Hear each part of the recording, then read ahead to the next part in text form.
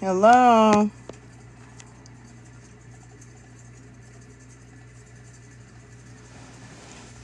Hey, y'all. I hope you have some time tonight. It's not letting me zoom in. That's weird. Hey. Hello. Good evening. For some reason, it's not letting me zoom in on my other device. That's weird. There we go. Oh. Hello, hello. Hey, J Grandma. Oh, Yeah, I hope you're ready because you're going to get overloaded with. You're about to go down a very deep rabbit hole. Yeah. Good Hey, evening. Oh, I'm glad you everybody. got popcorn. I do too. I do Sorry for the too, delay. actually. It was a lot of popcorn work. ready. Hello, Good everyone. evening. So I'm going to give it time for Hello. people to come in. I know. Unfortunately, I haven't been ready all day. I've been getting, I just got a lot of last minute information, even. So sorry for the delay. Sorry for the delay. I had a last minute phone call, which is relevant to what we're going to be talking about. Thank you, Jen. So I Right. had to get things together with that and redact some things and all of that. And make sure everybody is I tapping know. this Thank you, live Deja. because there will be people trying to that don't want this out there.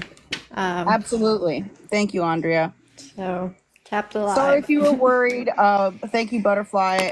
We just, we had a lot of last minute information to get together. We had a last minute phone call. Thank you, Amy Jane, with regard to this live. We're not taking any other guest requests right now. Thank you, Mrs. Sanchez. We're going to be covering a lot of information. We're going to be going down a rabbit hole, but it's going to be very eye-opening. It's going to provide you with information about a lot of things that are going on TikTok that you might not be aware of, and it is affecting. Got you, Lucifer's mom. It's affecting a variety of creators amongst various communities, and also, just regular supporters. So it's affecting a lot of people. That's okay, Courtney. I'm fine. Hey, Dora. Hey, everyone. Oh, gotcha, Casey.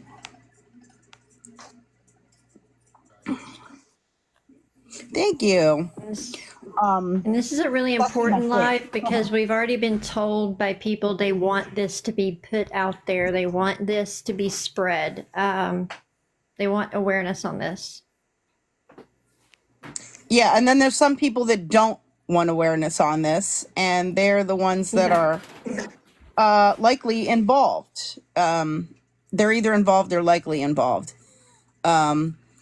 Mods, please keep an eye out for accounts who may come in and try to cause issues or stop this information from getting out. Please feel free to share this out. Imperfect, I don't want to name names, but can you make sure that appropriate people are contacted, especially our special guest, because I do want her to get a chance to speak at that point. Yeah, I already got her Shared up. it to the other one as well. Okay, yeah, we're gonna spill the tea, but it's not gonna be tea for some people. It's gonna be crazy. All right. Yeah, big L. So some of the things in the beginning might seem a little confusing, and you're gonna wonder why we are talking about it and discussing it. Yes, Ember. But it will all make sense in the end. So I just want you Thank you, Dawn. I just want you to stick with us because what we're talking about in the beginning is all going to come full circle. Okay? But you just have to stick with us and then you'll understand what's going on. Let's see, Breezy. What's a good point to start at here? I'm trying to think. Let me get to my I put Google number Drive. 1 for what I thought would be a good start. Okay. Which one's number 1? I have TikTok comments. Be at the very top. The very first number is 1. Okay. And it say, So yeah. the documentary trailer. Yeah. Okay, so we're going to show you a trailer for a documentary that is on Paramount. And it is relevant to what we are going to be discussing. We are just getting started, so you're just in time if you're coming in now. This is a documentary trailer, and it's not going to seem relevant to you right now, but it should. Again, you just have to stick with us here. Now, I do want to preface this. I don't know if any of you follow true crime on TikTok or YouTube or elsewhere, but this first part of this is regarding some true crime stuff. The first case the case that is involved and that we're going to talk about is the Idaho 4 case. And if you're not familiar with that, you can certainly do more research on it. We're not going to go real deep into the case, but it is a case where 4 college students were unalived in Idaho. I believe it happened in 2022, I think. Yeah, and this is related to what we're discussing. I know it seems strange, but again, if you stick with us, you're going to see how it's related. What were you going to say, Breezy? I think it's 2022. Megan says 11/13/2022. I So don't mean to that's why I'm interrupt. saying this goes back years. Okay? It goes back years. So this is a trailer for a documentary that was done regarding the Idaho 4 case. So watch this first and we'll keep going on with more stuff that is relevant here. Again, stick with us. Guys, the Paramount documentary trailer was just released. Mark your calendars, February 6th, the documentary that, yes, I will be in, will be out on Paramount Plus, February 6th, Cyber Sleuths. Sleuths across the USA are focusing their attention on the brutal slayings of 4 college kids. The Idaho college murders. I keep imagining that they're still in there. This is not a CSI show. This is real life. How did the roommates not hear 4 people getting brutally murdered? There's so much speculating happening right now. Do I feel like it's harmful? Absolutely. One can only imagine the sheer amount of blood in order for it to drip down an exterior like that. They could be great cops, but they just don't have the equipment to handle a big case like this. Law enforcement did say that they thought this was targeted. Targeted. Because there were not any answers. Sleuthing really went into overdrive. This takes all of us to solve. Help us solve this case.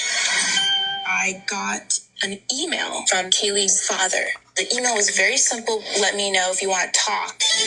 Because I have such a large platform, I can get the story exposure.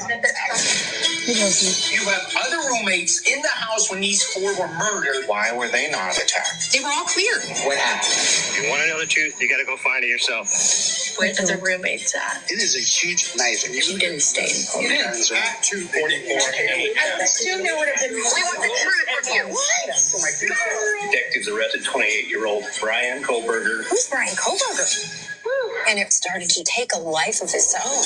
There's certain things the reporters can't talk about. There's plenty of places to hide a weapon. Online, there is no vetting mechanism. Sleuths put all this evidence out there. Stop and just seek official information. There's all of these people that are trying to make dollar bills off of the victim's story. My worst fear is the wrong person gets accused. People were messaging his family, death threats, And sadly, someone else dies. I think we're all there for the same cause. To help understand what happened and why. If you're watching this video, this is the start of something major. All right, guys. All right. So that was posted by Brat Norton, who is a true crime creator on this app. No, I don't think you're going to know how it's related yet, maybe. We'll see. So, as part of that, let me see here. Give me 1 second. Is this you, Doc? Okay, so while that case was going on, there was a person who claimed to be like a witness, claimed to have information about the case, I believe claimed to be friends with some of the individuals who lived in the house or were possibly victims. And they came forward to provide information about the Idaho 4 case. Thank you, Joy Love. And this person went by the name Dot. Give me 1 second. I have a notification here on TikTok.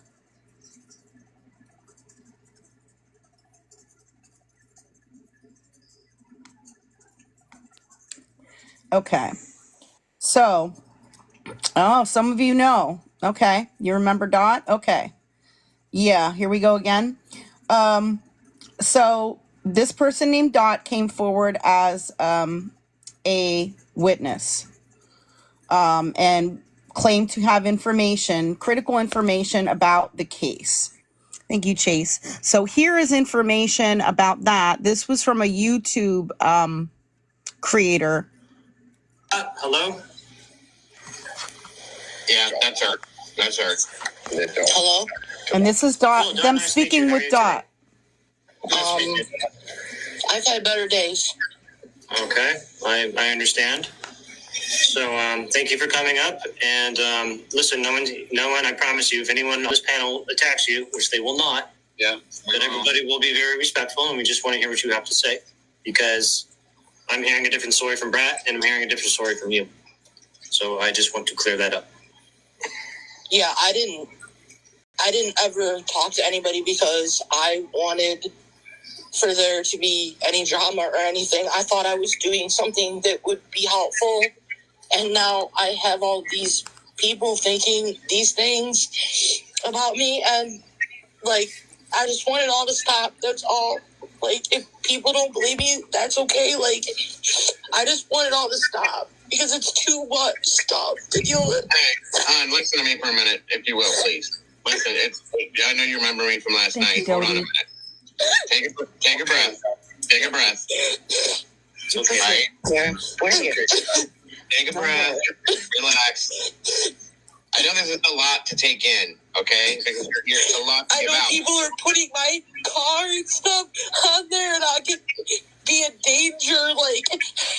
Like that stuff could put me in danger. I get it. And I don't... You know how I'm... So this was, some people, when Dot came out with her story of being kind of like a witness that was involved in the Idaho 4 case, Dot also claimed that they were in Idaho the night of the incident, and things like that. And so there's a lot of people believed Dot. Some people did not believe Dot. And so again, this was after Dot came out with a statement, and was being interviewed on by this YouTube channel. So I'm just recapping for people coming in really quick what we're listening to. In this case is how high profile this case is and everything that's going on with this, okay? And that is why a lot of people are saying that they need, or that they want, I should say, for you to be able to prove the things you're saying for your protection. Because Dot You know did what not I'm have any saying? proof. Okay. And I know that you're scared. I absolutely know you're scared. We had a conversation last night about it, okay? And I had given you certain advice. I don't know if you've done any of that yet, but, you know. I just thought by saying what I You will said, find out who Dot might is. be able to help in some sort of way, and I was afraid that this was going to happen because I seen how it happened with all the other stuff, and now I regret doing it because now I'm being analyzed and made fun of and being ridiculed, and I don't need any of that right now. No, it's not, Mimi. I understand, and it's rough. I get it, and I get why you're upset. I do. Right, girl, Mom. I really do. And you are doing the right thing, in a sense, okay? You really are. I really just wanted to try to help. And now everybody's analyzing my life, and I didn't want that. I don't want any attention. No, Hannah. I just wanted to, I thought maybe what I had to say could help other people to come forward. And that's why I did it. Maybe other people would have the courage to come forward and talk about things. But now I regret it because all these people are calling me a liar and stuff, and I don't care if people believe me or not.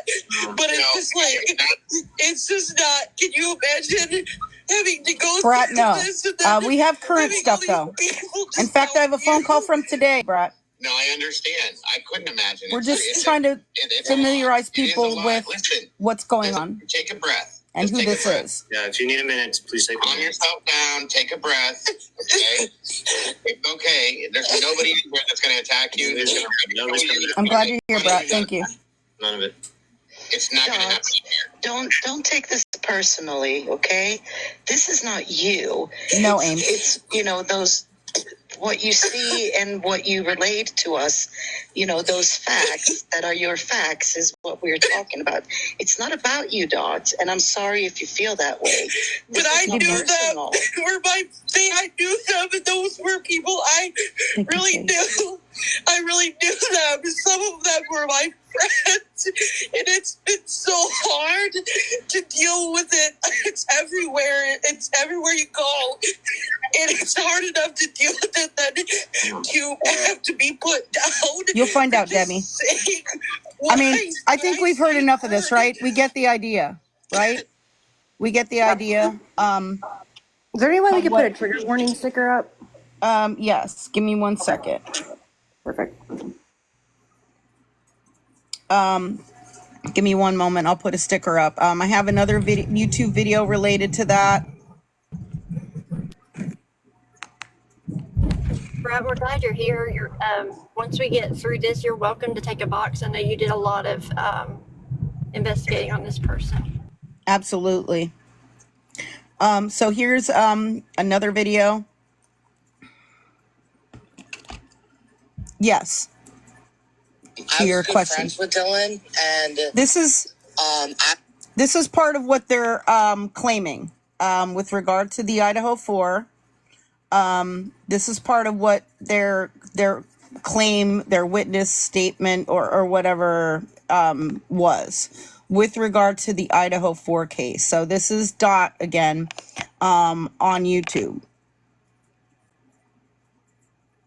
saying that they knew people involved and were a witness and stuff. I was at an apartment party that night, very close by, and there's, for the most part, I never really seen or heard anything that was I'm sorry, really Brad. strange up until like about 3 a.m. But in the morning, I remember seeing Dylan because I know Dylan, she's taller, so I can kind of pick her out.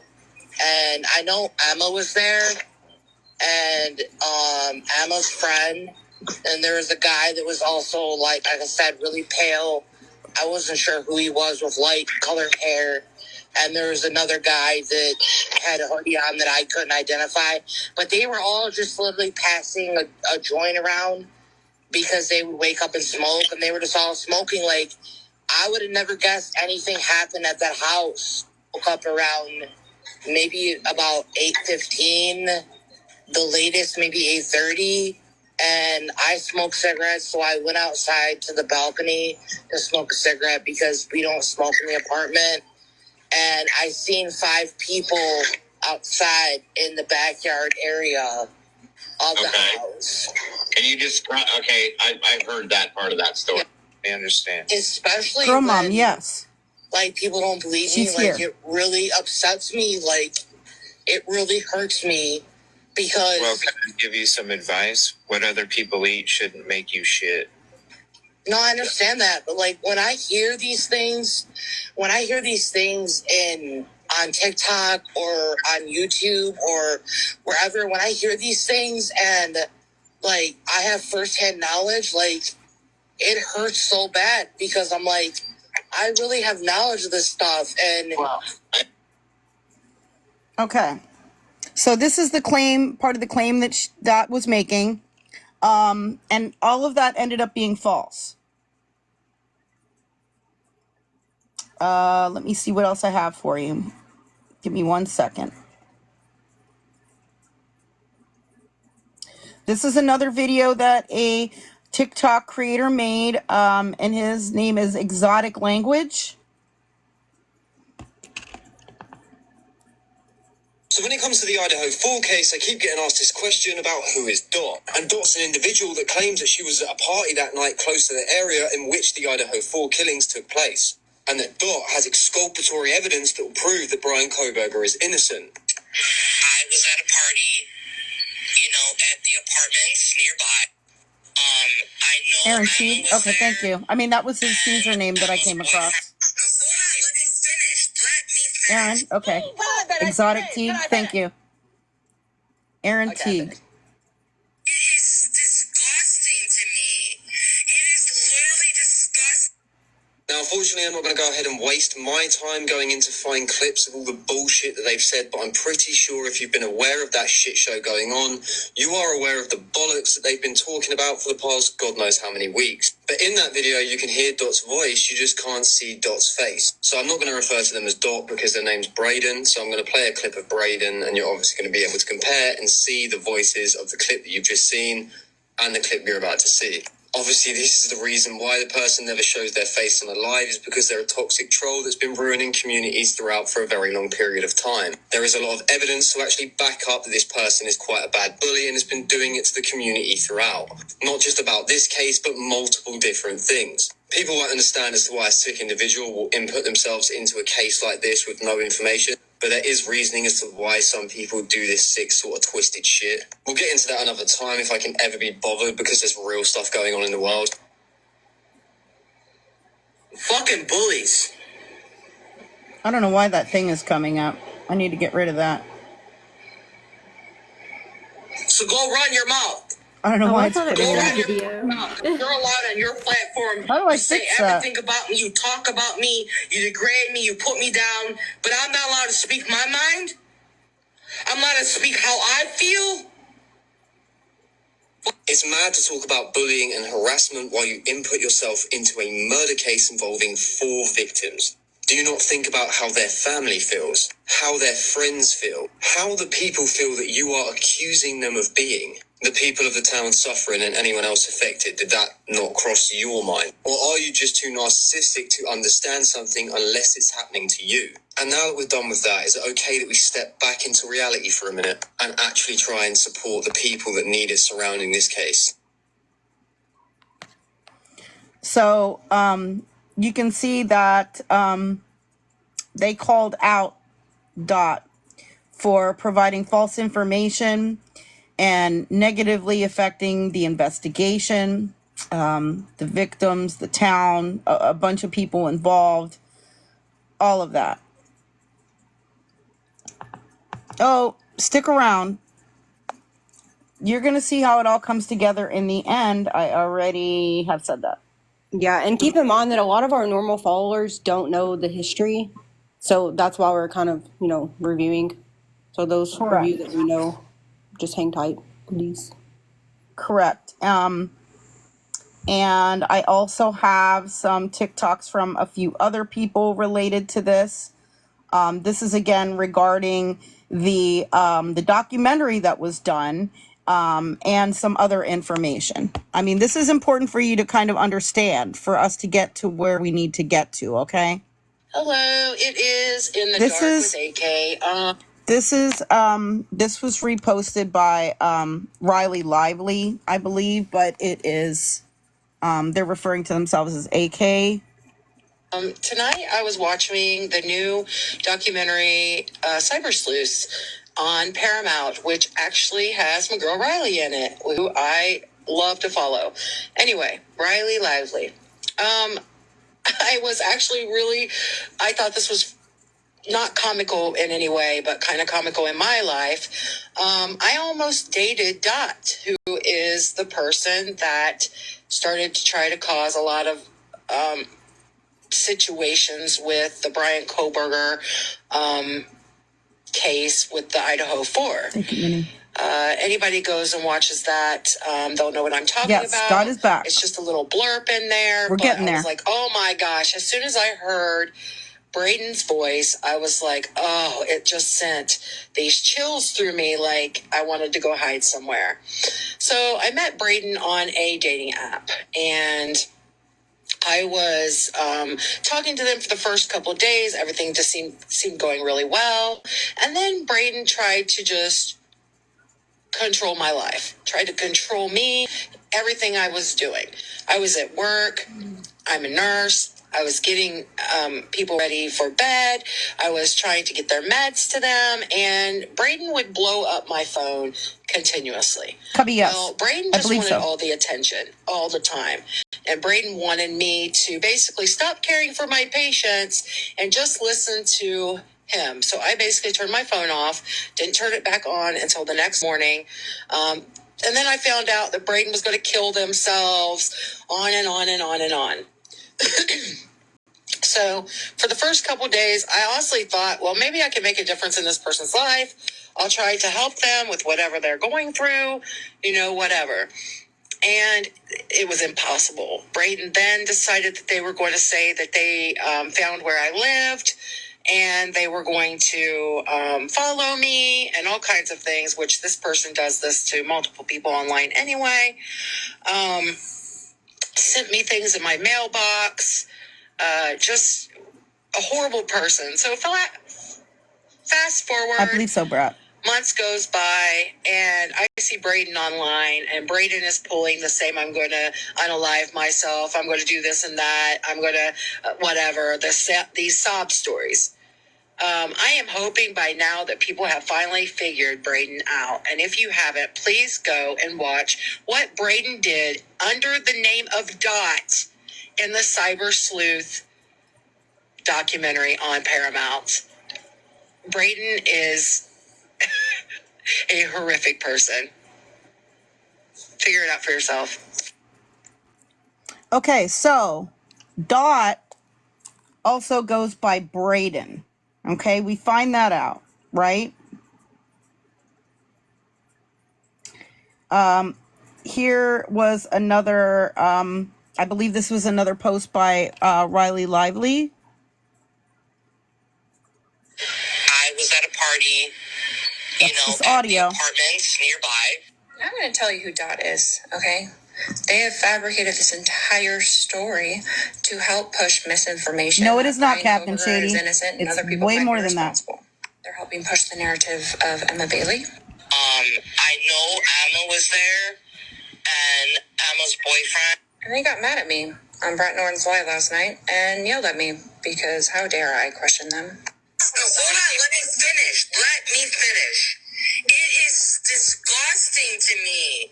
It is literally disgusting to me that somebody like you. Ladies and gentlemen, meet Braden, a longtime troll of various creators across TikTok who spews lies and makes things up for attention. You say everything about me, you talk about me, you degrade me, you put me down, but I'm not allowed to speak my mind? I'm allowed to speak how I feel? What about how the families of the victims feel from Moscow, Idaho? Or the friends, or the surviving roommates? Yes, you, Lisa. Braden, coming up with lies. How do you think they feel? How do you think the entire community of Moscow feels? So, yeah. Making up stuff. Why? Not sure. Money, Clout, I have no idea. Yes, I have Michelle, and she may be joining us. I hope she is. No, Alex. I have another video. I believe it's Trifolium Girl. So again, this is like a big thing that happened in the true crime community with this Dot, aka Braden. Again, stick with me. Okay? This is going to be short video, right to the point. Okay? For weeks I've been talking to this person who we called Dot. Dot told us that she was at around near the Idaho home the night of that horrible incident. Okay. Dot also told me and Brad a lot of questions and lots of other things that made us believe that Dot was telling the truth. In fact, so much so that she sent us an email that she had sent to Ann Taylor and the response from Ann Taylor. For real. Plus, there's a lot of other things I'm not even going to go into that were discussed in our very long, hours-long conversations that we had. And we found out today after Riley and Nikki investigated that Dot is not Dot. Dot is a person named Braden who is a repeat, I guess, troll, has done this to other people and finds some joy in being a troll on people's TikToks. I guess this has happened in other crime cases. And so if you guys watched any of my stories and you ever heard me talk about Dot, please know that I fell for it, hook, line, and sinker. And I think a lot of you guys did too. But now we know. And the reality is this whole thing has taught me a huge lesson about who I'm going to trust, what I'm going to believe, and all the things. At the end of the day, I have to remember this is social media, and that's it. So I would just encourage this Braden person to stop. Like, what are you getting out of this? Why are you doing this? What good does it do? And for all of those of you who, we learned too. Heard me talk about Dot or actually saw Dot on one of our lives, again, know that we were all bamboozled. And that's all there is to it. So I apologize to anybody who got hurt, who, I don't know. Thank you, F-Can. I apologize for this. And again, like I said, I've learned a lot. It's not going to happen again. Hello, everyone. This is... All right. So a lot of true crime creators were calling out Dot, aka Braden, for their involvement in providing false information, for pretending to be a false witness in the Idaho 4 case. Let me see where the next best thing is to go to here. Give me just a moment because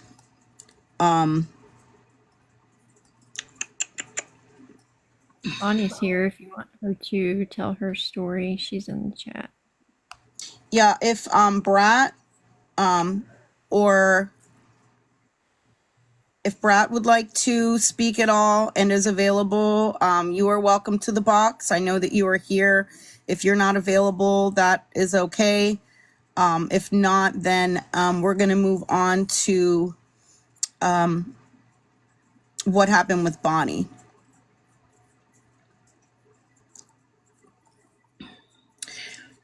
Because apparently this person has been doing a lot on this app in a variety of communities. Okay, Brad said give her a second. I'm exhausted. Sorry for the background noise. I'm looking up something on TikTok. No, not necessarily, Roberta. You just need to know that Dot, aka Braden, has been wreaking a lot of havoc and has been lying about things, has been harassing and stalking and terrorizing people on this app, and is behind a lot of things. At this point, purposely providing wrong information in investigations and things of that nature. Welcome, Brat. Thank you so much for joining us. I appreciate it. Hi, guys. I just got home and someone said this to me, and then I heard Dot's voice, and I was like, oh my God. But someone texted me, I think earlier today, saying they're back and trying to make this live tonight. So I have no idea what's currently going on, but I can Oh, only we're going to imagine. get to it. We're definitely going to get to it. Yeah. Okay. I don't know. I kind of came in halfway through. I'm sure you covered a lot of it. Basically, I was really new at the time in like the true crime world, and this person came to me.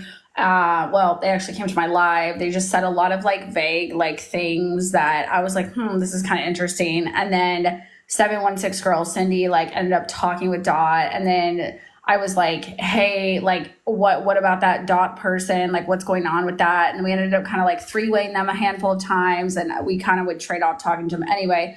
Long story short, it was just this like long story about that evening with the Idaho 4, and I was a dumbass and believed this shit, honestly. And being that I was so new, I was really protective of the information because I felt like I had something that no one else had, again, being a dumbass. And so I wouldn't share it. And so that's why like people were like, well, can we hear the voice? Can we like know this? And I'm like, no.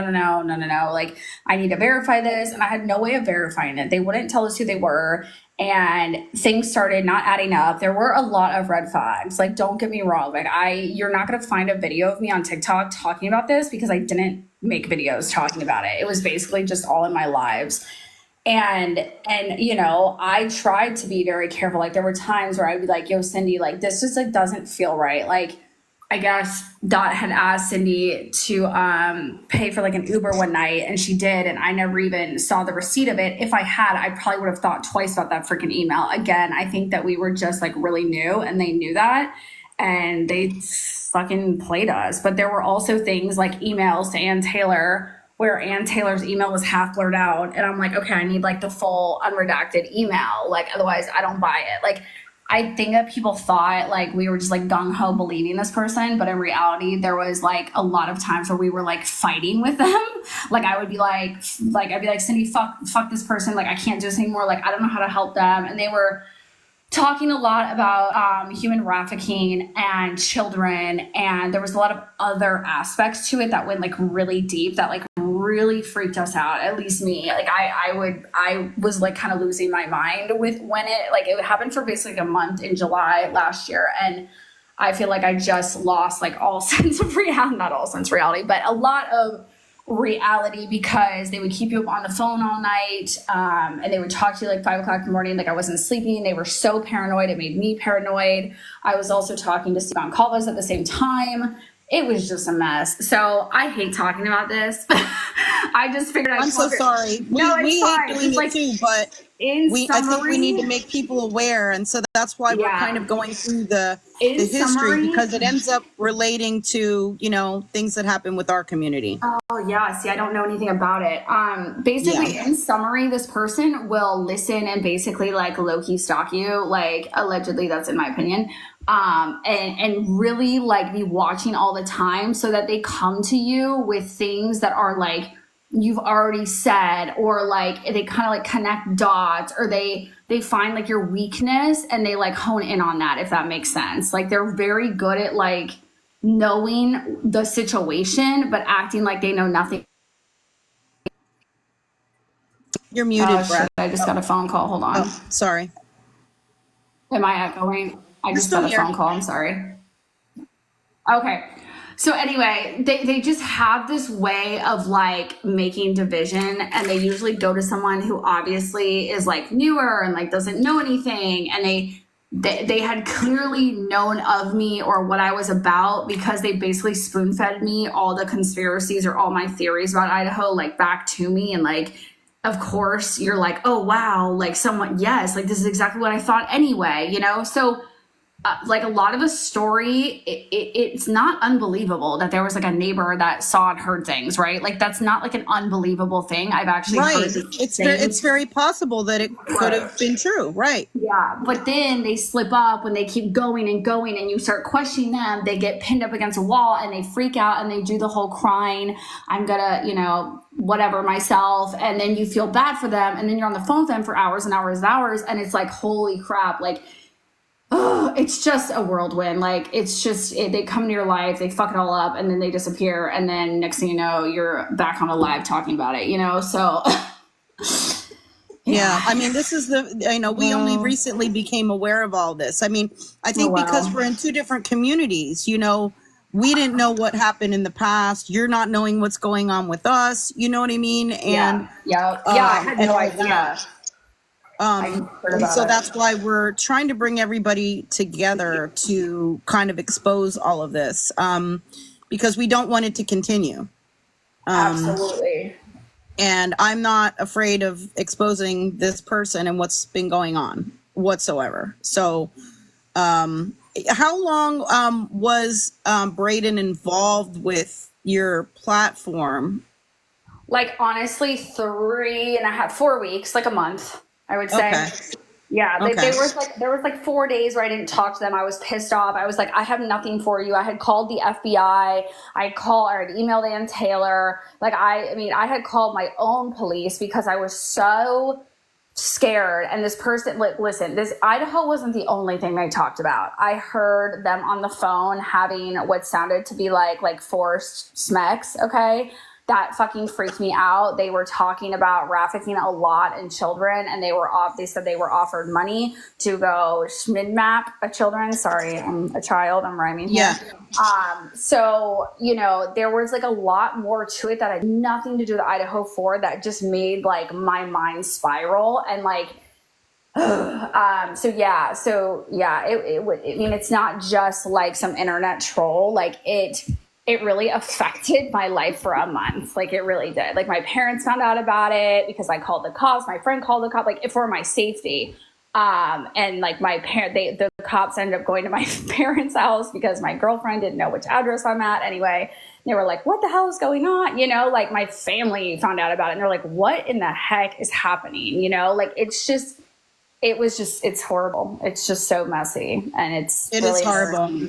It's affected even more people now with the current situation. So I do hope that you can stick around and hear the latest of what's been going on. Yeah, I'm curious. We are heading in that direction again, because a lot of our followers, weren't familiar with any of the history. We're just kind of building up to that. Yep. Okay. All right. I will drop down. Thanks, y'all. I'm here to listen. Thank you, Brad. I appreciate it. Of course. Bye. Okay. So you can kind of see what this Dot and Braden person has been doing. I do want to show you a couple of videos. Well, let me see. Is not your Bonnie here still? It's after midnight. Because I have her TikTok pulled up to show a couple videos. Can you want to get in the box and give us any insight on this? Not your Bonnie. We would appreciate it.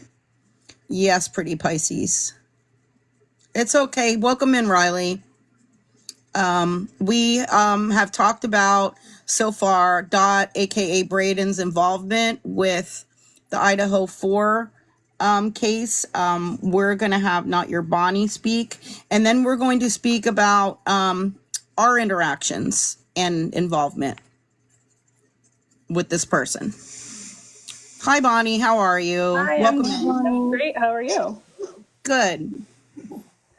Thanks for having me. Can you give us a recap? I know that your involvement with Dot, aka Braden, has gone on for quite a while, like 2 years. Yes. So I know it's a lot. I have never had it's funny seeing people talk about Braden's back, Dot's back, because I have never had a break from Braden. Braden started harassing me in October of 2022, and he has not stopped to date. I am still regularly being harassed by Braden. I have spoken to his law enforcement on many, many occasions, and IC3, which everyone, I hope, in all these multiple communities that are present and accounted for here, I hope everyone's well aware of IC3, which is the FBI's kind of unit for cyberbullying and whatnot. I have been in contact with them several times. They actually ultimately sent agents to Braden's door.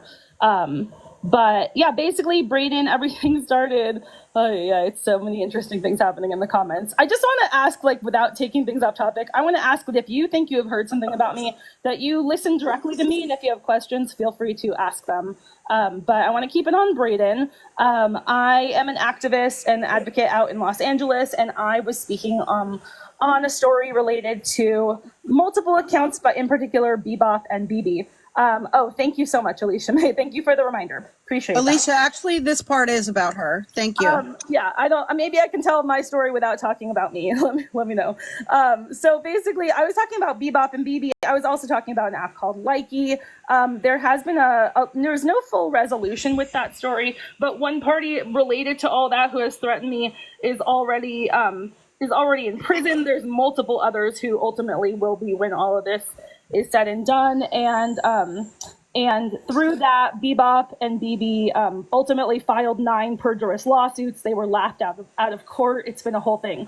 In that, Brayden came in and, like he did with many other people, kind of tried to insert himself in the narrative. I didn't know who he was. He said he had been researching this story for 2 years.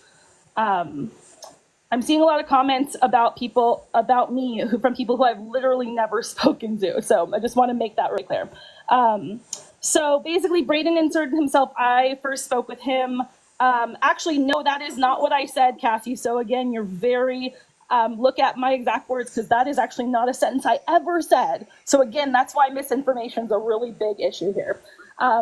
So anyways, but I digress. So Brayden came in and he was kind of part of my chat for a while. I was holding space for that topic and a few others related to exploitation, a topic I've spoken about extensively over the years. This is what I do for my actual career. And so Brayden, sorry, was someone trying to talk? Okay. No, I would like everybody to respect the guests in the box, though. And if you're not going to respect the guests in the box and what they have to say, then you can either just be quiet and listen, or you can be muted, because we're not having that. I want Bonnie to allow her time to speak. Thank you. Okay. Anyways, thank you. So basically, Brayden comes in a couple weeks into me speaking. He's fine at first. He's messaging privately with me. Basically, an event happened a few weeks into that where it was late at night and a post was made on Brayden's page that looked like an unalive attempt. Some people in the chat I know were there for that. I have never stated why that was made or whether Brayden did that on purpose, etc. I try really hard not to talk about things unless I know exactly what's going on. But when we couldn't clear that up, Brayden got very mad at me, and ultimately that's when it kind of all started to get crazy. Brayden started going live, screaming about me. First, Brayden was on board with he thought what I was saying, and then he was going live every night talking about myself and also other people as well. I don't want to speak for anyone else. He made several fake accounts. Brayden still has at least 2 accounts up right now, parading as my full name spelled differently. One of them is like Bonnie Sludkivov. One of them is Bonnie Sludikov, I think, with a C. And the Bonnie Sludikov with a C is what he used to email me and tell me that he was going to grape and unalive me, which is what got the police to go to his door. But like I said, there's a lot with Brayden. I don't want to take up too much time because my story is very, very long. And you guys are welcome to ask. I'm happy to help in any way. What I hope people do understand about Brayden is that there are a lot of people on this app who have repeatedly tried to kind of come in and hold alive or speak or come in and, do kind of what's happening here. You guys are doing a great job. I'm hopeful for you. I'm thankful that this is happening. There have been so many attempts and they always seem to fall flat for a lot of reasons. One of which is the division and the way that people turn against each other when they don't even know who they're talking about. Yeah, that's correctly. He made accounts of my family members. I mean, I had pictures of like my deceased father online. That said, there were multiple people doing things, so I don't want to put everything on Brayden.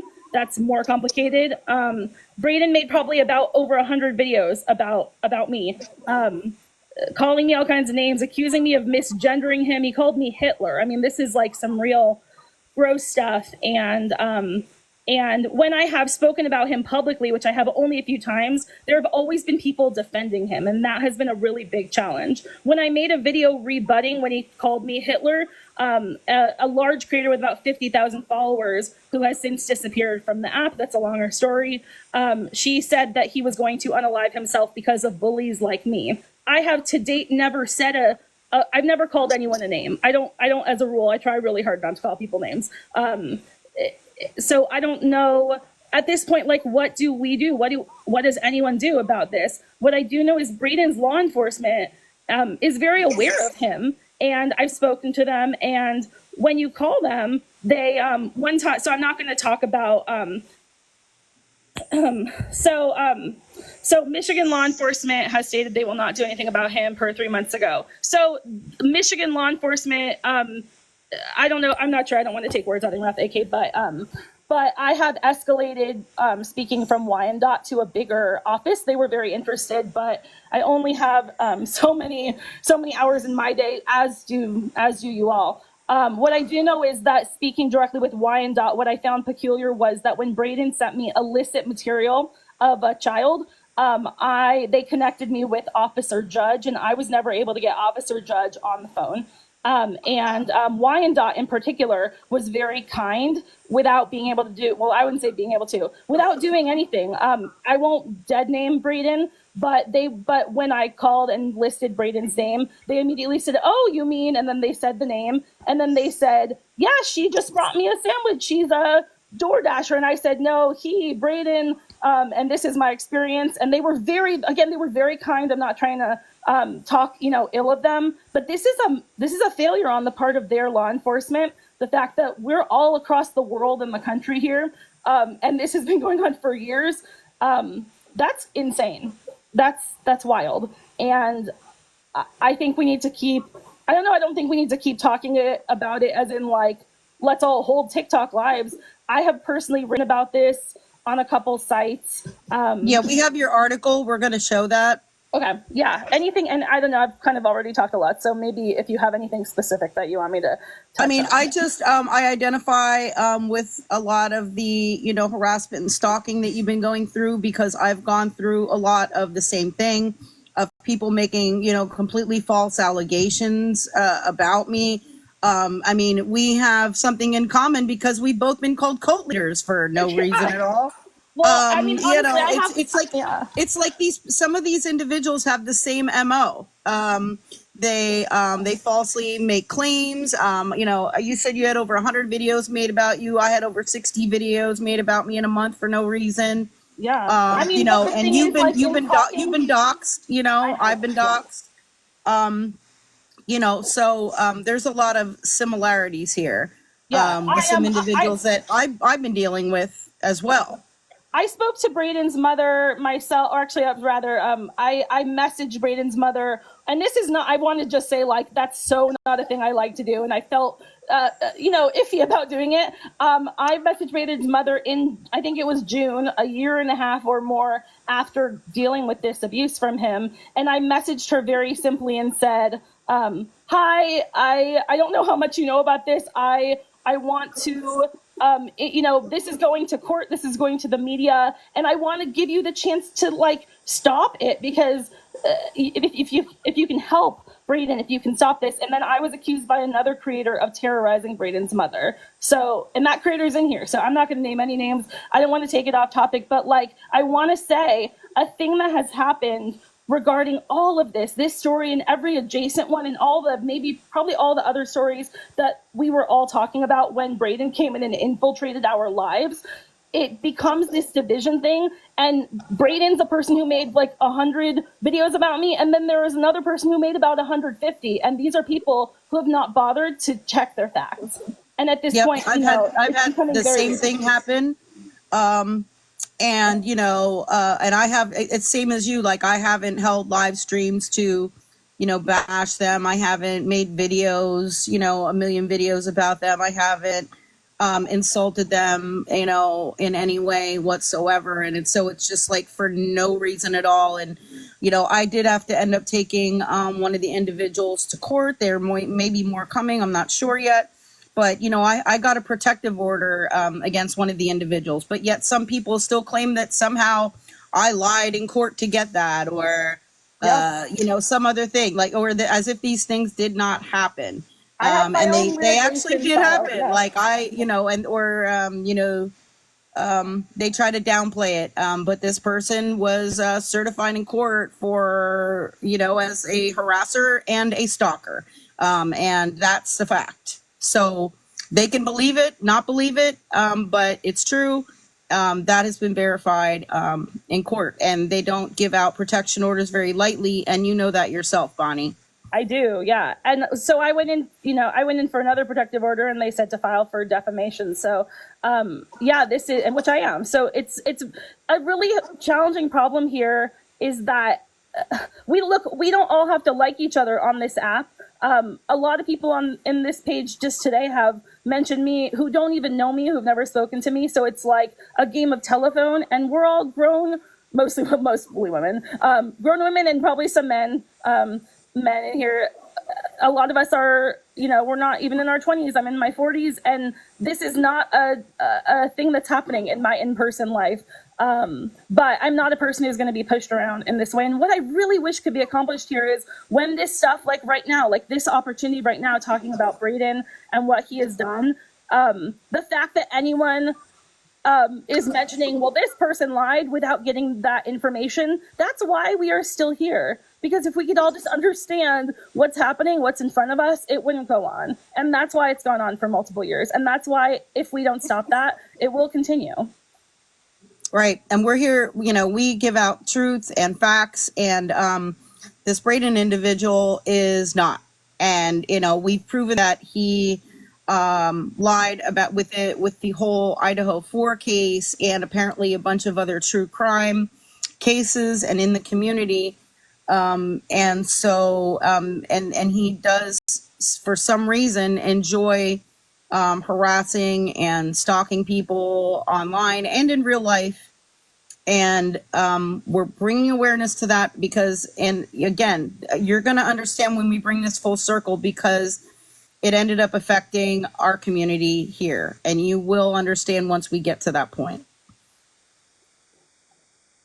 Anything else you wanted to add, Bonnie? If not, I am going to show a few of your most recent videos, so that way we can kind of see some examples of what you're speaking about. Sure. I would just say a great thing to remember with Braden is whatever people feel comfortable, a troll or a bully or this or that, I really, really hope that we can all shift and understand that you could call Braden a troll or a sleuth or whatever it is, any of these things. And the real thing is that Braden is breaking the law. Braden's a criminal at this point, and he needs to be held accountable. And I understand that some channels have been very disappointing, like Wyan.police. Absolutely. That's like that's a whole other story. But meanwhile, we keep going, or we don't. We, like, as in you, me, anyone, any of us as individuals, we choose to keep going or walk away. But like I said, some of you have had these incidents with Braden, and he's walked away. Braden has never walked away from me, and that's part of why I am why he will be part of what I'm continuing with. I hope he stops. I hope he stops. So. It would be in his and best I hope, just as I hope, what things I'm going through stop as well. And that's, that's kind of like my only thing with holding this live is that, this could help to bring awareness and stop some of this from happening, or this could backfire and it could piss them off, and it could get worse for me. So I'm not sure. I'm hoping for everybody in here's support on this, because I'm hoping it doesn't, doesn't get worse. But I want to say you've done a fantastic job of keeping it on topic and giving the intro and just like keeping it just organized and what it needs to be. So thank you. You're welcome. Well, anything final you want to add, Bonnie? If not, I'll hop down. If you need me, I'll be here. Okay. Thank you so much, Bonnie. We appreciate you. Of course. Thank you, Bonnie. I have a request from Riley Lively. I'm going to accept her request. Give me 1 second. I think we have all the boxes filled, so I don't know what happened. I don't know how to get out. I don't remember how to get out. I can drop you. Give me one moment. Everybody, we are getting we're just compiling all the facts from all the sides of this. We've got people who investigated him. We've got people who had issues with him. So we're not, bringing people on to say, this is, this is, I don't know a way to put it. We're just getting all the sides from every angle we can to get the best picture of this person. Absolutely. And it's important. Here. Welcome in, Riley. It is nice to meet you. Hi, it's nice to meet you all too. Braden's blowing up my messenger right now. Oh no. Trying to get attention. Oh. So I'm going to do something with that. But yeah, thanks for having me. I spoke to someone earlier who invited me here. I'm a little late to That the was party. me, sorry. Yeah, we started late, so you're good. Yeah, I just think y'all are doing great, kind of like chilling out. I think there's some people in other avenues of TikTok who, trying to bring other extra stuff that doesn't matter over to your guys' live and your guys' thing that you guys are doing. So yeah, we expected that. It's okay. Yeah. Well, I don't know everything because I am late to this, but yeah, they're with Dot. It's kind of like the best advice is more like ignore them, And I did speak to them a little bit a long time ago, and I will say they one time I had an incident where they were kind of discussing some dark things they wanted to do to themselves. And I said, if you say that again, I'm going to have to contact authorities. Like, don't make me do that, So just kind of, they will say anything and do anything to play off sympathy. So please just keep that at the forefront of your mind and your thoughts, because they probably won't go away for a while. Yeah. Yep. I actually had a conversation with him today because he found out that this live was going to be happening and did not want it to happen. They'll do things like that too. And, I talked to them as well. Like, hey, you need help. They agreed. I wish that they would have gotten help. I don't know if they ever will. Yeah. I mean, I don't know what's behind all of this exactly, but I know it's had devastating effects for many people on TikTok and others.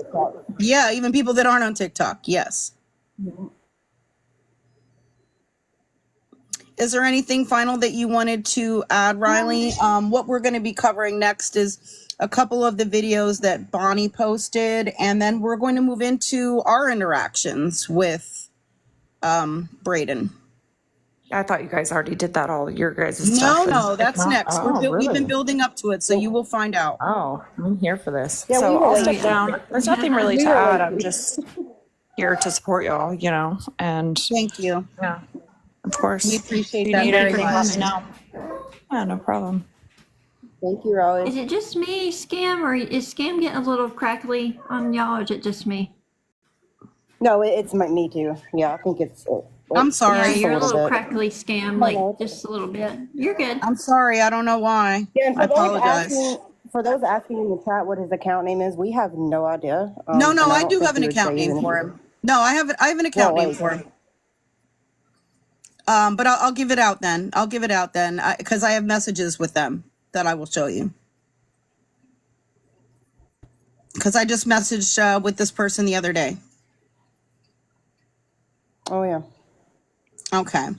Well, thank you so much. I appreciate everyone coming to provide their input. Now, we did just speak with Not Your Bonnie. This is her account. In case you want to follow her or watch any of these videos yourself. She has approximately a 13 video series about her experience with some of her harassment and stalking and false lawsuits and things like that have been happening to her over the past 2 years. And so feel free to watch those. We do want to watch the last few because they are directly related to Dot, aka Brayden. I believe it's, I think it's part 10, actually. Let me see. Let me just double check I have here. suffered through manipulation of the judicial system by massive. This is the one where Bebop and Bibi, aka Diane Patricia Evans, receives the results of her. I think it's this one. Which of these defamation campaigns do you find more alarming? Receipts Don't Lie, who has made it his life mission to bring me down for my alleged lies. Now, Receipts Don't Lie, I believe, was a Brayden account.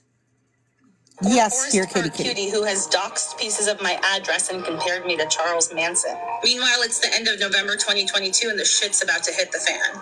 Activists, part 12. We just met an alleged anti-trafficking advocate who cusses me out when I raise concerns about being compared to Hitler. She participates in Brayden's live for weeks, making several false allegations against me. Again, we have no relationship with each other. Then, out of the blue, I receive a message from her. It's November 23rd. Kelly, who I have never spoken to, asks for a phone call, telling me in advance that she'd like to apologize. We have a nice long chat. She tells me she fell for Brayden at first, but has realized his actions are toxic. She has found a profile impersonating me named Bonnie Slood Kivoff. She is confident that this account is Brayden because she has one of these indicators that says, "You may know Brayden." That account is still up today, by the way, a year and a half later. Here's another, Bonnie Sludakov with a C. With screen name, my name wrong, also matches one of the emails the FBI was able to trace to Wyandotte, Michigan. There are at least 2 others who could only logically be Diane or someone who is working really closely with her, as they shared the info she received from a private investigator 2 days after receiving it, and make the same inferences to Charles Manson as she does in her court papers. I have no expectation of hearing from Kelly after that November 23rd conversation. At that time, I have a co-host on my live who is with me for about 7.5 weeks, including several days that she takes off, which I encourage. We are under fire from day one, and I regularly make it clear that it's okay to step away. During those 7.5 weeks, at least 200 videos are made about me, and several are made about co-hosts. I want to say about 20, maybe more. This is terrifying on a daily basis. We are going through a roller coaster. At one point, co-host enlists one of TikTok's many vigilante protection groups. Now, the one she chooses seems lovely and absolutely all support to them, but enlisting them without my consent is not okay and only riles Brayden up more. I want to be clear that I understood where my co-host was coming from in the urgency here. It's just that it definitely was something that should have been run past me, the person whose live this was occurring on. When it becomes clear that the independent anti-bullying group has only made Brayden angrier and more reactive, co-host makes another move. She initiates a phone call with Brayden. The phone call ends up lasting about 4.5 hours. Brayden demands a final appearance on the live to apologize to both of us. I share 3 boundaries. We use guest features, not co-hosting, so that there is only one chat. We turn off the chat, and most importantly, I speak to him beforehand. For whatever reason, none of these boundaries are honored. Co-host lets me know that she's taking the night off live. As I'm wrapping my live, I think it's around 11 p.m. my time or a little bit later, she requests to come in, and she brings in Brayden. This is an actual screenshot from the live. Co-host is in that top right box, but I have given her as much anonymity as I can. The 3 of us are on the co-hosting function. Also note, he has apologized profusely to co-host privately, and he has made amends for her with multiple parties. If you know me, then you know I do not share text messages casually or really at all. I have blocked out what co-host said here, but this is the actual text exchange from Brayden and co-host where he shows her exactly what he has done. I feel comfortable sharing it because this is a person who has threatened me for 21 plus months. Names are blocked out for privacy, but what you can see is that Brayden has made things right with 3 separate parties, all of whom have promised and pledged to leave co-hosts alone. No one has said they will leave me alone, which is another reason why it's important that Brayden and I speak before he goes on the live. On the live, Brayden makes a passionate 4.5-minute apology, requesting that co-host and her family be left alone. In that time, I am not mentioned. I had been told that that is why he wanted to go onto the live in the first place, to apologize specifically to me. I finally asked gently, is there an apology coming for me? Brayden is in instant tears. I'm gonna go, he says, and co-host begs him to stay, but he's already gone. I address the room immediately, stating that it was emotionally abusive what Braden has done. Co-host says that it's actually that I needed something from Braden that he could not give me. Co-host proceeds to quit the live in front of hundreds of people who are watching, stating that she will no longer, and I quote, receive abuse on my behalf. I don't like that statement. I find it really problematic. So I say, you absolutely had abusive things happen to you, just like the things that happened to me, but you did not receive abuse on my behalf. Co-host doubles down, says she absolutely did receive abuse on my behalf. I beg co-host to have this conversation privately, but she refuses and leaves. I immediately tell my chat that no disrespect toward Alika, you'll have co-host to will be catch up. tolerated. She has just left the chat. I'll give a little We're recap. not going to talk about her. We're going to wish her well. But my chat is really angry, and a couple people are saying things that are not the nicest. My mods are immediately muting and blocking anything that is problematic. We are doing our best to stop people from sharing their opinions, which are very loud. Not 2 minutes later, co-host returns, yelling at my chat, citing that I have allowed people to bully her. Co-host leaves again, and I immediately cease all mention of her on my live other than to wish her well. Now we're in the beginning of December, and people are excited to have their guest boxes back, but there are some new guests. Every night, multiple profiles come in with my face or that of relatives, and usually a variation of my name or address. These fake Bonnies dox me and make incredibly scary graphic threats toward me, family members, and even viewers on my live. They threaten to slash my tires, unalive my family. They ask if I'm willing to die for my cause. This is part of why I go live nightly, for the welfare of all parties involved, including myself. On December 31st, I'm on live and a pizza comes to my door about half an hour after signing Yes, on. Hati. I let the pizza man know that I did not order a pizza, figuring he'll go away. He insists that he is at the right address, even citing specific details of where to deliver the pizza. Again, I confirm I did not order a pizza. He's carrying an insulated pizza box. It's pouring rain, and I tell him again he has the wrong place. He stands there for a long time and finally leaves. I return to my live and make the mistake of confirming that it was a pizza, letting hundreds of people know that someone may have just confirmed my address. Meanwhile, the harassment on my live continues daily from December 2022 through June 27, 2023. It ceases the day before I am served with court papers. Over this 7-month period, at least 300 different accounts are made. Some nights there are several speaking at the same time, suggesting it would be impossible for this to be the work of one person. My live continues. I speak on the issues of public concern regarding Bebop and BB's account and many other topics. My viewers and I bond over the hellscape we are living in. People become logically protective of me, and we are all disturbed that what is happening is able to happen. Here's a toss-up. Which of these It's after midnight on January 11th, 2023, and I'm being harassed and threatened in my live. Since the beginning of December, this had been a regular occurrence, but it was escalating. On this night, things were not just scary, but they were getting extra strange. Activist, part 13. Right after the harassment starts, a notification pops up on my phone from Kelly. As a refresher of what happened already, a woman named Kelly, with whom I had no relationship, reached out to apologize to me back in November after she made some terrible public statements about me. I forgave her and moved on. Now she's back. It's January 11th, and Kelly lets me know that she knows who is harassing me in my live, and she can explain it if I'll call her. We're on the phone call for a while. It's late, around 2 a.m. 4 a.m. Busted Can, this is my Suddenly, platform. I hear Thank you. pounding on my front door. It turns out to be the police. They've sent 5 officers. Somebody watching the live that night had contacted the police. No blame on anyone. It was an overstep with good intentions, and everyone moved on. It was very scary at the time. Kelly and I finish up our call, and by the time I wake up, I have another message from her. It seems like we're sort of starting to chat now. I let her know that I have just received a strange message from somebody asking about multiple family members. Kelly initiates several calls with me that day. I think there's at least 5 or 6. While on this call, a prolific doxing and defamation account is discovered, followed by another one. But 9 minutes after this first account is found, it's actually Kelly who finds a split-second error. The person making these videos accidentally showed their face. It's BB's face that Kelly has discovered. We are shocked to find out that this account conclusively belongs to BB of Bebop and BB. In the span of about an hour, this account posts or unprivates 58 videos meant to dox, discredit, and defame me. Outside of her face accidentally being shown, BB has also revealed the private email I sent Michelle at STI Talent in July of 2022. Her Olivia Krasinska fan has that email all over it. And what is later discovered is this Reddit post that she's made where she's also referenced this email. She also makes repeated So some of this gets into the Bebop and BB stuff, and that's the topic that Bonnie was covering a lot of the time.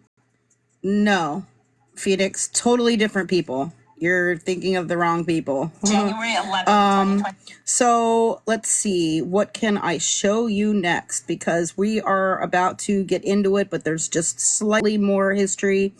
I have the article to show you that Bonnie wrote, and we will read it off to you here. This is an article that Bonnie wrote, and she was here in the okay, so Braden, aka Dot, was involved with being a false witness in the Idaho 4 case that was covered heavily in the true crime community, and provided false information, infiltrated into their live streams and their platforms. That person has also, along with others, harassed and stalked and doxed a variety of individuals on this app. Sounds like it, Christina, but it's not. So this is an article that Bonnie, who was here in the box, wrote on Medium. It's called, that's the name of it, Medium, which is a publication. Dozens of victims report unalive threats and harassment from infamous TikTok troll Dot. What will it take for law enforcement to act? And so this was written by Bonnie. And I will go over this article with you. Bonnie says it's also on Newsbreak. Thank you. Riley Lively says they claim they were friends with Dylan Mortensen, which was a surviving roommate of the Idaho 4. Okay. And yes, this will be posted on my YouTube later, which is Scamslam 411, this entire broadcast. Yes, this article is from May. Post in Discord. What specifically? I'm not sure what specifically you want me to post in Discord, but we're going to go review this article that she wrote about this whole situation. Have you ever wondered why stalking and harassment stories go on for years while law enforcement waits for enough evidence? For more than 18 months, several large and small content creators have spoken up about being victimized by the same person. Many have spent an extensive amount of time pursuing this matter via law enforcement. Despite the efforts of those who have gone through the proper channels, these calls, emails, and visits to the authorities have yielded very few returns. How much damage does a person have to do before law enforcement finds it fit to step in? Cybercrime is nothing new, but laws and systems regarding this are not up to par with the realities of social media. In a real-life living example of this, I want to introduce you to the story of Dot, a TikTok content creator who has become internationally known for the relentless pursuit of destruction. I first came into contact with Dot in September of 2022, but he introduced himself as Braden. This internet stranger reached out to lend his support regarding a story of public concern that I was covering. He became a regular on my live stream, where he was afforded the space to speak as a guest on a near nightly basis. I introduced a slightly different format a few weeks later.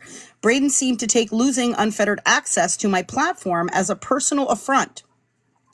Over a year and a half later, Braden still tells people about how I silenced him.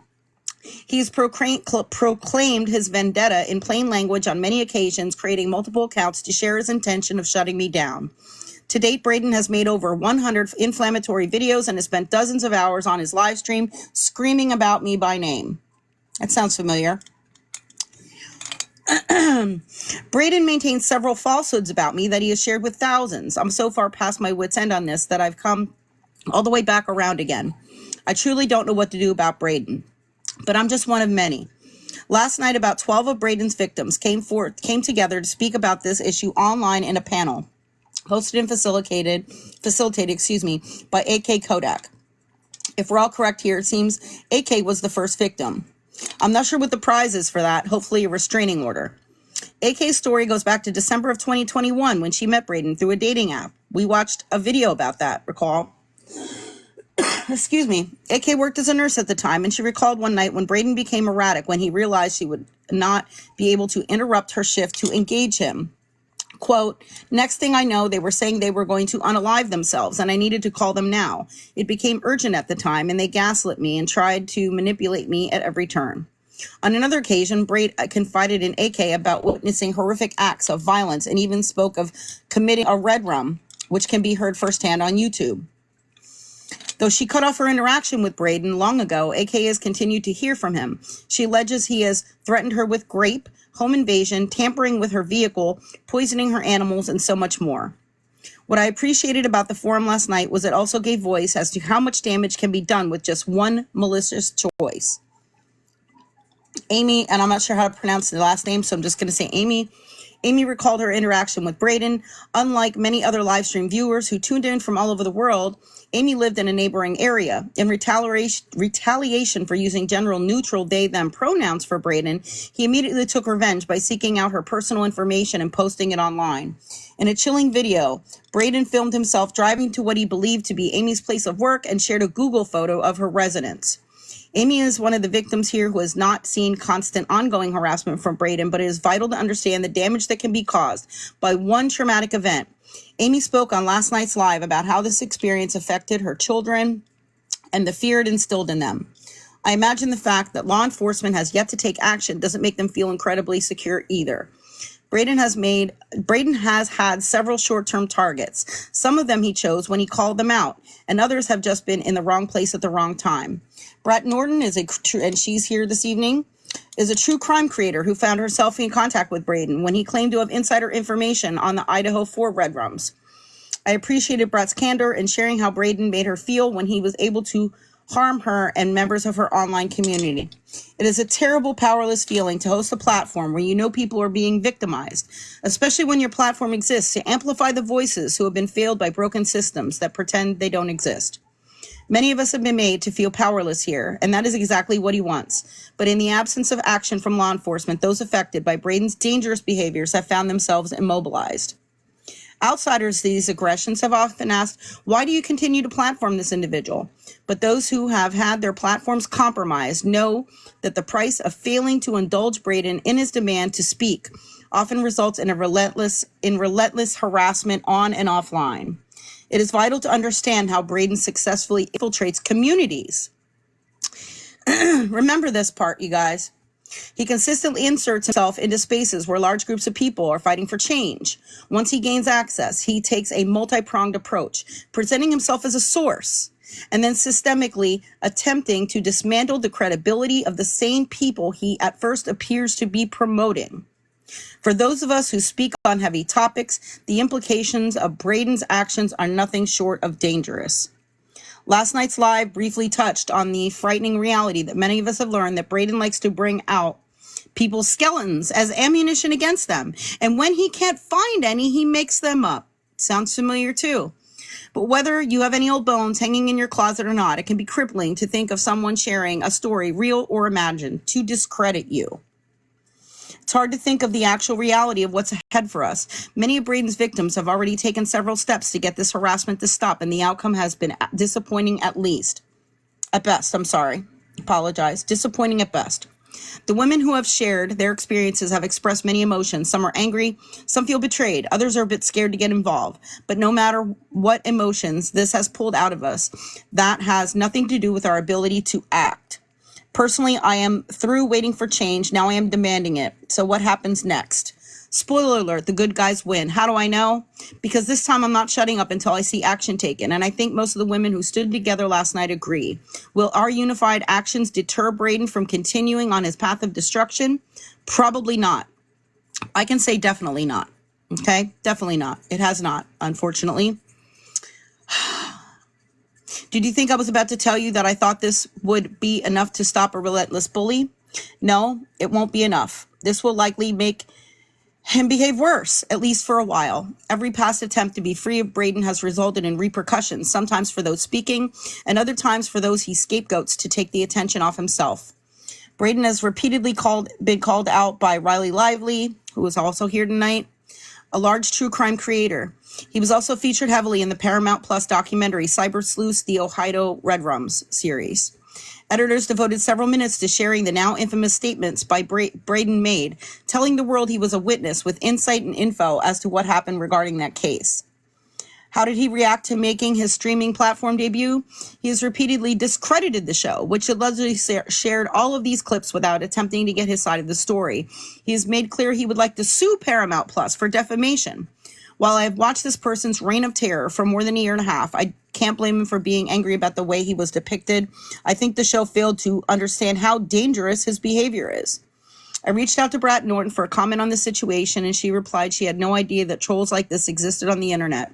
Same. Only there's another element I believe needs to be added to the sentiments so many shared. Braden/Dot is not a troll. We need to stop using the word troll when we mean criminal. Braden has claimed victims from all over the world with his aggressive attempts at destruction. Victims have spoken up from Louisiana, Ohio, Michigan, California, Georgia, New York, Hawaii, and several other states, as well as Canada and Australia. Women around the world have spoken with several of us, making a public commitment to speak until we see justice. Will law enforcement act, or will they wait for this to escalate? I just got off the phone with an officer in Wyandotte, Michigan, where Braden lives and is known by a different name.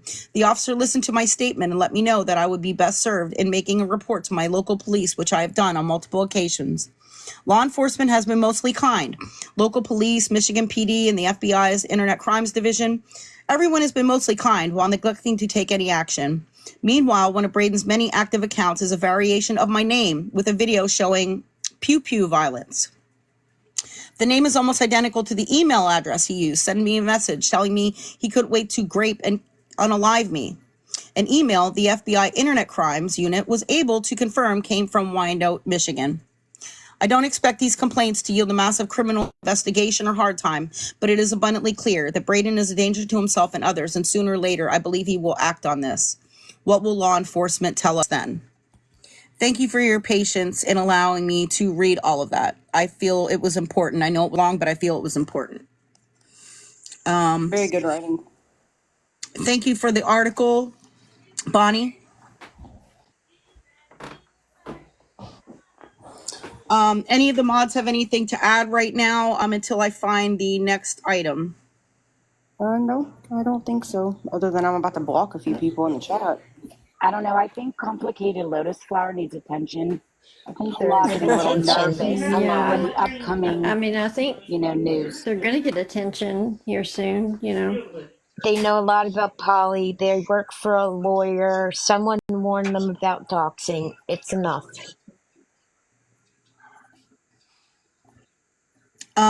So I'm going to get into something that happened on our platform. Well, off the platform, but related to our platform. As some of you may or may not be aware, we received information on August 2nd. Actually, I received information first on TikTok. Let me show you that. Let me see the date. It was back in July. I think it was July 29th. Someone came into my live stream and we were covering Lisa. And I received a message. They were putting unusual allegations into the chat. And I informed whatever username this was at the time to please not make those allegations. People in the comments were getting concerned and asking, how do you know this? And is this true? And I asked them to message me, email me so that I could verify any information before any of the conversation continued about it. Because I didn't want people speculating about something that may have been false. So that person reached out to both me and to Polly at the time. And this person made allegations of child SA.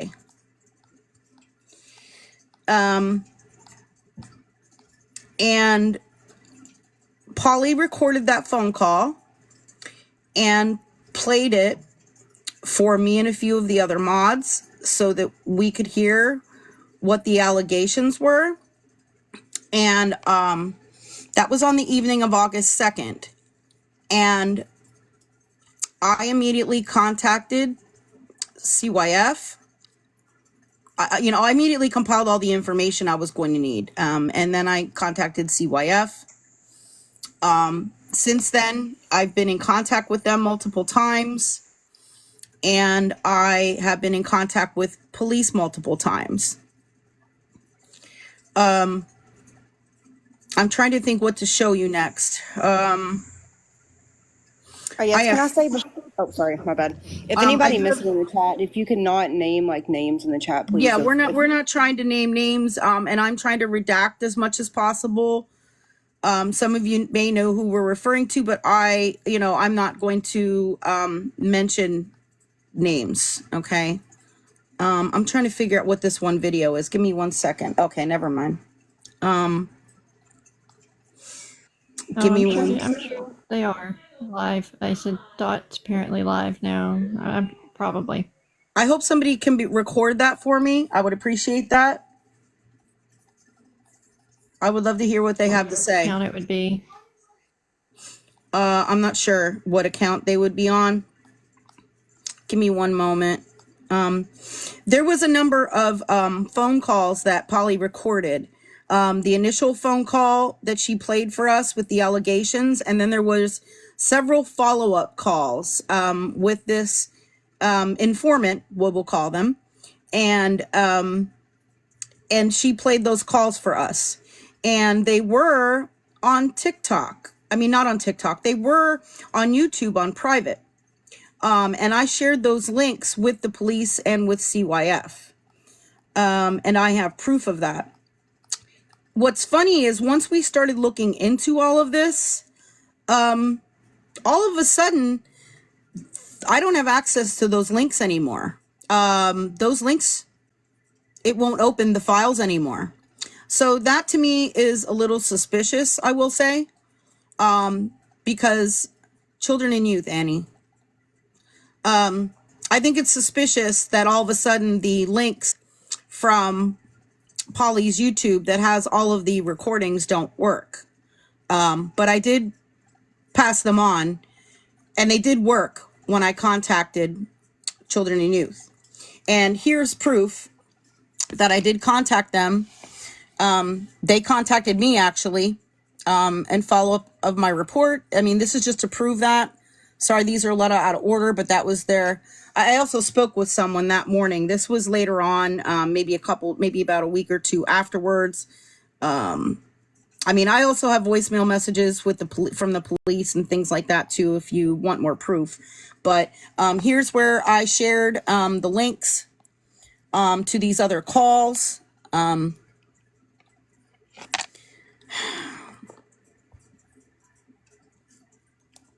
They're thanking me, and they're verifying that the links work.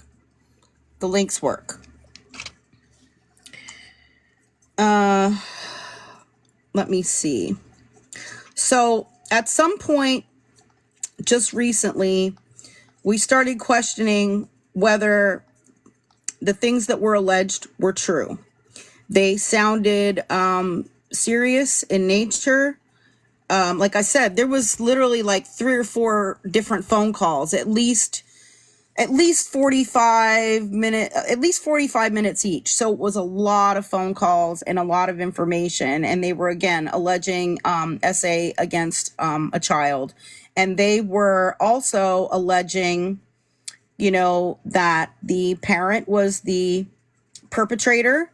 And they were also alleging that there were videos of this, and that they were being sold on an app called Teleguard by P3DOs and 2 P3DOs, and that a member of this person's family was the one that was selling the videos. So these were all of the allegations that they were making, and all of this was recorded. But it's funny that once we started looking into this to see if maybe some of these things, some of this information was false, all of a sudden the recordings are gone that Polly posted. So I started looking back at messages that I had with Polly, because she had provided me with some information as to who this informant was. And I had also provided the phone number of the informant to the police. And so we started also looking into the phone number and some other information. Let me see here. I'm trying to find the right messages here. Give me one moment.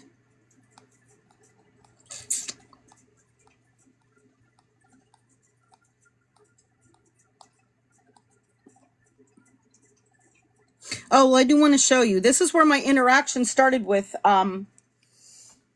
this person. The account name right now is Things Are Strange 251.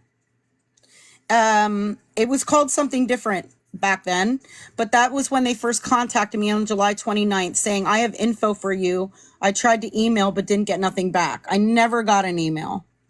Never got an email. Let me see. And it's funny looking back now, not funny, but interesting looking back at my response here, where I said, they said, yeah, I feel I can help you guys with whatever, as long as no one give me info.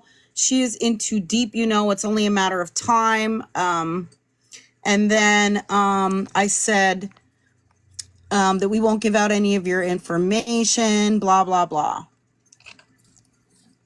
So I was, of course, I corresponded back with this person, but most of the contact was with, and any phone calls was with Polly. I'm trying to find Breezy, I'm trying to find the screenshot of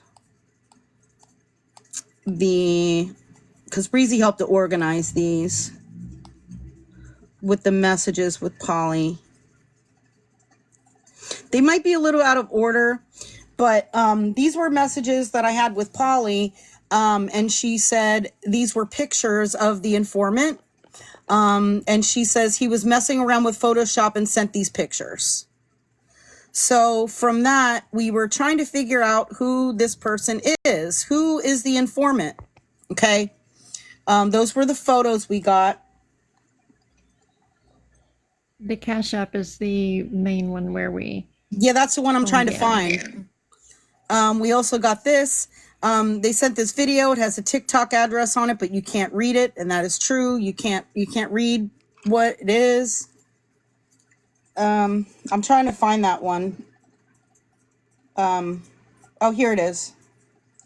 Polly claimed that she sent the informant money on Cash App, and that is their phone number listed here. She said she sent them money on PayPal. When they said they were stranded and out of gas, just a few bucks one time. The account all the way on the left, they said it was their sister's account. The name on the account was, I'm not sure if I'm pronouncing even the last name right. Give me 1 second here, because I have notes too. I mean, this is a lot of stuff, you guys. The name on the Cash App was Emily Zaplicki, which is Braden's birth name. It's Braden's legal name. And so based on that is when we started to find out about this person.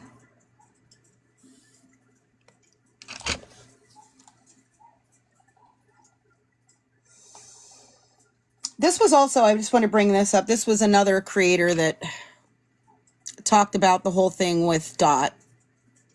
Toxic. She made a duet with AK. So we came across a lot of stuff. And there's a lot in their comments. Let me see.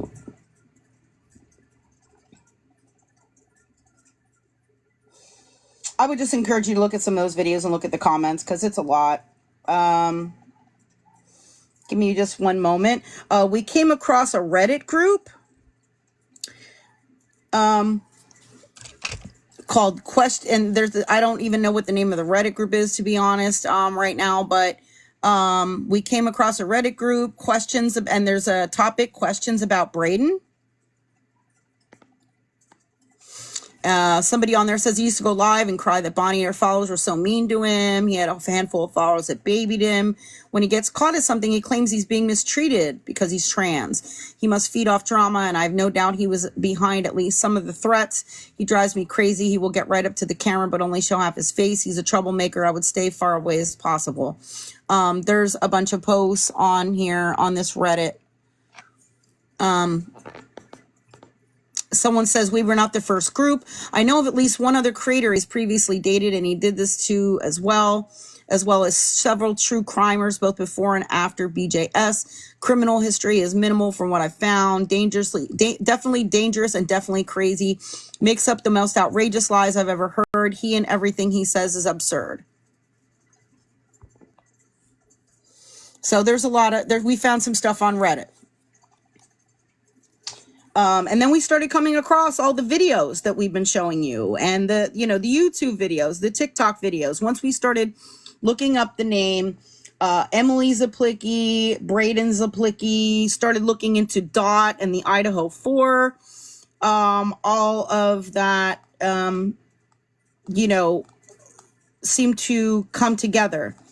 I do have some audio to play you.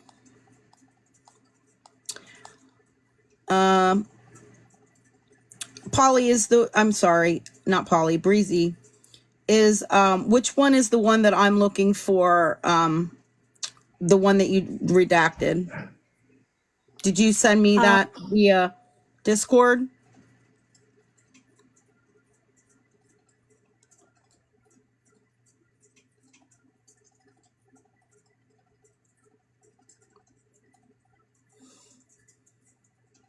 Thank you, Brat. I'm trying. It's just that Breezy helped me to organize some of it, so.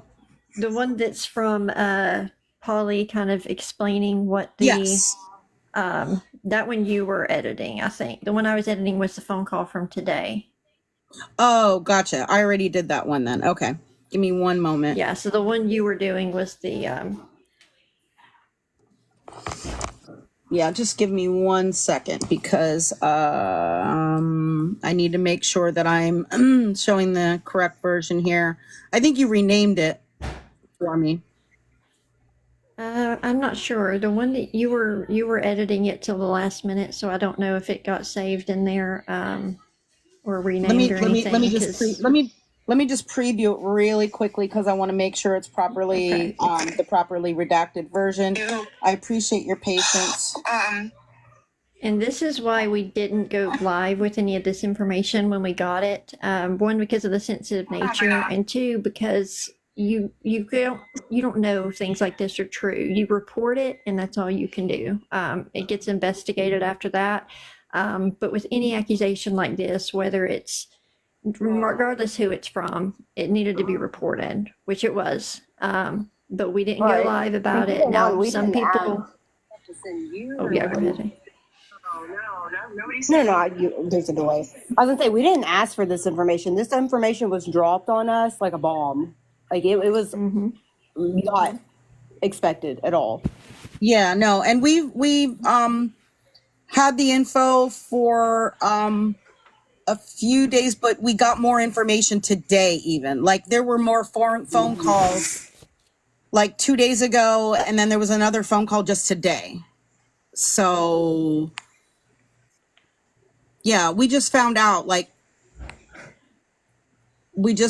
lot of this like several days ago, and we've been trying to put everything out so everyone understands what's happening. And I just was able to have a phone call with this person, and I'm going to play the recording of that. And then we were putting everything all together, and I got another phone call today. So like you have to understand that we had things together probably somewhat at least 2 days ago, but then more information has been coming in since then that was relevant, like other phone calls and things like that. So we've been like adding to everything, you know. Give me one moment. I just want to make sure this is a redacted call. And he's recording what he's doing. Okay. How to get to the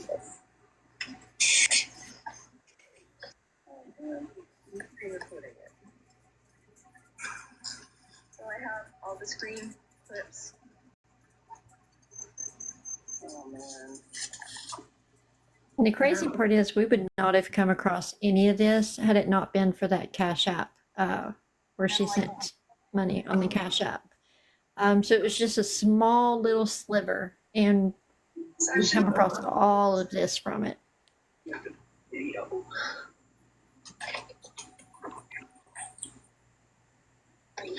Mystic Mountain, we're not sure. We don't know. This person duped a lot of people. So it could be that situation, or, I mean, she was very in contact with them for a while. They were speaking a lot. So, and those links being hidden when Scam went to send them to the authorities is another red flag.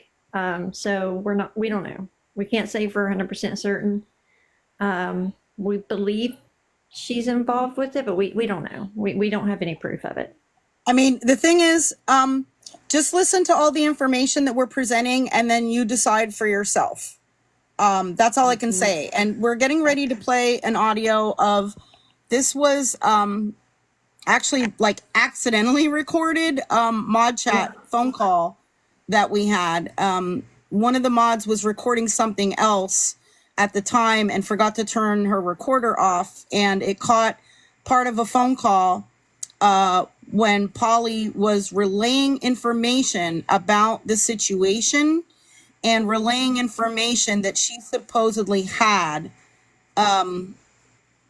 She was relaying conversations that she's had with the informant. Okay, so I'm just going to play it for you. It should be fully redacted, I believe. This is the proper version. This is one of the last minute things we were kind of trying to get together. Why is the chat turned off? Oh, just while we're playing this, I like having the chat on. Just in case we didn't have any. Okay. I didn't Yeah, want to Scan, risk your you not audio having is a any. little wobbly. I'm sorry, I don't know why. I mean, I have, it's the same as always. I don't know. She's fine for me. Yeah, it's a little really? Melindy. No, not for me. She's fine. It's just some of us. That's weird. I don't hear some of any us issues it's good, either. and some of us it's distorted. Thank you, Jamie.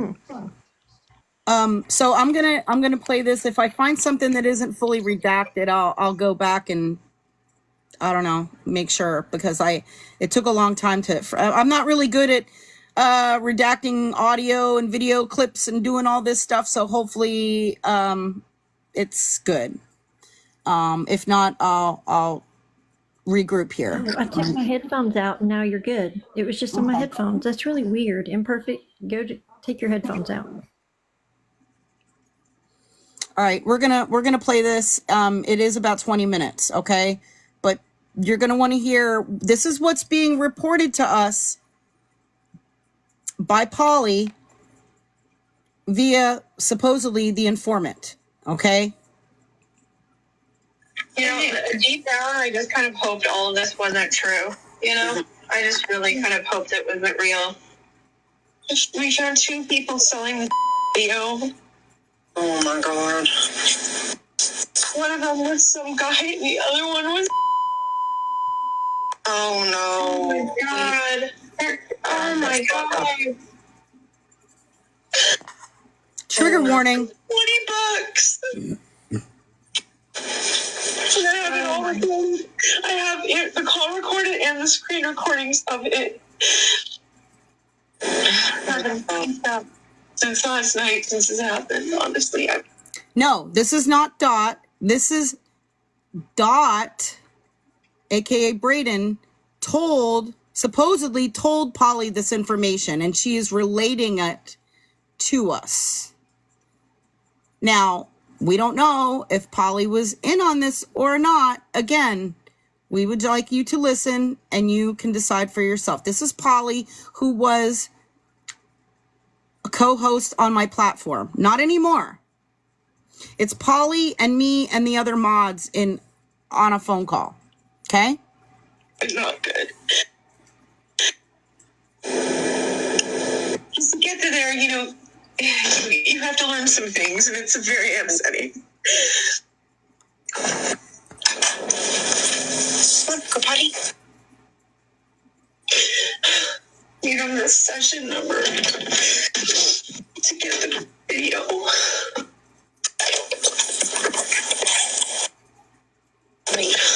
Sorry, I'm not gonna make you repeat it if you don't want to. Your balls and people like using their fucking real names and everything. Like, wow. Yeah. There's gonna be a lot of people arrested. Yeah. No. It was the hardest thing. Oh my God, it was the hardest thing. I don't, I live alone. I don't have anybody to and everybody was asleep. I didn't have any way to be like, somebody keep me grounded, because nobody knows what's going on. And I'm She didn't say she had screen recordings of the incident. She had screen recordings of it keeps dropping the call. menus I'm calling back. I'm like, you can on do Teleguard. this. You can do this. It was so Hey, can you tell me what day this was? Do you remember what day this call was? No, I do not. No. I'll look The mod that recorded it may know that. Okay. Okay. I'm just trying to clarify a couple of things. Sorry about that. There was a question I wanted to. They were talking about how. Wait, someone said recording to God find a lot the of people. video. Why is Polly the only one to be doubted? No, we completely. We're complete. Dot is completely duped everyone. That's why we just showed all of this stuff for the last hour. So. Yeah, we don't know, on Polly's end, we don't know. We're not going to claim that she was involved in that at all because we don't know. We just know that Dot 100% made this up, or Braden Yes. lied. Yes, the informant was Braden, and Braden has a history of making all this stuff up. How is this connected to the Idaho 4? Because Dot was a fake informant for the Idaho 4, and now they're pretending to be an informant in a child SA allegation. I don't know. What would that have to gain? Yeah, Dot inserts himself into situations and claims to be fake witness or, informant. Speaking my truth, I already addressed that. We don't record mod calls. One of my mods was recording something else, and she didn't turn off her recorder and accidentally happened to catch this call. Believe me, I wish we had recordings of some of the other discussions that we had, but we don't. This one was an accidental recording that one of my mods just went back and found, and it's from sometime in August. Yes, and we edited out hours of stuff out of this clip just to get this piece. So, yeah, there was other stuff she was recording before this. How is this connected? Dot, I have to repeat it again. Dot was a fake informant for the Idaho 4 case, was revealed to be a fraud. And this is the same person that we ended up discovering provided false allegations of SA against someone.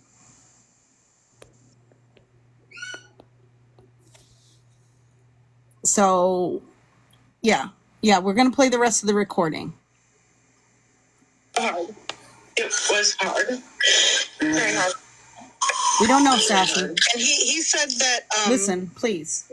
The person that videoed it and the other person that's selling it is yeah. And that it sounds like Pedialyte with NyQuil mixed in with it. Yeah. Like excessive amounts of NyQuil, like a lot of NyQuil. So he probably don't remember. Yeah, probably not. It's really upsetting. Helena, we don't record them. Guy, This one just happened to be an accident. We don't record mod calls. Out, he lost his shit. Happy accident, actually. It was very bad. The whole thing was bad. So did someone AMZ, send it's him false. To send you or what? It's false. No. That's the bad part. Except no, not you, but I mean tell you. As I was asking I'm with him recording the phone call, right? And he's recording what he's doing. Okay. How to get to the screen recording it.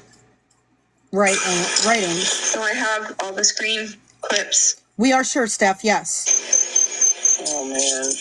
We will show you. Show you. Yeah, and it doesn't show the pictures or videos. It just shows Pratt. the usernames and then the titles of some of the videos stuff. Dora, they were not an informant. It was all false. Abbreviation UA, which means underage. Oh my God! But they showed us stuff that made it seem legit. I don't have it yet because I called them this morning or yesterday to get back to me, and they said he was not in the office and he hasn't gotten back to me yet. So I'm going to try to call him again tomorrow because he wanted to get in contact with Polly, and I was trying to pass on her information, and that was before we had all of this, or knew any of this. I was just going to pass on her phone number. How did you get the informant to agree? I'm shocked. I cannot believe it. Wow. And you're third with him So you can hear us during this call questioning some things though, right? We are questioning some things because there were things that sounded very unusual about the allegations. And, again, we reported them right away. We took them seriously. We did believe them, but of course we were asking questions, okay? Okay. And I said, you want to tell me who he is? Come on, tell me who he is. Well, he has to understand that they're going to put him under some type of witness protection through all of this. Surely. If need be, I would say no, they never do that shit. That's it was Turtles. That should never happen. Really? Yeah, really. More people do that. Like a mobster or something. Nobody gets really protection. That wouldn't happen. I don't have a splinter. That hurt. Thank you, Polly, for doing that. Yeah, that had to be hard. Thank you. And we're thanking her. You're welcome. That just... I don't even have words. It was terrible. He said that there's even worse stuff that happens on that app. Really, really bad. Oh, sure. Yeah, I'm sure. And there's lots of people on there.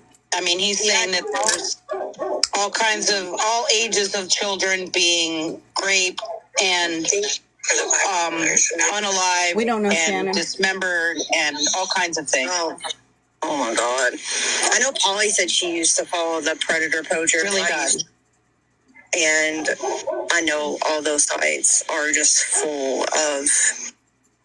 So if anyone... Yeah, and there's so many people that are on there that actually want to watch those types of videos. Really awful. You just sit there and wait. It's you go in and it's rows of names. Oh my God. Yes, Ravioli. Fucked up names like Baby Raper and shit. Oh, sorry. Trigger, sorry. I thought that was bleeped out. You go in and it's rows of names. Oh my God. Fucked up names like Baby Raper.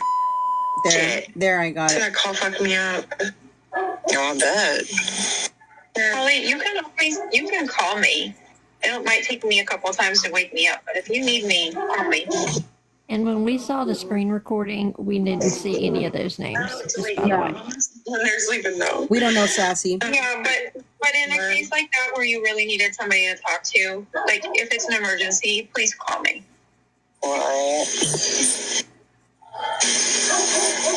It was really tough, and I don't know.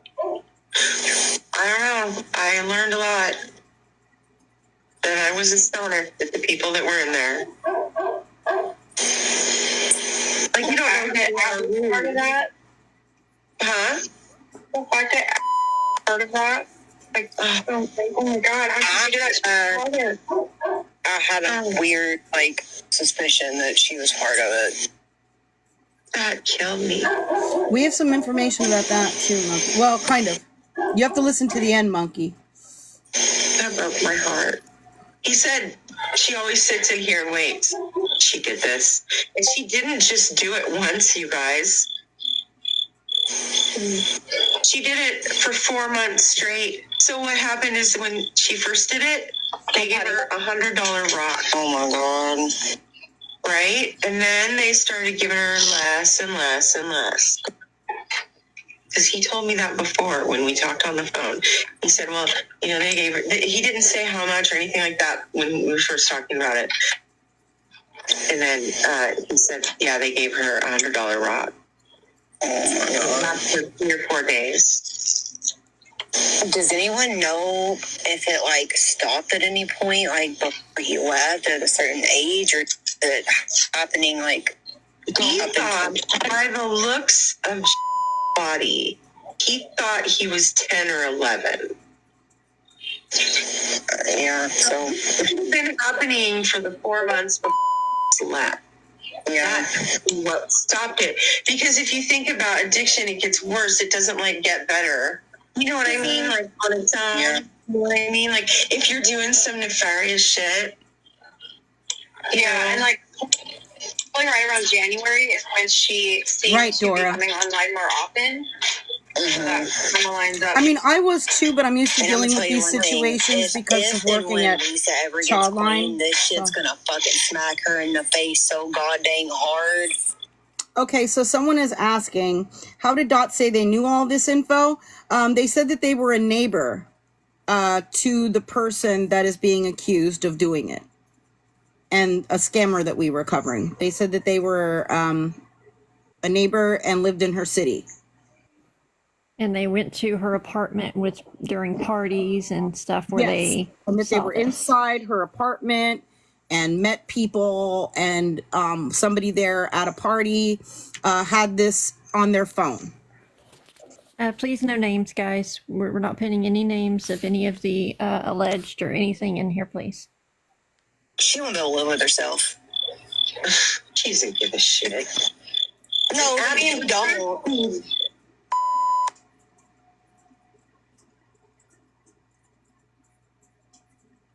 Sorry, the audio, part of the audio is missing there, guys. Let me see. Please just keep in mind, when people are saying things, they are thinking these allegations are true. They're hearing these allegations, so they're angry. So if you're hearing somebody say, you know, something out of anger, it's because they're believing this is true at the time. Yes. Talking to the, whoever the case. Yeah, and then I send them everything I've got, which is a lot at this point. She's saying she sent stuff to the police. She's saying that she sent stuff to the police, but I had not given the police her information yet, her name or her number yet. I had been the only person in contact with the police at that point. And I didn't realize that until I listened back at this recording where she said that she provided information to the police. Because she had not been in communication with them yet. Shit on my phone that I'd like to get off my phone. I have fucking screenshots of. I already explained that, Lulu. The number that it's under. Sue, no, I don't believe so. It's called a session number. I have the session number. Well, hopefully, since you have all that information, they can take it from there and you won't have to deal with that anymore, you know?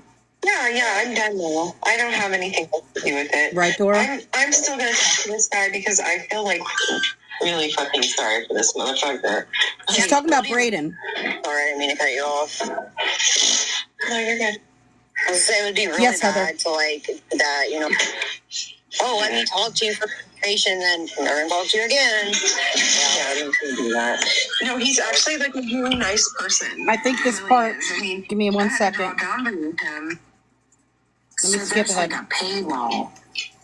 Is that what I've never been to any kind of place No, like that. it's not a paywall. No, not at all. Not at all. They give you, like, okay, so you have to go like a million links in, right? And then they give you a code. And you use that code to go into what's called a session.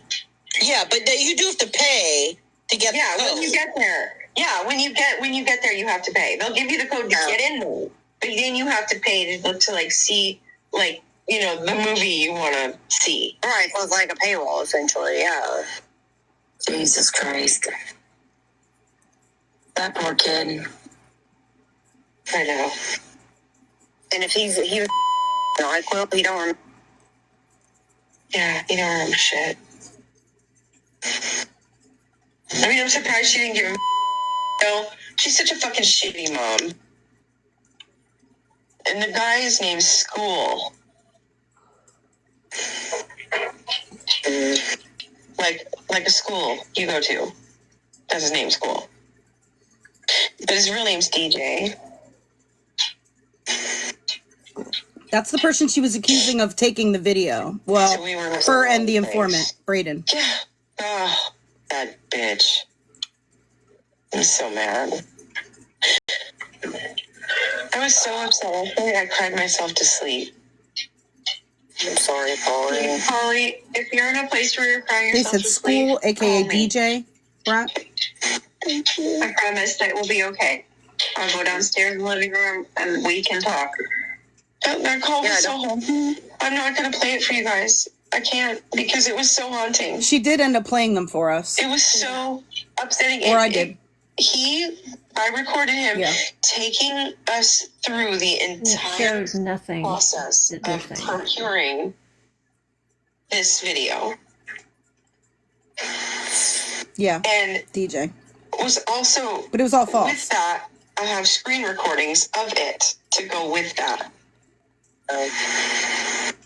So I'm getting the full experience. Yeah. It was so fucked up. The amount of people in there, you would just fucking die. The amount of people in there. And you just hit refresh and it loads a whole new list of all new people. And then you hit refresh and it does it again over and over and over. Like it's endless. Endless. And let's be real, this goes to fucking court. I'm having She said she did not actually see the video. That shit's gonna get out. It was false. You know it's gonna be my fault. Lisa's going to prison. Oh shit. Like, yeah, it wasn't supposed to be there. Give me a second. That wasn't supposed to be there. We're not trying because there are no allegations that are legit here. We were redacting stuff for hours. I mean, right. Everything in these videos are not true. These are all allegations that were false, unfounded, and turned out to be false. So 100% false. Okay, 100% just wanted false. to say that for the people that are new coming in, these are not true allegations. That's what I'm saying. Well, they're true allegations. But they're not. It's not. I mean, I know you can't go to court, Polly, but they might have me come to court. No, they'll have me testify over Zoom for this. Absolutely, they will. And unless someone says something, it's not. The only way it would get out is if someone put it out there. That's going to be. Guess who put it out there? The minor. I know, but we ended up finding out who put information out there about these allegations. Polly and Cookie. Yeah, and there was a few people in the chat questioning why we did not call authorities. Authorities and CYF were contacted that night. Yeah, immediately. August 2nd at like 2:40 in the morning. I still haven't documented the operator that I spoke with. But we kept all of this confidential, and I was only discussing it with CYF and the police. But Polly was talking about it and I guess spreading it around like it was some kind of juicy gossip. Yep. And there are It wasn't even true. It wasn't even true. Mm-hmm. Yeah, and there are screenshots of communications between CYF, etc. So there is proof of that. Oh yeah, I have proof of my calls and my text messages and my emails. I have emails between myself and the police. Okay. Might be like, oh, well, Polly has such a sordid history, and, talk to Florida man and he'd be like, oh, don't trust this. Polly's trying to set up mad because she can't go live anymore. Oh my God. I don't know what's going to happen. Yeah. I'm just thinking ahead and I'm like, oh, this is going to be bad. I'm living the what ifs and the, what could happen and take it one day at a time. Yeah. That's all you can do, one day at a time. Yeah. So, the thing is, like, you're doing the right thing. So if they want to be mad about it, then fuck them. Exactly. You're right. If they were put in the same position that you were with that information, then they should do this exact same thing that happened here. Anyone's. I agree. Doing what a person should fucking do. Yeah. Anything that's told anything like that should speak out. If you didn't, Oh, stay tuned, Brett. I would question your morals. Right? Mm-hmm. Like, I already put someone in prison before. And Pay attention. Bonnie, they're gonna be like, "What is this bitch taking awareness level? Putting everybody in prison." I just know it. I need you to back up and think about what you just said. You put them in prison, or did they put themselves in? You're right. But but that's what they say. That's what they were saying. Yeah, I know. I just want Polly to understand that that person, their actions put them there, not you. Right. Well, this motherfucker, my best friend at the time, was sleeping with this married guy, and he was off in the military, and he decided that he wanted to bump off his wife. And he was dead motherfucking serious. That's why I knew what I had to establish with the Jen phone call, because I'd already fucking done that shit before. Right, Dora? And he got 12 and a half years. Probably deserved more. For conspiracy to commit.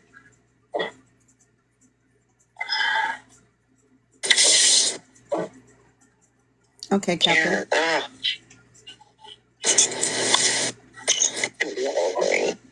But I don't care. I'm just trying to save babies. Save babies. Save the babies. That's all that matters. Yeah. I'm a little fucked up from what I've experienced in the last 24 hours. I'll admit it. But I gotta pretend like everything is chill because we're going live, and I just gotta be like in my space, in my zone. No, I'm okay, Beth. Thank you. Right. I cried a lot today. I have cried all fucking day. Me and Polly been on the phone almost all day. For real. Oh. Yeah, it's been awful. Awful. So what'd you think of that phone call? Yeah, I haven't even gotten to talk to you about it. Yeah, I mean, the only part that I was like weird about was they're acting like this is some kind of big conspiracy with CPS, which it's totally not. And that was what Braden said. I don't think it is either. That's what I was saying. No, because I mean that's like some conspiracy theory crap. And I mean, I worked in that system, and I worked with people in that system, and it's Thank you, the Evan. entire CPS, every single person who works in the CPS system is not involved in some conspiracy to traffic children. You know what I mean? Yeah, I don't think so. I worked in that system, and I certainly was not involved in trafficking children, and neither were the people that I worked with. So, no, absolutely not. We're just normal people doing a job, but, hoping that we were actually doing something good, doing a good job, trying to, help kids, Right.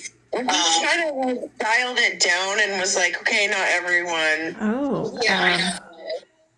But yeah, that part, I felt the same way. I was like, that's why you can hear like the disbelief. I'm like, what? Huh? Do you have any evidence of that? Because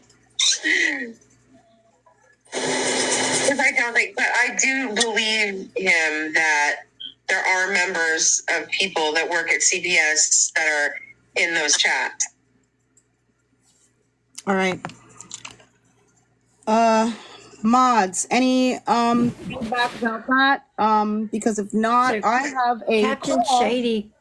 Captain Shady sent me a recording of Braden's live.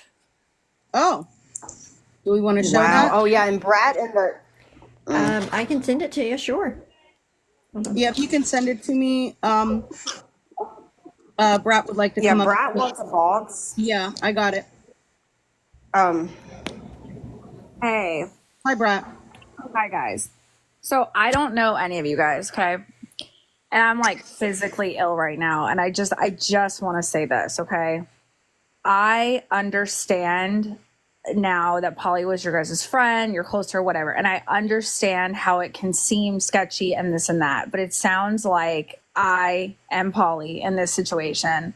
And you literally are like losing your mind. You're not in reality. Like you almost are advocating for Dot's fucking crazy stories, okay? And you want to like protect them. And I just want to say that please just give some grace.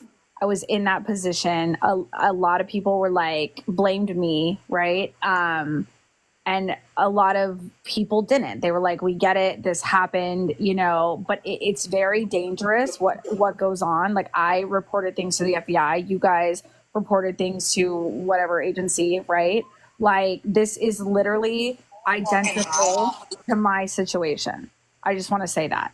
Okay. And yes, they go on to post your kids. Someone commented that. I mean, this is 100% Dot, Braden, Emily. This is what they do.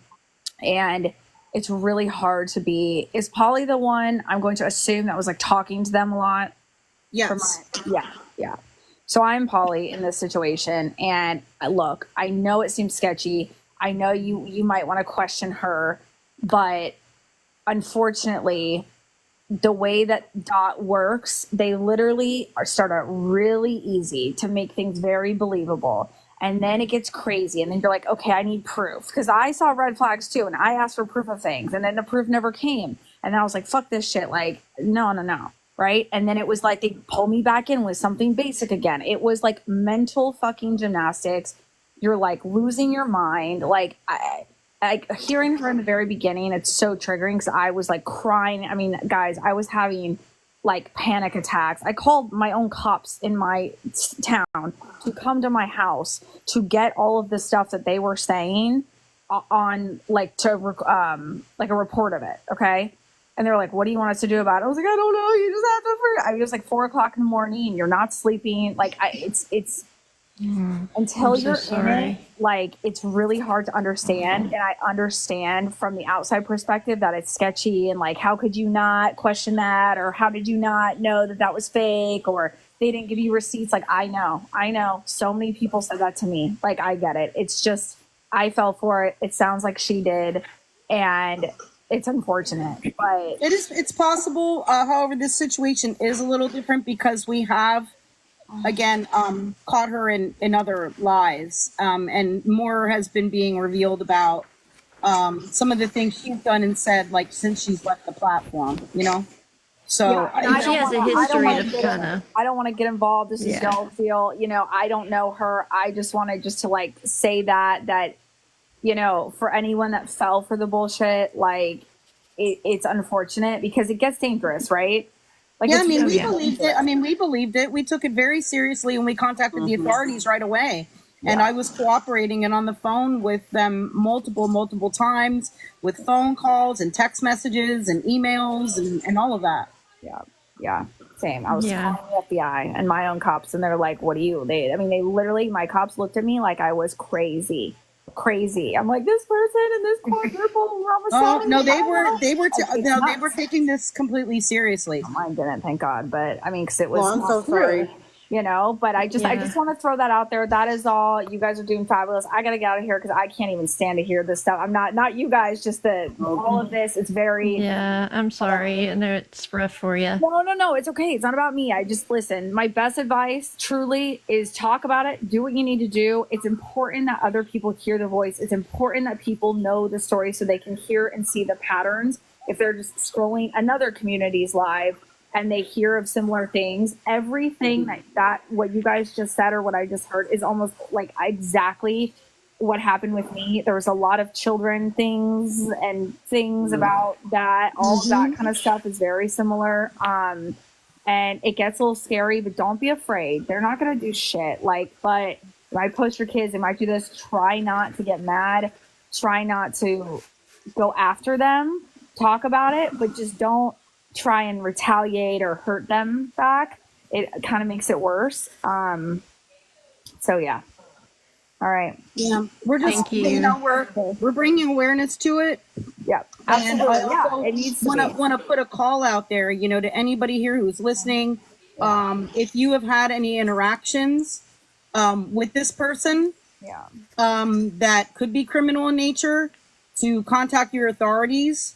Also, if you have any evidence of anything that you would like to share with me, if you've had contact with this individual or any of your friends have, you can feel free to, reach out to me. You can email me, scamslam411@gmail.com, and send any information about possible, interactions you may have had with Braden or his group or anything like this.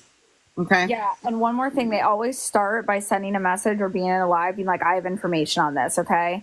And if you don't get receipts, because the receipts will never come, or they'll give you like a half-ass receipt, or they'll show you a receipt of something else that like they'll make it make sense, but like it's not an actual receipt, okay? Like they showed me a car burning video that is real, that they used to try and manipulate me into thinking that they were running from this rug cartel, like whatever, anyway. And then the other thing I was just about to say, there was one more thing. I don't know, I forgot. Anyway. Girl Mom in the comments says he's live now streaming this and losing his mind. Yeah, that's what he does. Don't fall for it. Don't give it attention. One of your girls needs to go record it. Y'all can watch it later, talk in a Discord, privately, whatever about it. Like, you should talk about it. The Florida man thing. Want to give me the account name? I'll go.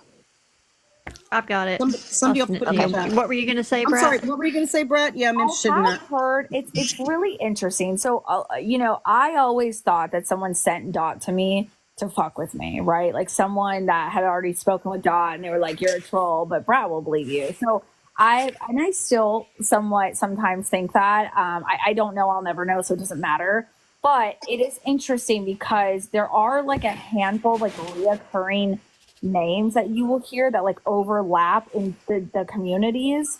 And I don't know, I've never heard of Florida Man until the last time we were talking about Dot on the live, and someone that was in the anti-scam community was talking about Florida Man. So I don't know anything. Interesting. Yeah. He's who I have a protection order against. Oh, okay. Yeah.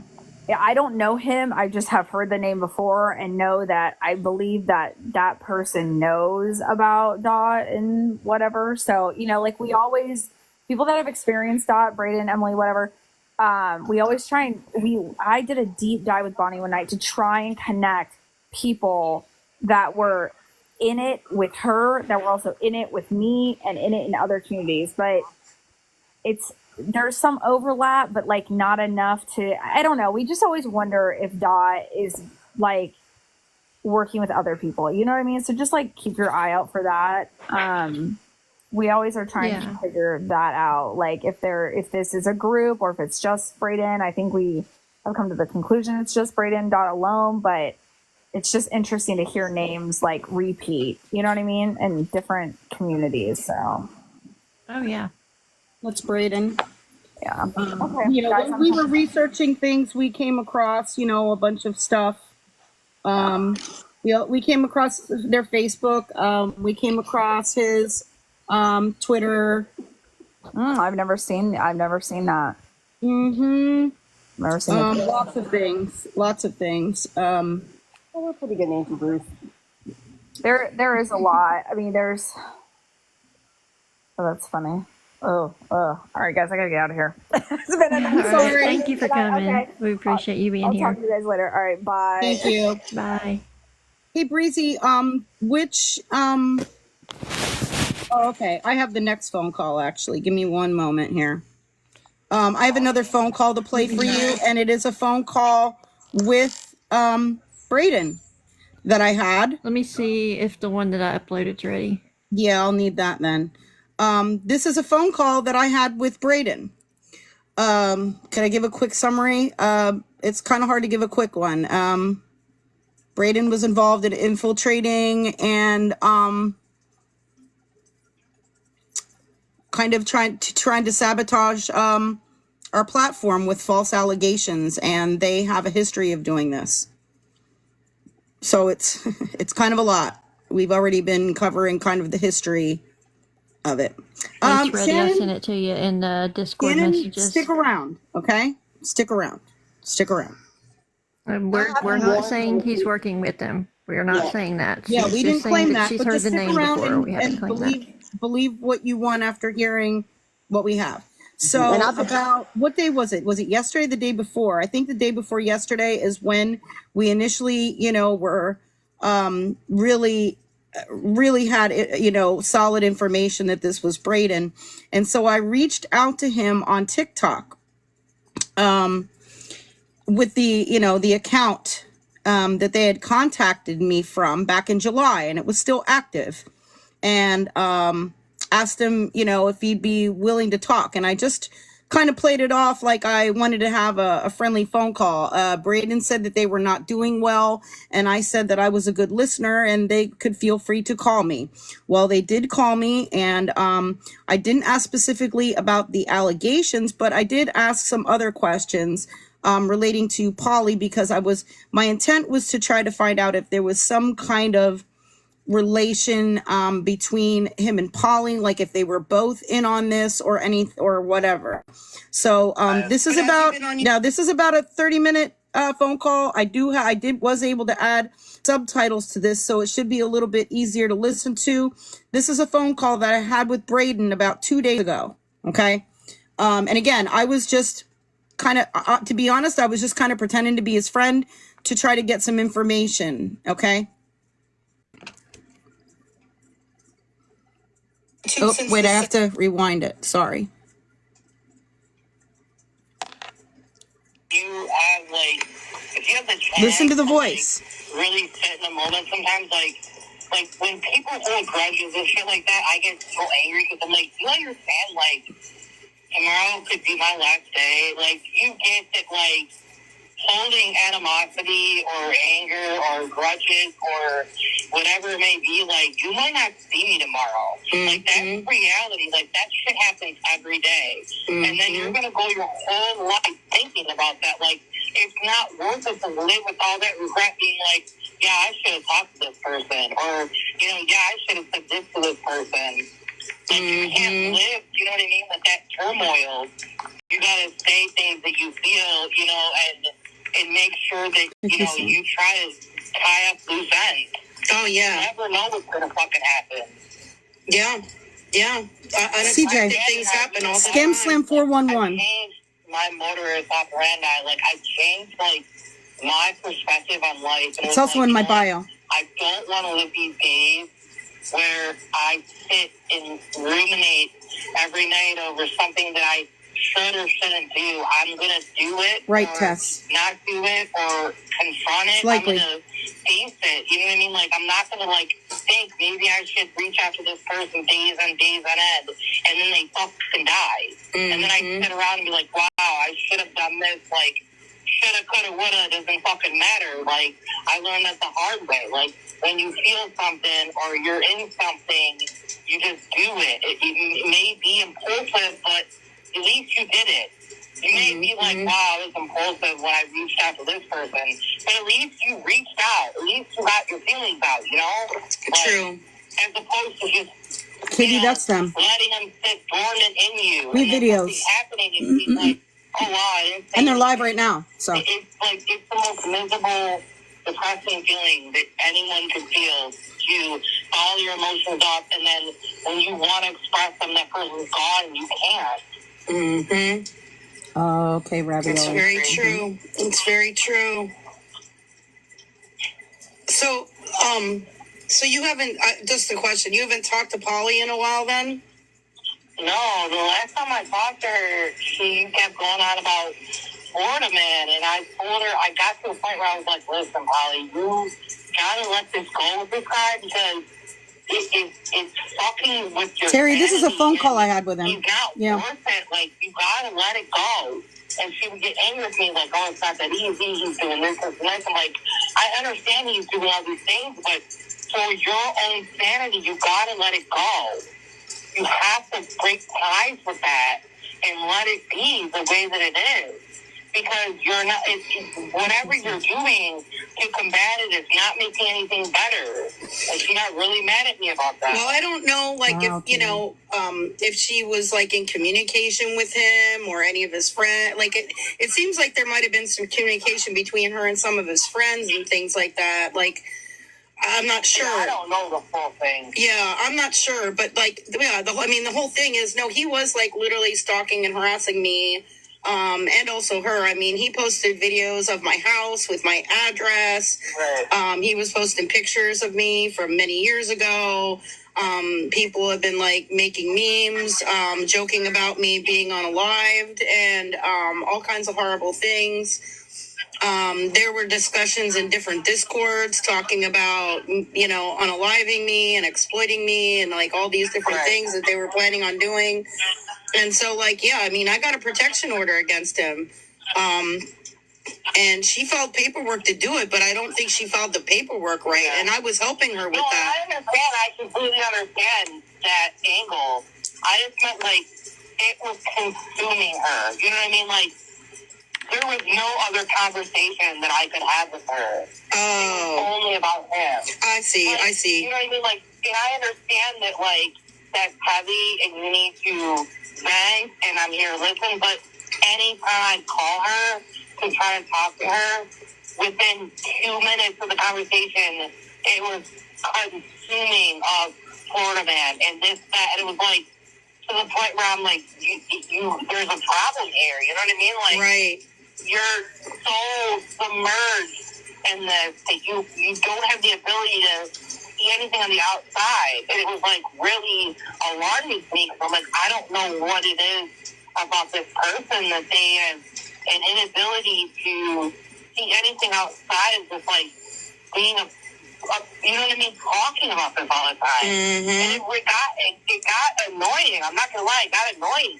Because I'm like, I'm tired of hearing about this. Like, you can only do so much. Like, I'm trying to lift you up, trying to give you positive advice, like, and all you're doing is talking about this guy. Right. I know what you're saying. You know, I know what you're saying.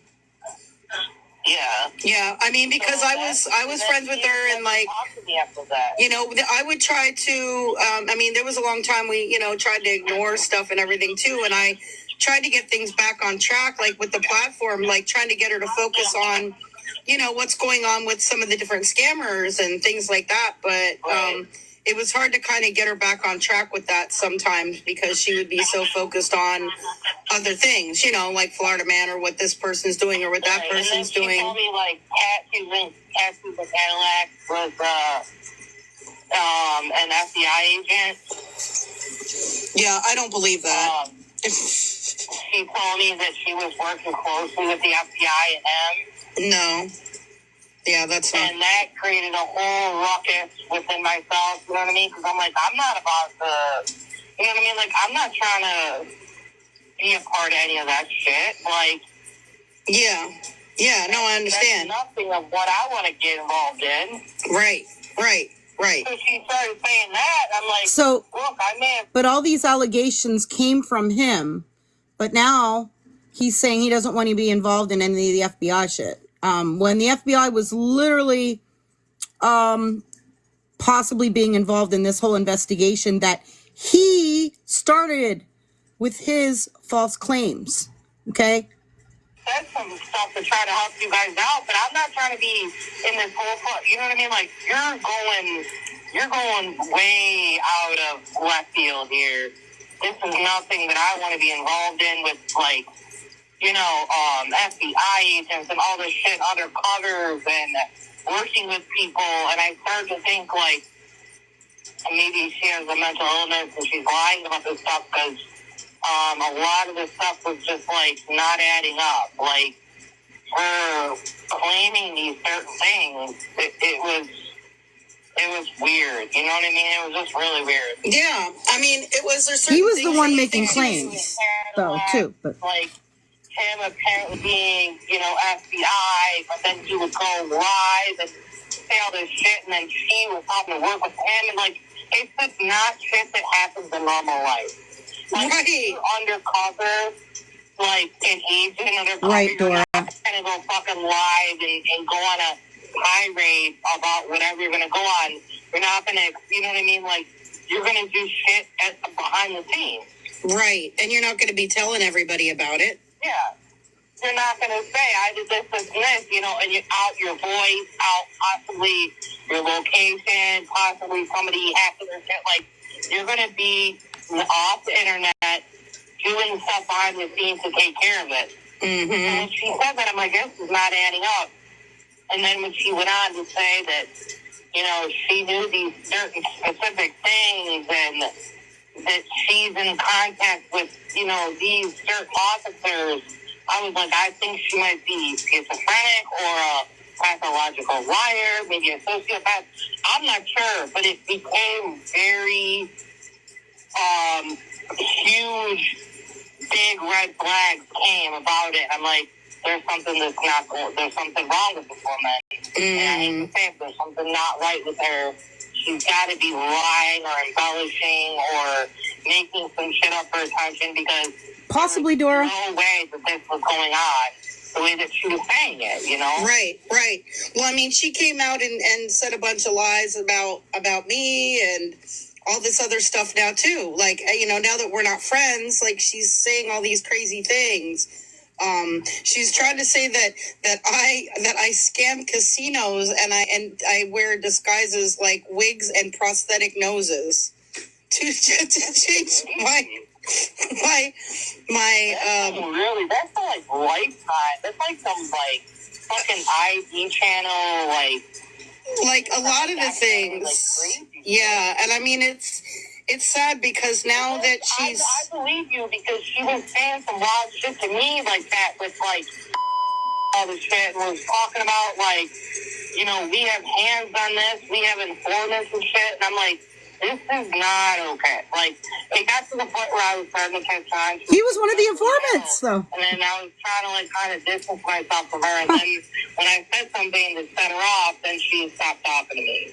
And it was very unnerving, you know? It was just very wild to me that, you know, she was such an advocate to try to bring justice for, you know, the whole situation and everything, and then like she got weird like that, you know. That was really weird to me. Yeah, it was. Yeah, there were parts of that she was saying that definitely were not true, and I you know what I mean. So, like, you know, we caught her in a bunch of lies basically, and so now, unfortunately, like, we're questioning like almost everything she's told us. You know, once somebody lies to you, then you start thinking back about things and wonder if they were lying about everything, you know? Right, because see, like, I'm a really cool person, and I'll be like, cool person. I'm really just, I am who I am, you know what I mean? Like, I'll just be really straight up. I don't have to, like, create a world or anything. So it was just, like, really weird to me. And then I just started to be like, I don't know what this woman's intentions are.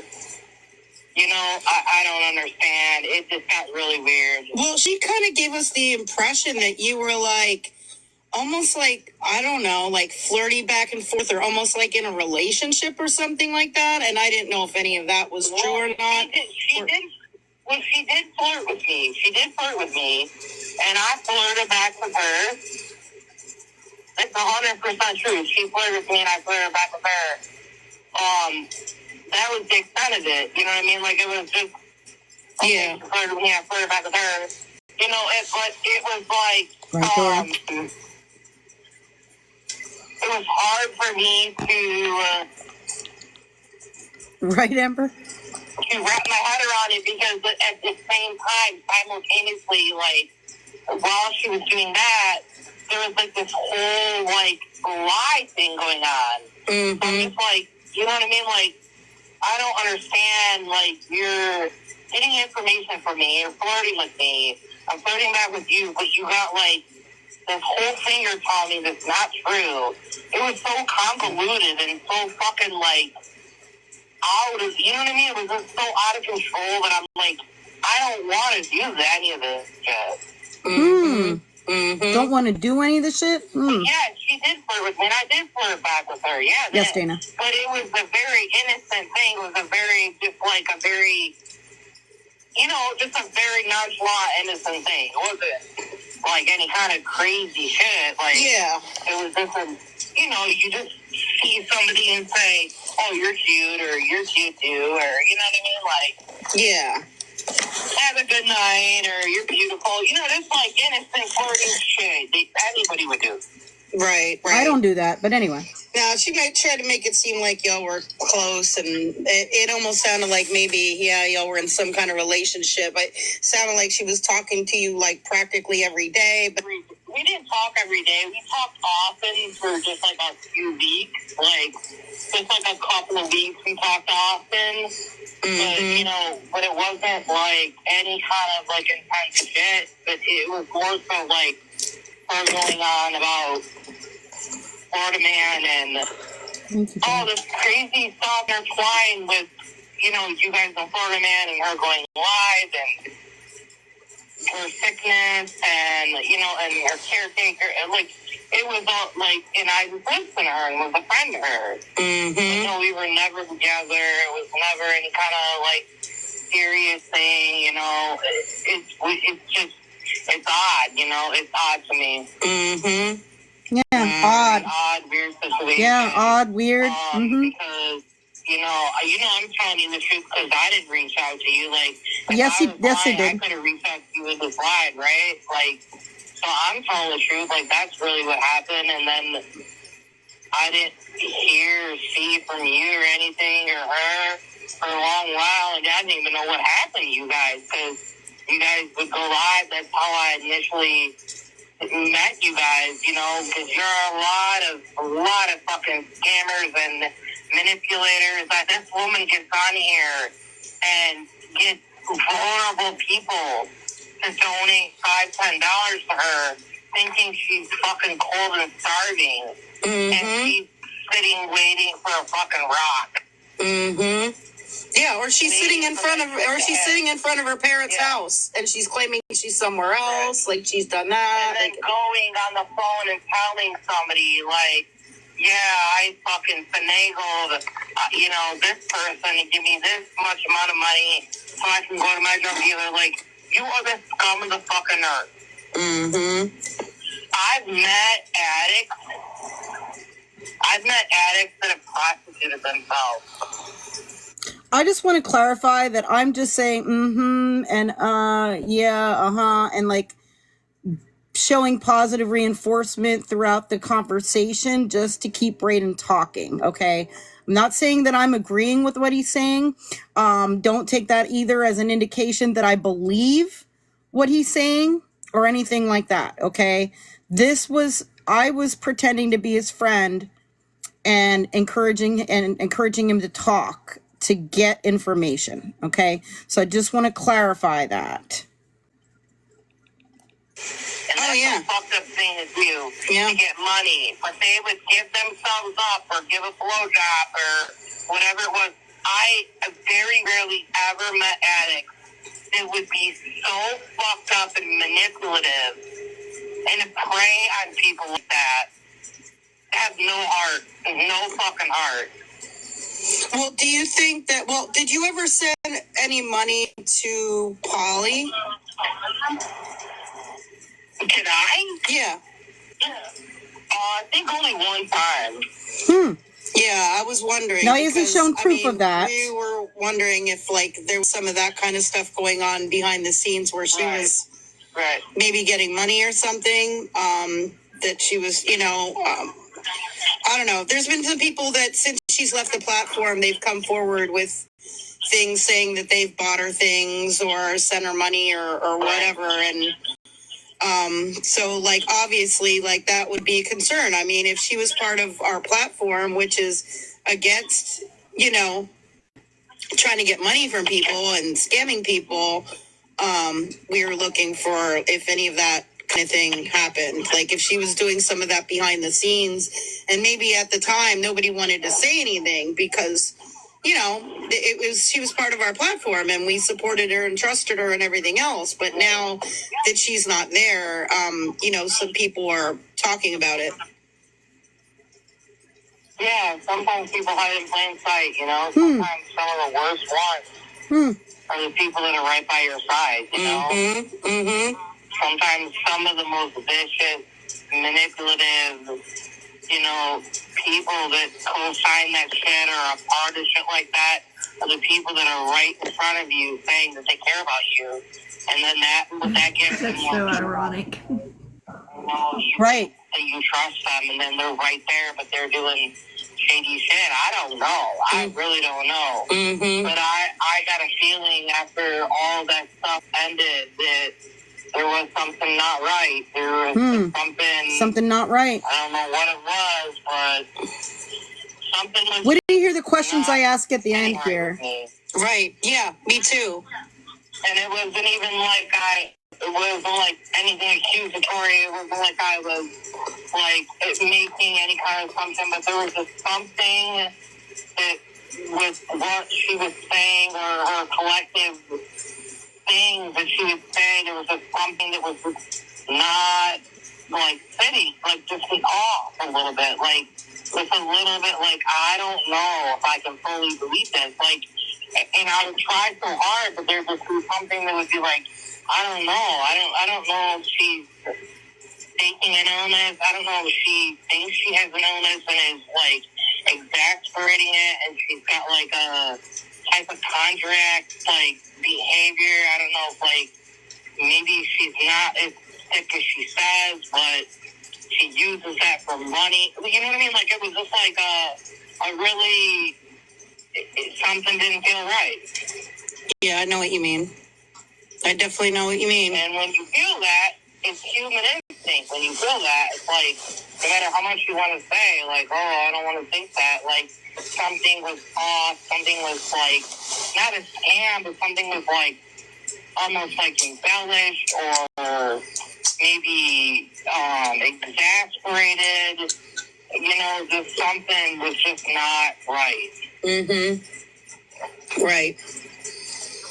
Yeah. So it's hard because, I did for a long time trust her and support her, and I believed her and everything. I stood up for her. But then in the end, she said that I never did that, and made me out to be like some horrible friend that never cared about her, never looked out for her, never listened to her, like as if I wasn't a good friend. And I literally was like so hard, you know what I mean? I went so hard for her, Yeah, that's crazy. Yeah, that's really crazy. It's really crazy when people do shit like that, Yeah, like, crazy. It really, it almost shocks you when people do shit like that. When you bend over shocks you backwards to be there for somebody, and then they just, twist something into a whole narrative of something that's not even close to what happened. Like, people that do that are very ill people, especially to do that. Electra, shit, somebody else did. I could see just by what I watched. I brought other things. How supportive you were of her and all that. KJ Grandma. It doesn't add up. The math's not mathing. It doesn't add up. Right. it's just not, it doesn't, it's just not. Cricket, we equaling talked out, about that in you the know, beginning. and They it's were like, false maybe witness she to was that. doing that to try to get more money, or maybe, I don't know. You know, at the end of the day, God knows. I mean, she was telling me that she was working with that guy. I don't believe that. Mm-hmm. Yeah, I don't believe a lot of the things that, I don't believe a lot of the things that, you know, about tattoos and Cadillacs, because he's made a lot of claims and none of those have seemed to, like, be true. Like, so I don't know if she's really believes him or if she's just saying this stuff to further, like, try to convince people or what. Well, I mean, if he was truly who she portrays him as, he would never put it Speaking my truth, no, definitely not. for a possible person to recognize it on TikTok. Mm-hmm. I mean, 95% people probably wouldn't recognize it, but at the off chance that one person says, "Oh my God, that's Detective such and such," you putting everybody at risk by doing that. Right. A detective or an FBI agent would never put themselves in the, you know, in the throes of all the drama and bullshit, and then even going and saying horrible things. Mm-hmm. With the chance that somebody might identify as, you know? Right. Like, it doesn't, that's not something that a sophisticated, intelligent, informant or agent would do. Right. I mean, I would even think that that would be against some kind of policies or something for them to do that if it were true. Right. I mean, I think he's a wannabe. I mean, I think that he's... Mods, I will be right back. I'm going to use the restroom while the rest of this plays. It is close to the end, though, so. Okay. You know, that path for an occupation, and unfortunately, maybe he didn't have or maybe he got into too much in his life that he had a record and he couldn't pursue wanting to be somebody that didn't help those people. And I think he had good intentions in the fact that he wanted to be somebody to help people, but I think he's living this fantasy of wanting to be this informant or this, like, savior and this FBI agent and, like, saving someone. Like, the reality is like, he's no different than anybody else, you know? Mm-hmm. But he presents himself as something much higher because, like, that's what he wanted to achieve, and he fell short of. You know what I mean? Like, that's how I see it. Yeah, that could be true. That could be true. But then again, what do I know? What do I really fucking know? I mean, that's just observation, you know, that's just how I view things. Like, there's a longing and a desire to be, you know, to be able to live out what he wanted to do, even though he can't actually do it as a career. He could do it in this, like, sleuthing, internet thing, like, you know what I mean? Like, he could try to pursue bringing justice through, like, researching these internet people, and even though he doesn't have the degree, or he doesn't, like, have the badge, or, like, the actual office job, like, he can, like, you know what I mean? In parallel to that, he kind of lives that out in his own little, like, sleuthing way, and that's sleuthing way he's done. Yeah. Do you think is there anybody that you're aware of, like, online, like, other than scammers, that you think I should look at bringing awareness on, or, like, look into or investigate? Scammers? I was referring to him here. All right, there's a reason I'm asking these questions. And he kind of goes off on a tangent because apparently he's very interested and involved in trying to take down Austin to Margot.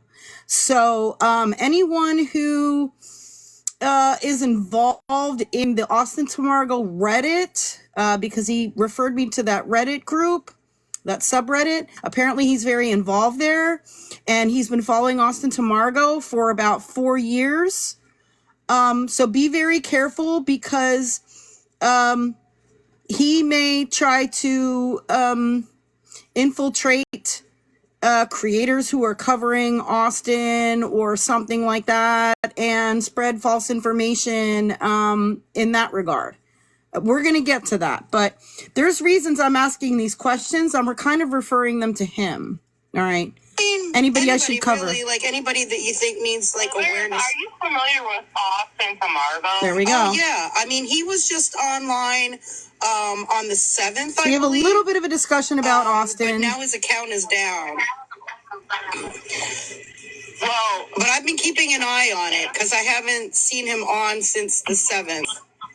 Well, I can tell you that I have followed that situation for a really long time.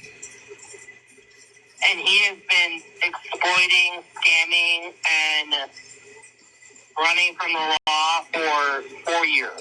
Right. Yeah. No, I mean, I'm very aware of him. And now he's doing it with his girlfriend, and they are liars and thieves, and they need to be stopped. Yeah, I've been keeping an eye on it. Like I said, he was active on TikTok on October 7th.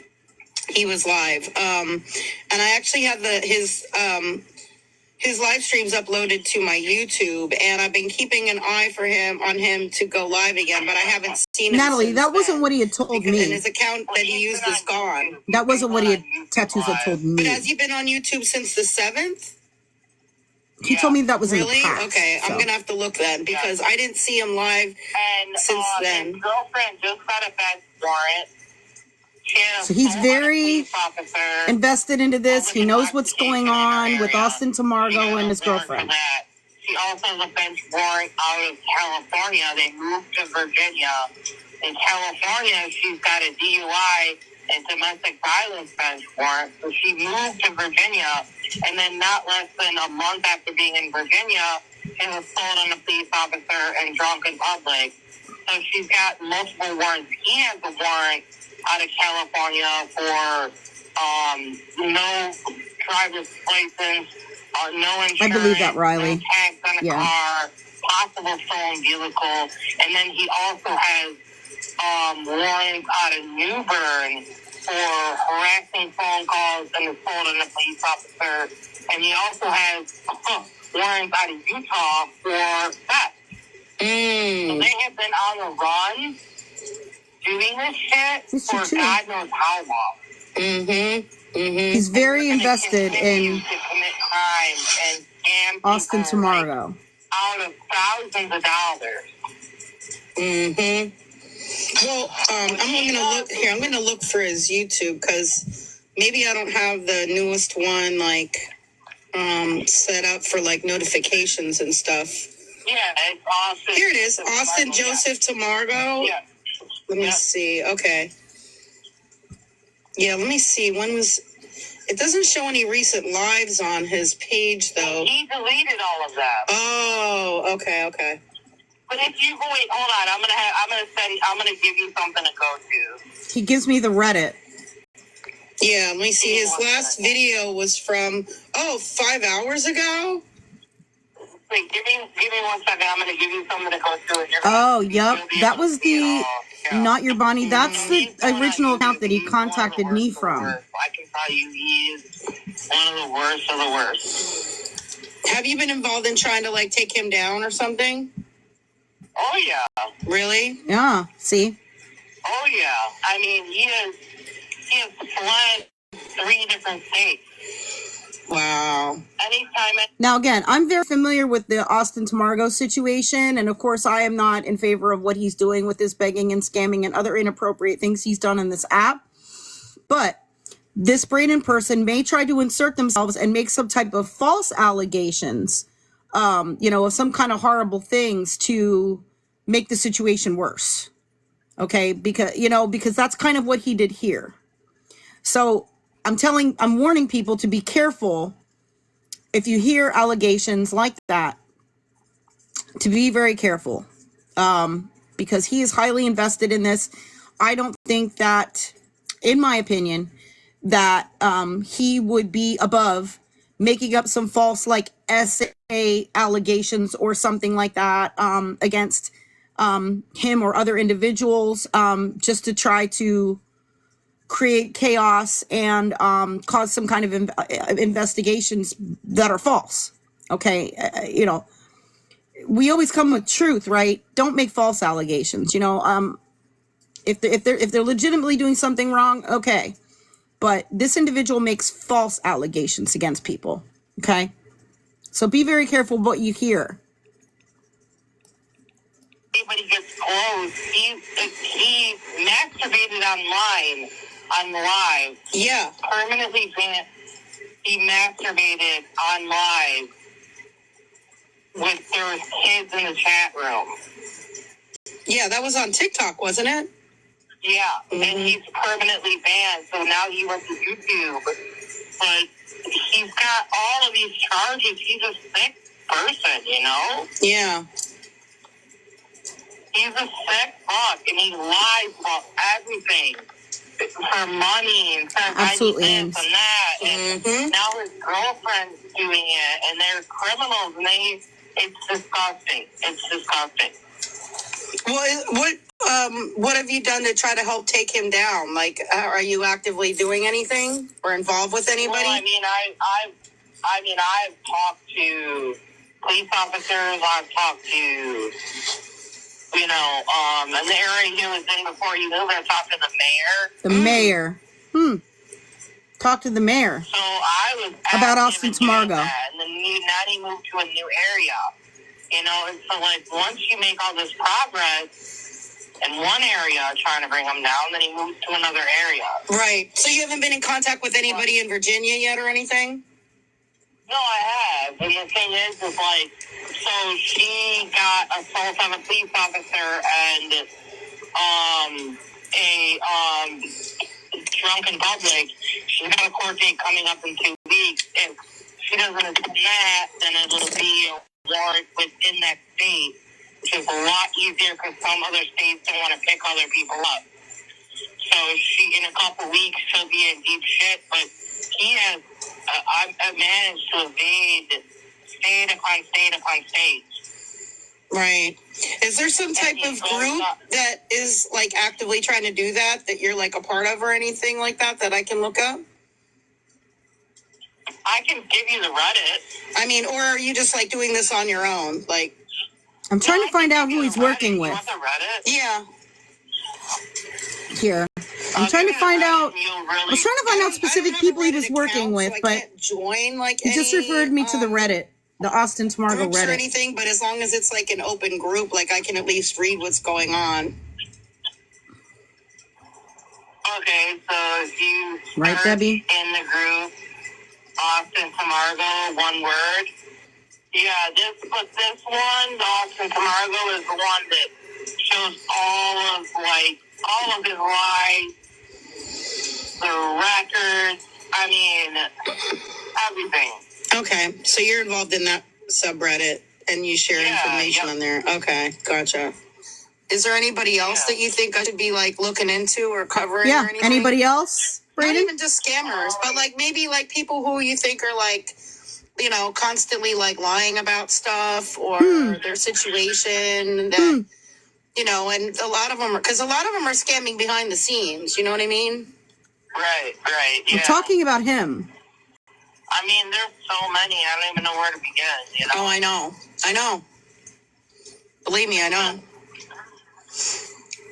There's just so many. I don't even know where to begin. Yeah, yes, there's so many that I'm keeping an eye on and I'm recording and stuff like that. So that way I could look back at their videos and kind of pick things apart and stuff like that. Mm-hmm. Oh yeah. They're starting to pick up what I'm putting down here. It's crazy. They're getting quiet.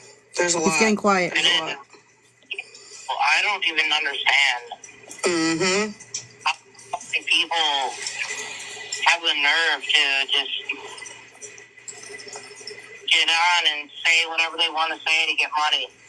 Yeah, there's so many people that get on TikTok or YouTube or whatever, and they're just lying. And sometimes it's not for money. Sometimes it's just for clout and stuff like that, Yep. And it doesn't make any sense. And sometimes, those things come back. You know, I believe in karma. They're going to come back and get these people because some of these things that they're saying could affect people in real life, you know? Oh, yeah, you're right. You're right. It's fucked up. Mm-hmm. It's super fucked up what these people are doing. Mm-hmm. Yep. It makes me sick to my stomach. Yep. I agree. Me too. It's... No, like, people just do this shit, and, like, you can go to sleep at night knowing you fucked somebody over out of whatever money. You can get your drugs or cigarettes or whatever the fuck it is, and they think that you need food. And there's real people fucking hungry. Right. Real people Happy I will need try. food. Right. To get off of here, but it was nice to talk to you, and hopefully we can talk again. Oh, we talk again. Absolutely. Yeah, just give me a call or you can message me. And if you think of like anybody else, like on TikTok or YouTube that I should be maybe taking a look at or kind of digging into or anything like that. And it doesn't even have to be a scammer. You know what I mean? If it's somebody that's being like dishonest, you know, maybe like for other reasons, like for clout or whatever, you know, I can look into them and stuff. Okay, yeah, and if you have any questions, let me know. Yeah, I will. There you go. Someone's asking for a recap. That is Braden, aka Dot, who provided false information on a bunch of true crime cases, and has been harassing and stalking a number of individuals on TikTok. And he also provided false information to our platform, which we took seriously. And I don't regret taking that seriously because any type of allegation like that, I would report. Okay. Because it's not for me. It's not my job to investigate that. But I did pass the information on, and I've been back and forth with both children and youth and the police and cooperating with them 100%. But next, I hope that they investigate this person because all of this was false. All of his allegations were false, and they could cause harm to people in real life, making allegations like this, false allegations like this on purpose. So I had a call with Braden today as I was preparing for this live stream, which is why things were delayed. Were you able to get that to me, Breezy? Oh, I do have it. I sent it to you in Discord. Yep. Perfect. I got it. The link. Thank you. I appreciate that very much. So now at this point, this has happened multiple times. And so I hope that the police investigate this individual. The allegations were SA against a child and they were completely false. And it could have been, it was, could be harmful for the child, for the family members, for the persons that were accused. People were also accused of, having videos of it and selling it. And so it could have very, very negative consequences for people who did absolutely nothing. Yep. And Raleigh wanted to let everyone know in the chat that there is an episode called Cyber Sleuths on Paramount that has him in it, by the way. Yeah, that was the trailer we showed. Yeah, well, a lot of people That was the weren't here. trailer. Oh, gotcha. Mimi, we kind of already went through all how we discovered it was false. It basically linked back to the phone number for the informant and also a PayPal payment that Polly made to this person. And we were able to verify the name on the PayPal account. Riley, did you still want to come up and speak? If so, let me know. I saw that you had a request here, and I'm sorry that I missed it before. I know we've been, I've been trying to cover everything. But I do have, you're worried for me? No, I'm not worried. Okay, thank you, Riley. I'll bring you back up. Thank you. Hey, I have a second. No, I've been watching all of this, and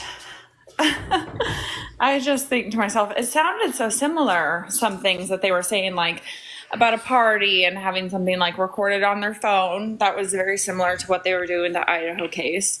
And then Yeah, very similar. They said that they were at a party next door during the night of the murders, that Moscow, Idaho, 4 college students who were killed, and that they had something recorded, like on their phone.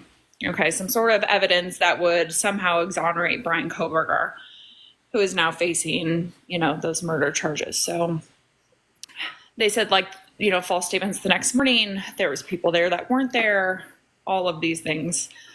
And I don't know. It's just kind of like, man, you're at it again. But I will say, props to you for good questioning. That was really well done.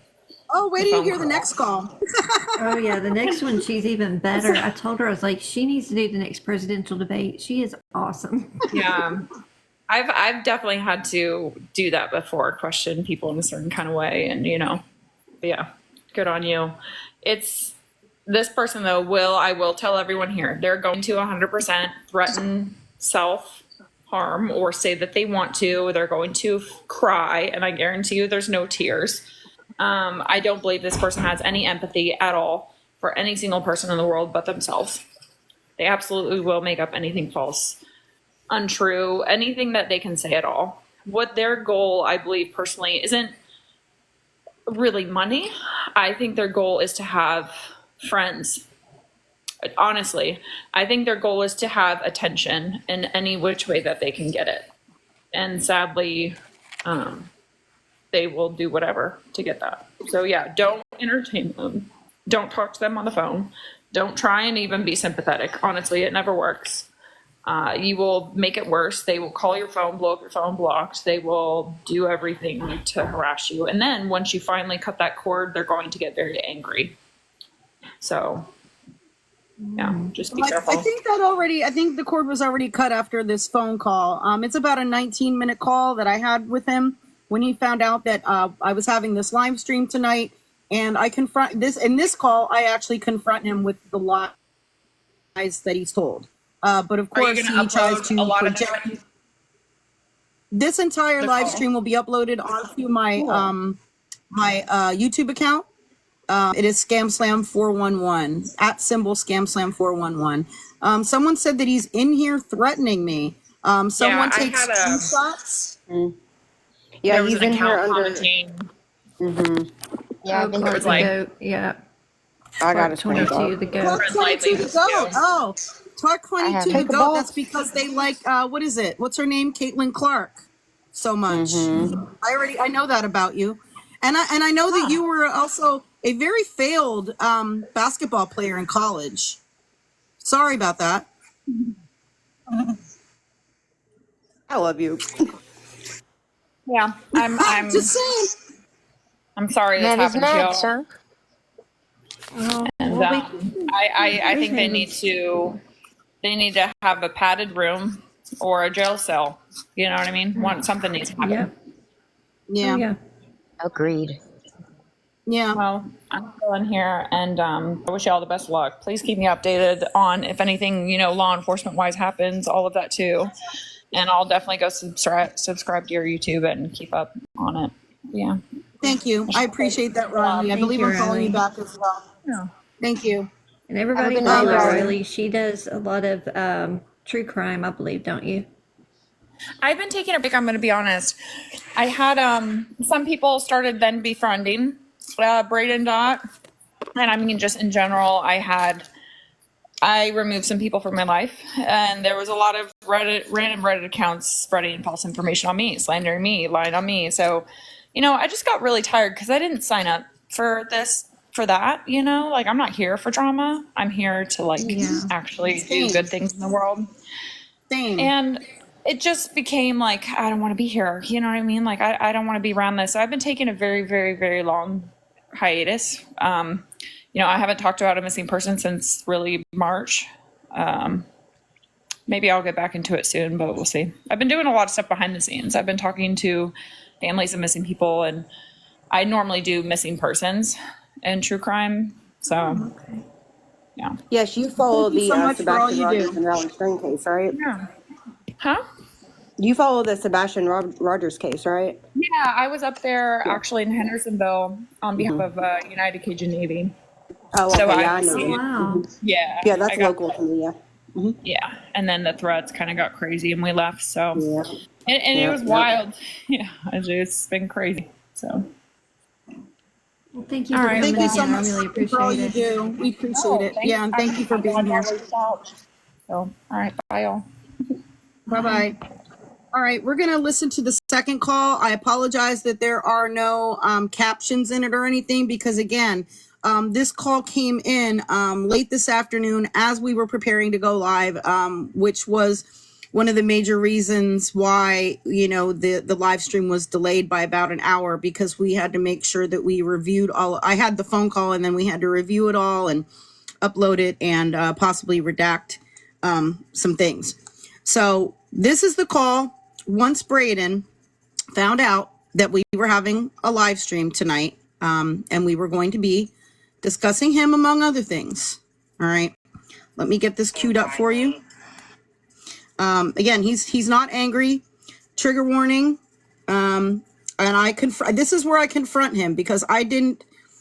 Yeah, he knew I was on to him and this was going to go down tonight. That was why he called. Yes, I didn't tell him, but he found out. I don't know how he found out, but he found out. So yeah. I mean, I said I was holding a line, but I didn't say who it was about or what we were going to be discussing. So, in this call is where I actually, confront him. Pocket, we're not talking about that now at all. And please don't bring it up again. We're not talking about that. Yeah, please don't bring up that stuff in here. 13. We're covering something completely different. You can do that on your own platform, please. All right. So this is a call from earlier today. Again, after they found out I was going to hold a live tonight. To not host a live about me. Okay. Because there's a lot more to everything that you guys don't know. What don't I know about the situation?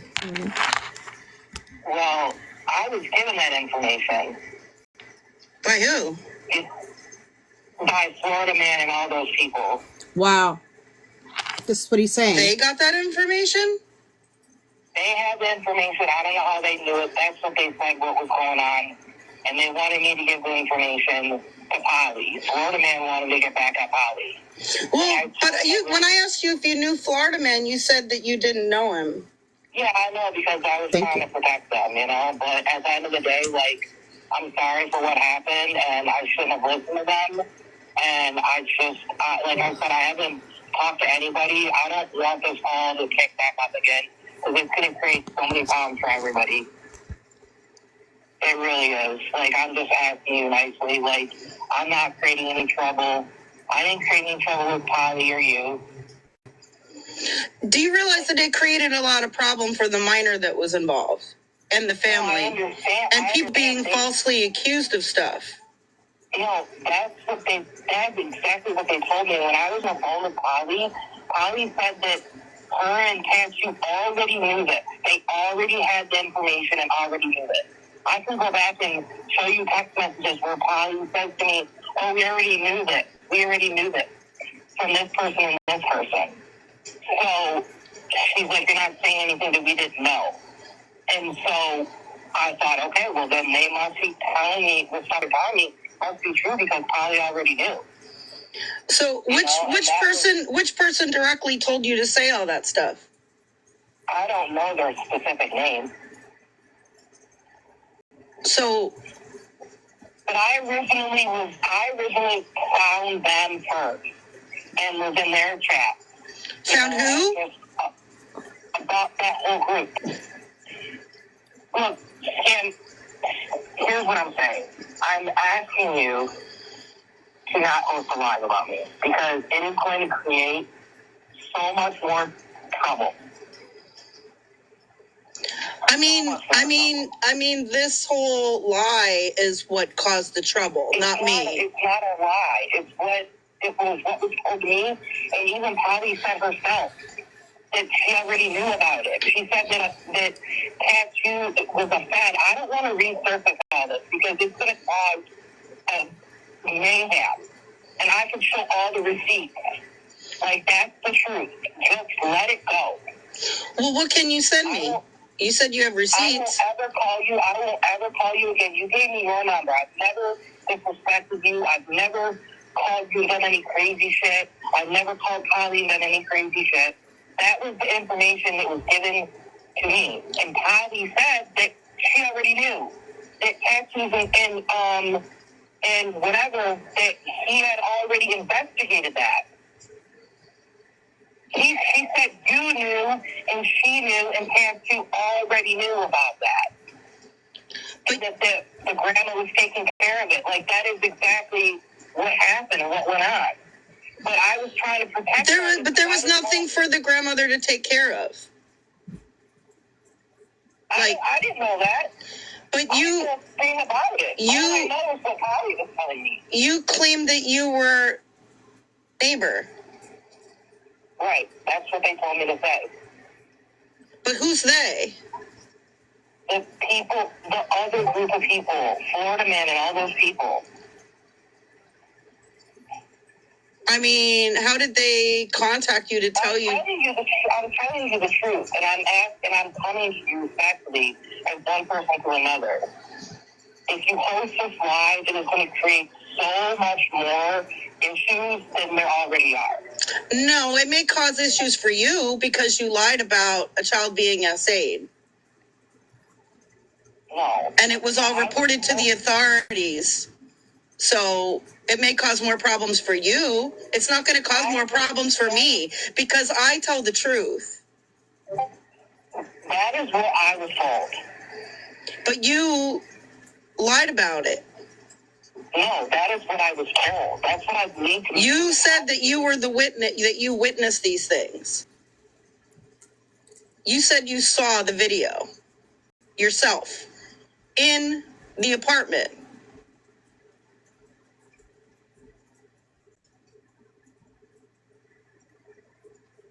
Look, Crickets. And that wasn't true. I guess you can do what you want to do, but I came to you respectfully. You're not coming to me respectfully because you're still lying. I'm not lying to you. You are lying to me. I don't have, if you said that you have proof that someone told you to say all of this, then send it to me. Okay, Kim. Well, do what you want to do, but you have to understand that's some huge accusation that you're going to say. No, what you did was a huge accusation to say. And I have all of the proof. Okay, what proof? And I have our whole entire last conversation recorded. I have a recording from Polly recorded. I have written down everything that was told during the phone calls, and I'm recording this phone call. Okay.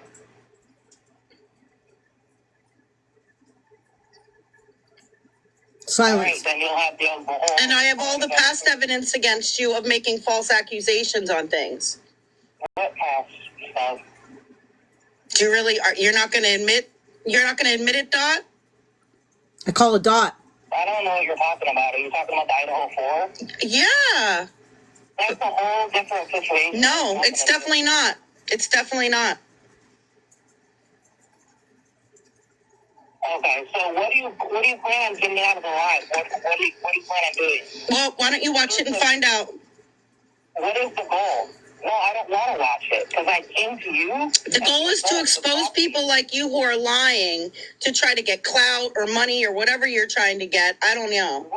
When did I get any money? And I don't even have. I don't know. You tell me. How would I get clout when I don't even have a page?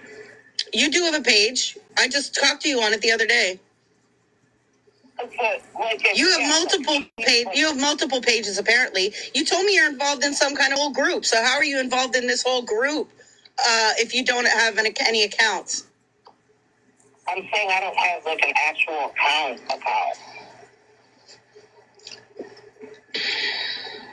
Yeah, you have a bunch of troll accounts.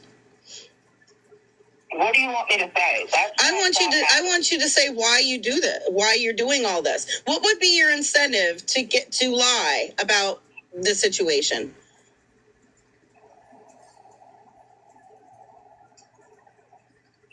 I mean, if you're saying that a group of people came and told you that to just say all these things, why would you just? You're gonna host a live about me. What's the point of me telling you? Okay, you don't have to tell me. I'll just reveal what I have. And you going on and playing recordings of me, that's illegal. No, it's not. You're in a one-party consent state. Okay.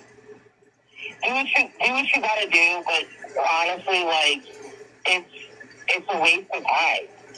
It's just gonna, what are you gonna solve by doing it? It's gonna create more problems. No. Like I said, It's going to warn people. It's going to warn people about people like you. You and people like you. What about all the stuff with Florida Man and everything that he did? Oh, now you're going to try to put it on him? No, I'm not putting it on him. I'm saying that group of people is where I got the information from. Well, then prove it. That I believe it was true. Why would I just randomly message somebody and say that? That's a really good question. Why did you ever do that? Text me the proof or email it to me. You told me before that you didn't even know who he was, and now all of a sudden he's feeding you information and you're just going along with it and pretending to be some kind of informant? Ooh, when did I say that? You did. I didn't say I was an informant. Yeah, you did.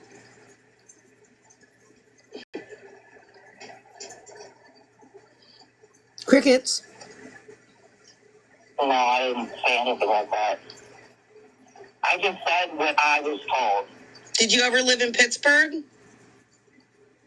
Me, personally, no. Yeah. Do you know? So that I did lie about. Yes. No, I don't believe that. Okay. Did you ever watch? So that Did you ever see videos of child court? No, absolutely not. Okay. Well, those are all things that you claimed. Why would someone lie about seeing child essay? That's pretty despicable. That is what was told to me. And what was going on. Okay, prove it.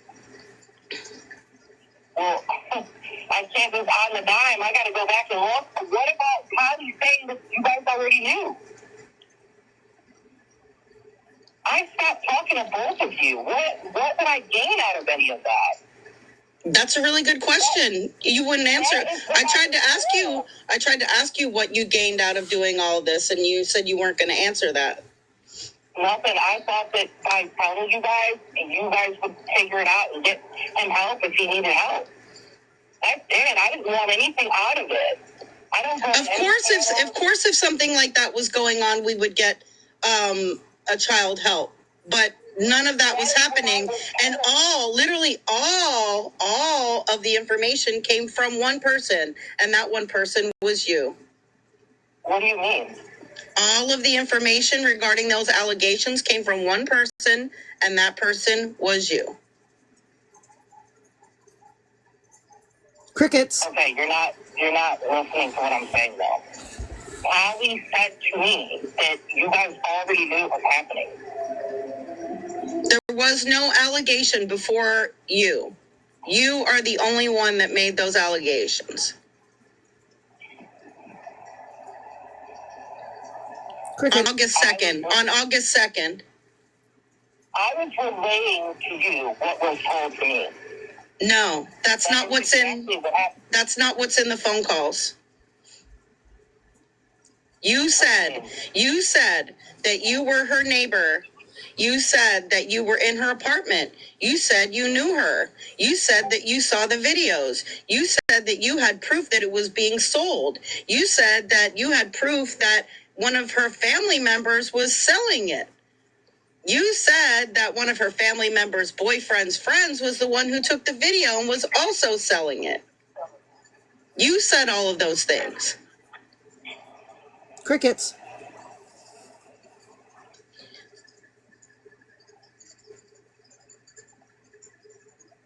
No one else. Like I'm saying to you, that is what they told me. No, that is what you said. You said that you were there and witnessed all of those things. In person, yourself. Sam, okay, Sam, I'm not going to argue with you. Good. I'm not. You can't. There's nothing to argue about. I mean, because I tried to do something to help a child. You think that lying about a child being SA'd is helping a child? How did I lie? Everything you said. Everything you said was a lie. Everything that I just told you. Everything that you claimed was a lie. So when somebody told you that a child was being SA'd and you told somebody else that you wouldn't go and tell somebody else? No, I would. First of all, I would report it. Second of all, I wouldn't pretend to be a witness to it, and that I was there, and that I know the child, and I know the parent, and I know all of these people, and that I've seen it. I wouldn't. No, I wouldn't do that. No, I wouldn't make false claims. No, I would not. Crickets. I would tell the truth, and I would report it. I did report it. Well, I hope that they're in communication. I hope that law enforcement is in communication with you. Why would they be in communication with me? Because you claim to be a witness to it all. And you claim to know who is doing it all. I hope they are in communication with you. Because I've been in communication with them. And I'm waiting on them to call me back so that I can give them all of your information because you're the one that reported it. Falsely. There's nothing illegal about sharing information that somebody gets. There's something illegal about lying about it. There's something illegal about lying about something like that and causing a whole investigation on it. How is it a lie when somebody told me that? You lied and said you were there and witnessed everything. Cricket. You said you lived there. You said you were her neighbor. You said you lived in Pittsburgh. Get the help that he needed. The child was already removed. He was never. None of the things you claimed ever happened. Okay. Well, then whoever told me, that person was an actor. No, you're the one that claimed it. You're the only person that said it. You are the source of all of the misinformation. Okay, well, you can think whatever you want to think and do whatever you want to do. Yep, you're right. Because I know the truth, and I'm not going to resurface all of this stuff and go through. I know the truth too, and the police will as well. There's nothing for the police to know. Yes, there is. Somebody tells me that a child's being harmed. That's what happened to me. You said the child was being harmed. So guess what I did? I reported it. And I cooperated with the authorities within a whole investigation. Okay. And it was all based on your lies. It was all based on your lies. So if it didn't end up being true, then you were still safe in doing what you did. So I don't. Yeah, but you're not because you lied. What do you mean? We already went through this. You know what you lied about. I'm saying to you what? Does it matter what the outcome was? What does it matter what the outcome was? It didn't happen. Yeah. You lied. So if I would have heard that and not said anything and it did happen, then what? If you hear something like that, you report it and you allow people to investigate it. You don't pretend to be a witness. You don't pretend to be a neighbor. You don't pretend that you have seen the video. You don't pretend that you know who is selling the video. You don't pretend that you know who's distributing it. You don't pretend that you know all of these details that you claim to know. Okay, you're right. That's when I should have just went to CPS and been done with it. Correct. That's what I should have done. And there's nothing that I can do about it now. Like, I went to CPS. I told CPS what was going on. I told them what was told to me. I gave them screening of who the people were. And if that was true, they would have gotten in contact with him. because they got in contact with me immediately. I mean, I don't know if you contacted them. I don't know if you contacted them or not, but you know, the police. Let me tell you that the police are involved. The police are involved, and I've spoken with them at least 4 or 5 times. And if they haven't been in contact with you, they certainly will be. I didn't do anything wrong. Yes, you did.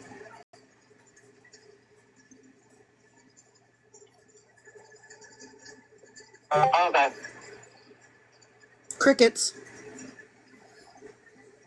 Well, I'll delete your number here, and there's nothing. I mean, I don't really have anything else to say other than that his best interest was at hand in it. No, it was not. You put him through a whole investigation and forensic interview for something that never happened. How did I put him through that?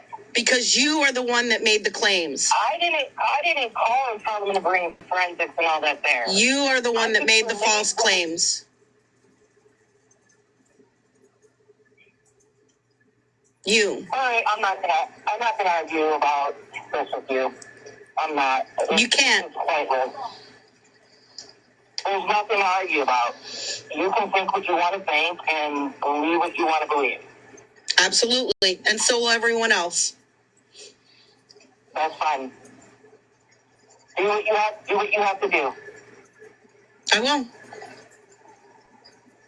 Awesome. Crickets.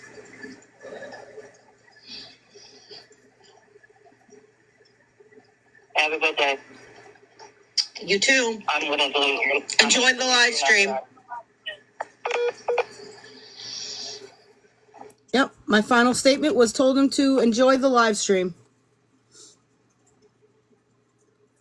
Apparently he has been. Yep, apparently, well, no, apparently he has not been enjoying it. Yeah, true.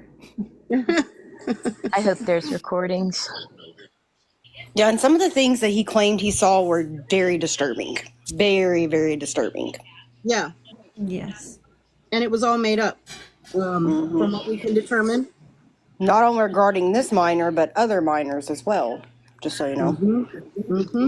Yeah. Yes, that was Scam saying crickets. Yeah, I'm sorry. I'm just trying to think if there was anything else relevant that I wanted to show you, but I think that's, let me see.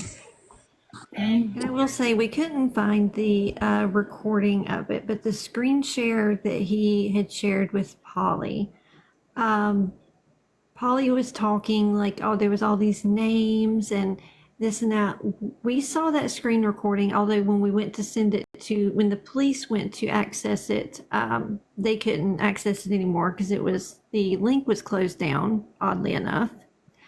But there was none of those screen names. It was just normal. We saw nothing that was described that you heard earlier. We just didn't see any of that. It was just like a normal, I mean, I don't know what Telegram, that website normally looks like, but the usernames were just run-of-the-mill usernames. So I will say that.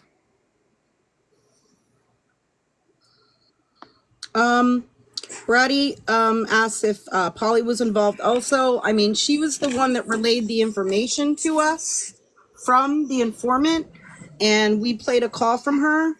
I don't have 100% proof of that, but I mean, if you heard that, I mean, you decide.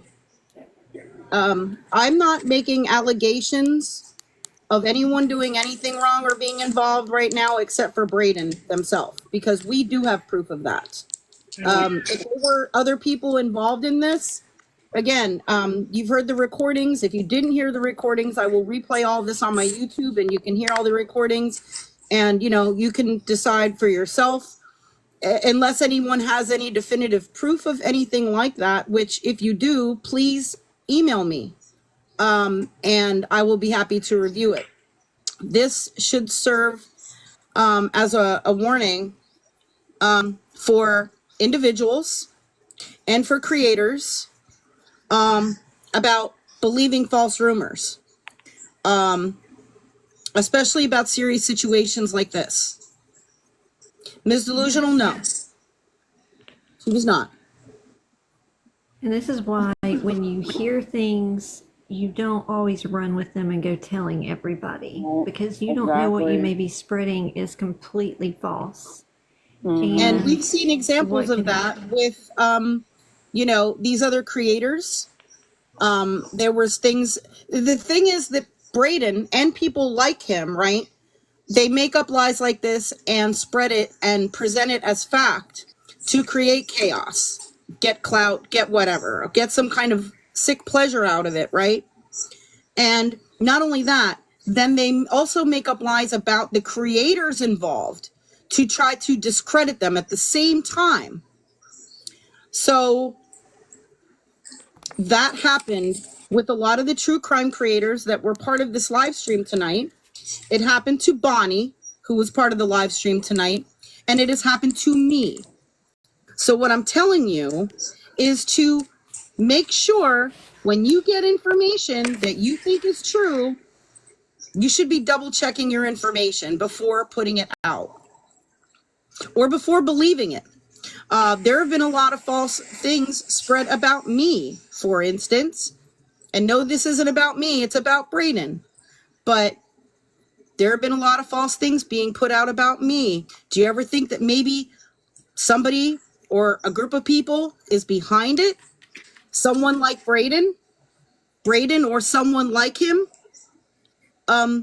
is behind doing this on purpose? Because that is what's happening. And it's not just happening to me, it is happening to other creators on this app. And this is why I had other creators from other communities here on TikTok showing that this is happening all over TikTok in a variety of communities by certain groups of evil people who have whatever selfish reasons in mind. And there are a lot of innocent people that are getting hurt in real life or could potentially be hurt in real life by these individuals who are doing these things.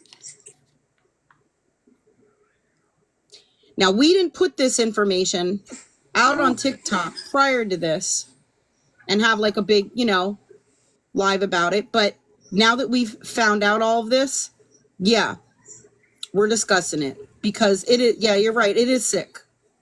It's really sick and disgusting what these people have done.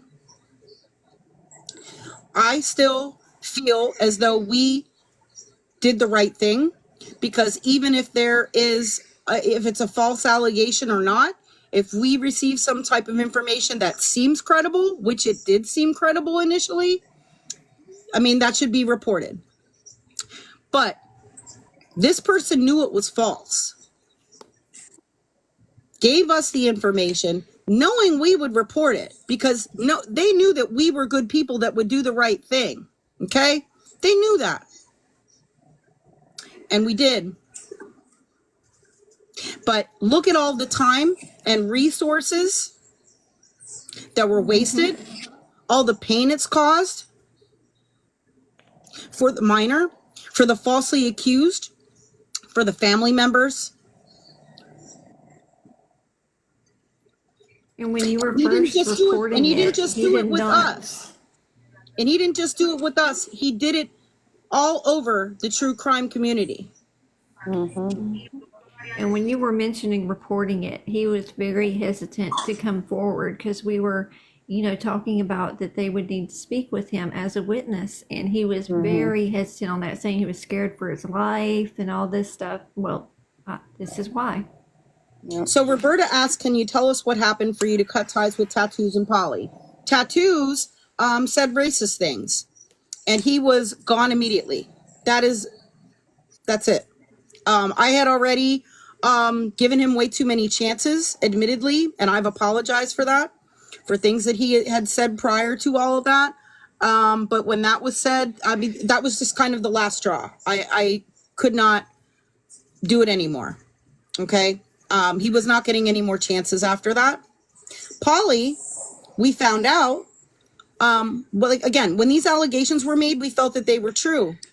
We found out that she was telling people about these allegations and other confidential things to people that were not involved with it whatsoever and that should not have even had that information.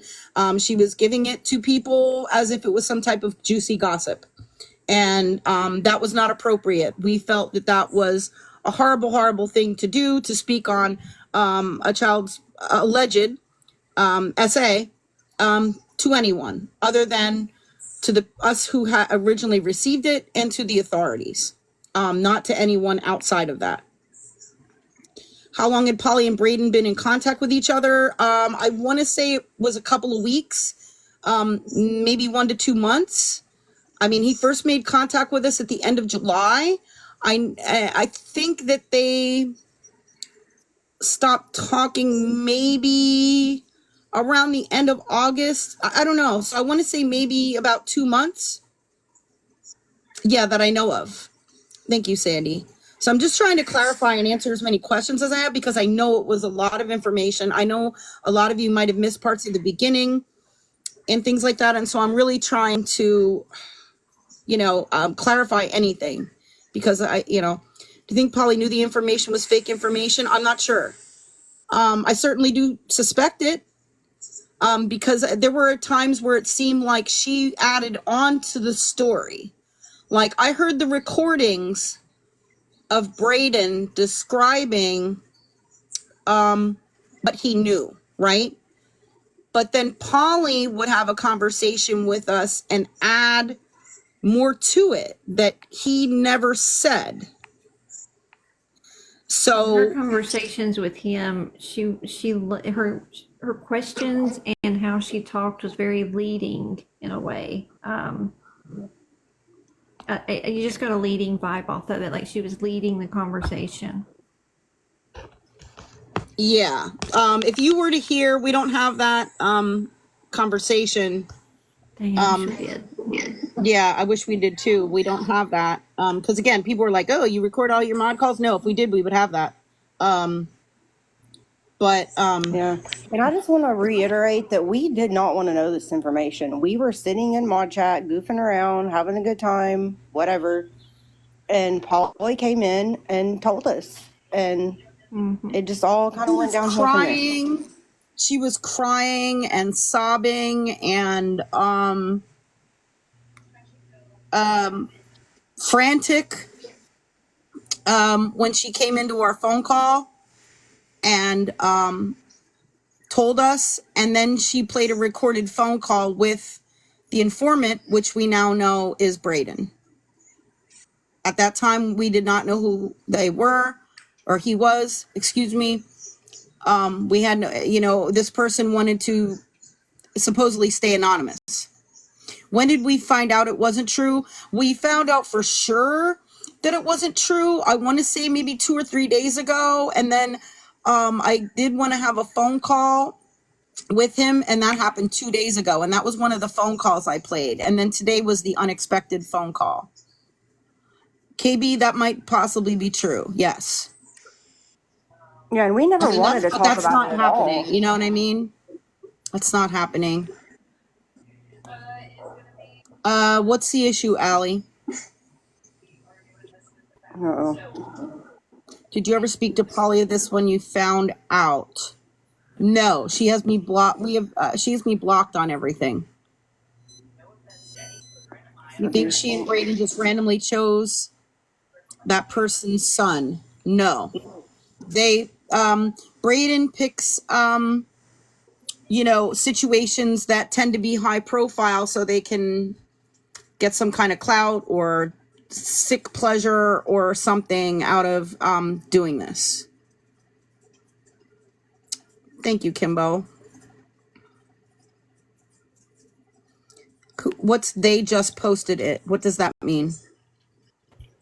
Yeah, we kind of knew something was a little strange. The next day after Polly told us, people started going into certain lives and chat rooms and all over like TikTok and just making like crazy usernames, and we're like, something's not right. Yeah, I mean, this Braden person, I don't know if you remember or if you saw it. Bonnie they had over 200 fake accounts, I think it was, made with her name, her picture, her family's name, her family pictures, saying all kinds of horrible things, threatening to unalive her and other things, threatening, wishing her to get cancer, all kinds of things. Okay. And now think about it. That kind of stuff has happened here in these live streams. They have happened in Lisa's live streams. They've happened in some other creators' live streams. Who is behind all of that? Because all that stuff, same stuff was happening with Bonnie. Who isn't even in this community? MCJ, we are not giving out the name. It is a scammer that we had covered.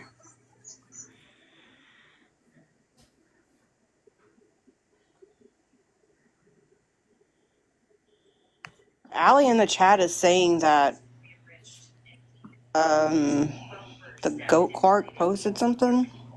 Yeah. Oh, you mean? Too. Oh, you mean Braden? Mm-hmm. Mm-hmm. Yeah, I can't find the account. Yeah, I don't know. Somebody told me the account. Clark 22, the Goat 22. Okay. Did he I think post it's the Goat Clark 22. That's Braden. Wait, what? A child from your page. Whose page? Scam busters. We're not giving no names about that. Texas Tiff, who are you talking about?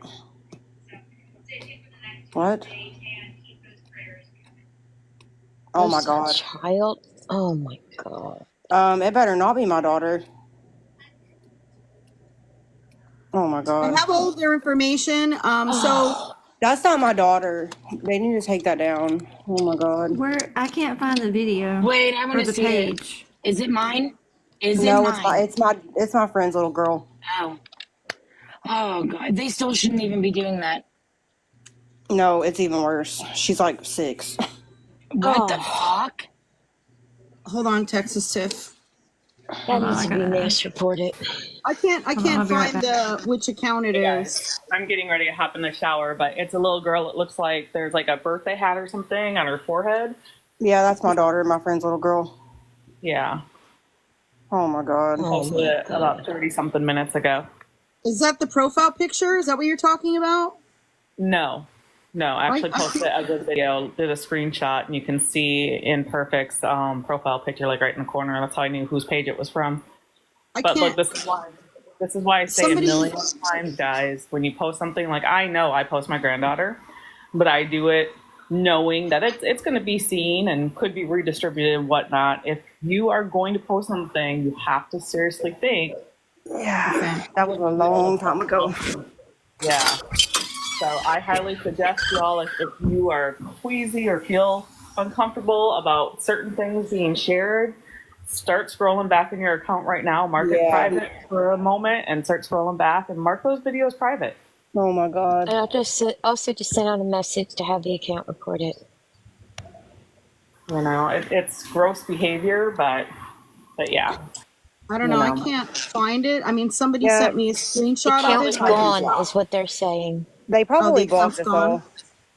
That's what I was Discord able just to said. see it. Like if you type in the screen name that was given before, it does pop up with the goat that was in here, acting all. Hey, Scam, I'll be right back, okay? I'll be right back. Yeah. But yeah. You probably can't find it because they probably blocked random people that have been commenting. I checked off of a backup though. Which I'm really disgusted with TikTok for a moment. Like, let's have a conversation here, because if you go to Instagram, right, and somebody tries to buy you randomly, like fake followers, Instagram will automatically alert you to this, and they will put those followers as pending to investigate, or let you just opt not to have them. Also, when you block someone on Instagram, Instagram will ask you if you want to go ahead and just block that account or every account that that person makes. I really think TikTok needs to, learn something from that and do better. Yeah. Breezy, can you read off the account again? They said I can't find it. I even looked I on can't like find a it separate either. account. Yeah. Clark 22, Right. the Goat 22. Yeah. I can't. I think it's either they When I searched deactivated it or it Things Are got shut down. But I just put in chat, Things Are Stranger 52. When I search that, the goat comes up. Let me check. Things Are Stranger 52. No one on Discord can find it either, so they probably pulled it. Like See, a these are the standard. type of things that they do. Well, it No. takes you back to the what was it? Yep. The what Things was are their name? strange. Spread Things are love. strange. Type thing. 251. I'm reporting. I wouldn't give it a whole lot of attention, like just us in here, and then don't say Yeah. anything further, because the more Yeah. views it gets, the more TikTok's effed up algorithm and AI thinks that this is a good thing because it's attracting a lot of traffic. So I really think that to keep TikTok, they should require that they do the same thing Facebook and Insta does. I mean, that's the only way to protect us from, because if somebody is harassing somebody, you do have the right to block them. But you don't know all their other accounts they're going to make. Mm-hmm. And these other platforms are already learning that. So they're already saying, hey, do you just want to block this one or every single one that they have and create? Now, I want to block that person. I don't care if they come on and don't know your mama or whatever. I want the person blocked. You're right. So, all right, I'm gonna have to. I'm still listening though. So, thank you. I appreciate that, Texas Safe. I can't find that one either. Excuse me. I got it. So I mean, I'm just like warning people that there are evil people behind a lot of the chaos and the hate that has been going around on this app, and it is caused by Braden and people like him. They just posted another one. So they tagged Imperfect. Yeah, they're Can trying to everyone go harass her now, report and that she didn't even next do one, anything. please? Yep. Name again? I can't find it. Type in Things Are Clark Strange. 20. Type in Things Are Strange 251. It'll come up. That's how it came up for me. So yeah, they're purposely posting stuff like this. What is this? What the hell? Things Are Strange 251. What?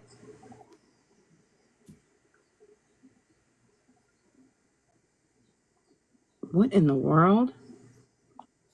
Yeah, this is whatever they're doing is really disgusting. So I still can't find it.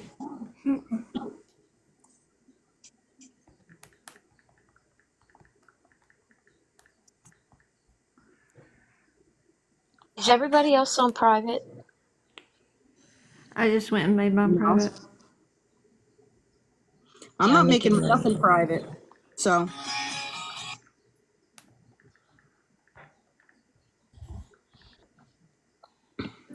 so somebody did send me a clip of I guess what was happening earlier in their live. Do we want to take a look at that? Interested? Yeah, people were asking also. I am. Okay. If you go to your settings, there's a privacy, you hit that, and then click on private account.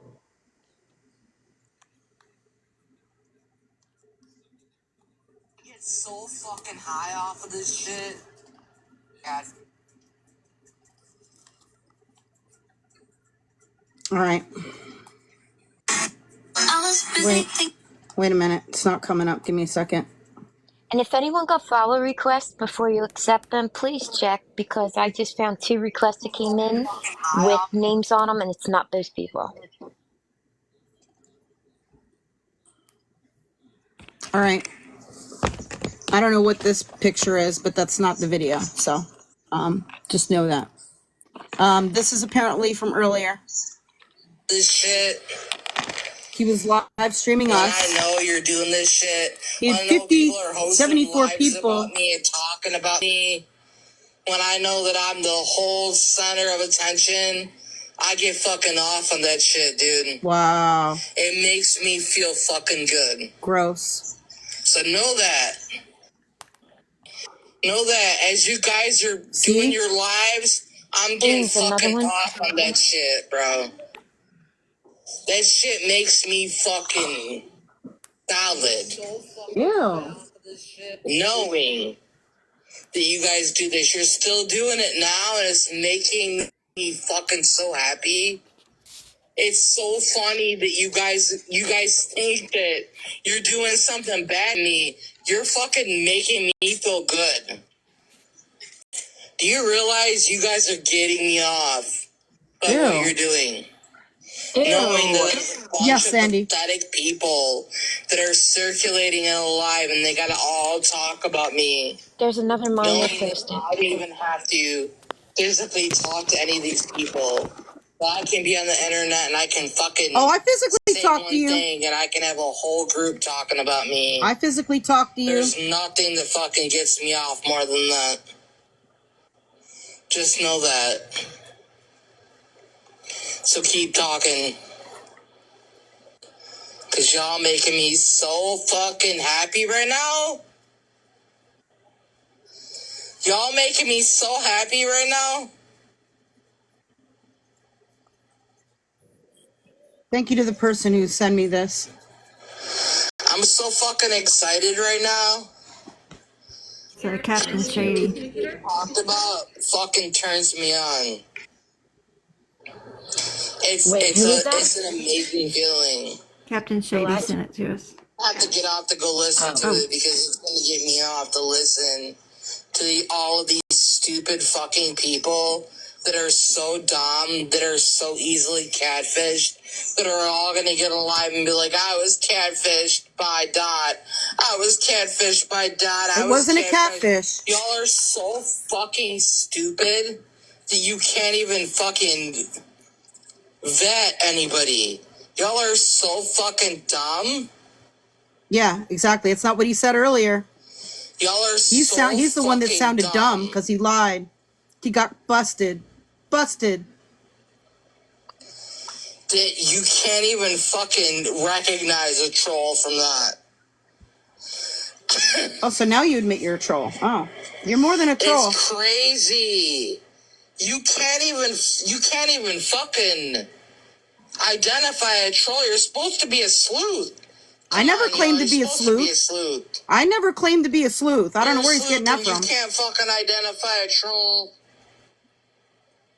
That's pathetic. You should at least be able to identify a troll, right? God damn. Yeah, he's just upset because he's busted. Busted.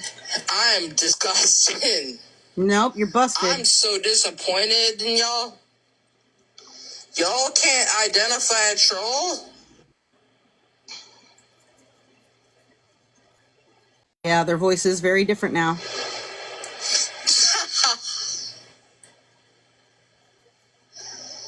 You can go on your little platform and make your little fucking lives like, oh, I'm gonna expose Dot.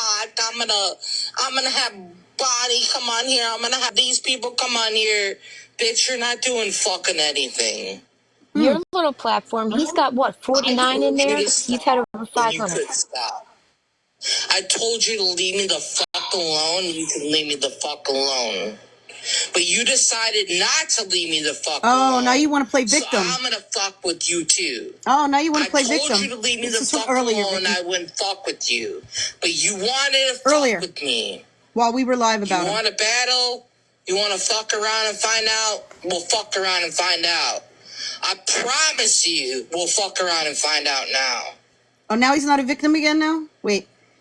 I'm confused. And everybody that knows me knows we'll fuck around and find out. Peace out.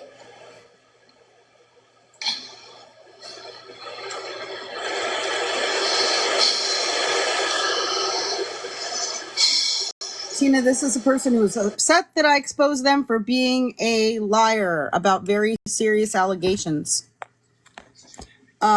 So again, if anybody has had interactions with this person that are criminal in nature, and you want to report it, I can let you know the appropriate authorities to report it to, including his own local police department.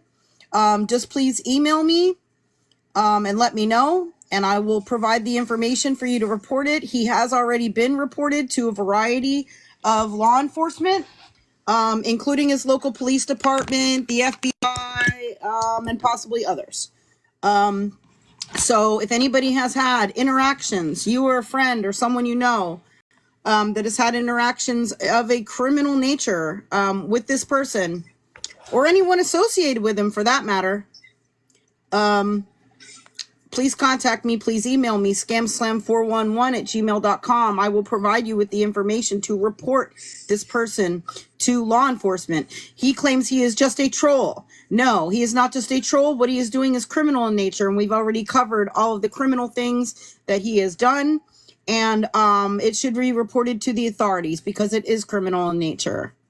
How did this person come into play with me and Polly? I already went through all of that. He contacted Polly and made a false allegation of child essay and distribution of child corn against people, and it was all a lie. I believe the account he's using, it comes up when you type in Things Are Strange 251.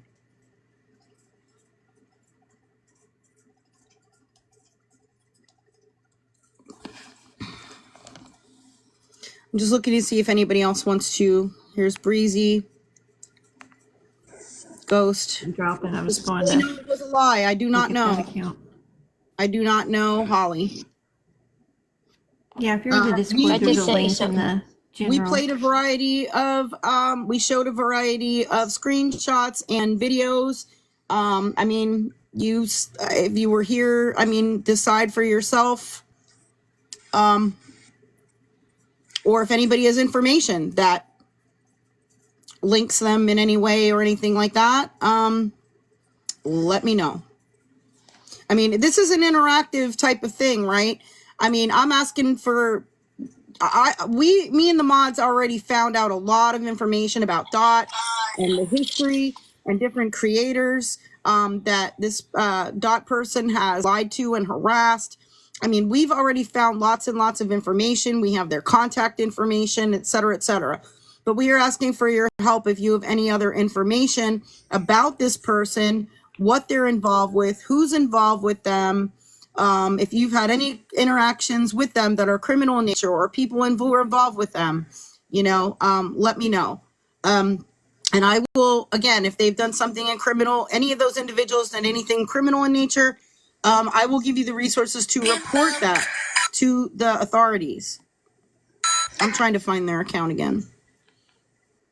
It's hard to find. I had to click on a link in the Discord for it to pull up. That's why I kept dropping. Go to Things Are Strange 52. It goes straight to it. It say Clark 22 the goat. That's how I found it. Yeah, he's done it posted comes up 3 for me. videos now. Yeah, he's posting people's children. Yeah, I have it. He's posting people's children. And this is the kind of things that he does. This is the kind of thing that he does. Yeah, all the videos that he's posting are my daughter, so he can fuck right off. His following list has a couple of people we know in there. Yeah, they may Yeah, not I wouldn't, know. I They wouldn't may want to recommend. know. I wouldn't No, recommend. offer your I wouldn't recommend following this person. No, Would and not I've got recommend 3 following right this now that person. were in this live tonight. You may want to message them because they may not know. Sometimes people just follow. Oh, the one does. You know. Yeah, sure, you might but not. the other You one might not needs be to. aware because this person used to come into my live streams, and you may have followed them because they said that they had information or something like that, and you may have been interested and followed them. So I would recommend to not follow them, but definitely report them posting people's children and their account. This is the kind I of things wouldn't that follow we do. them just to keep up with them either. Like out No. of curiosity or anything like that. No, no. The account, if you look it up, Things Are Strange 251, and then it comes up Clark 22, the Goat 22. Apparently, they are a big fan of, I believe the name is Caitlin Clark, who is a basketball player, probably because they were a failed basketball player in college. They went to several different colleges, and I don't think they did too well.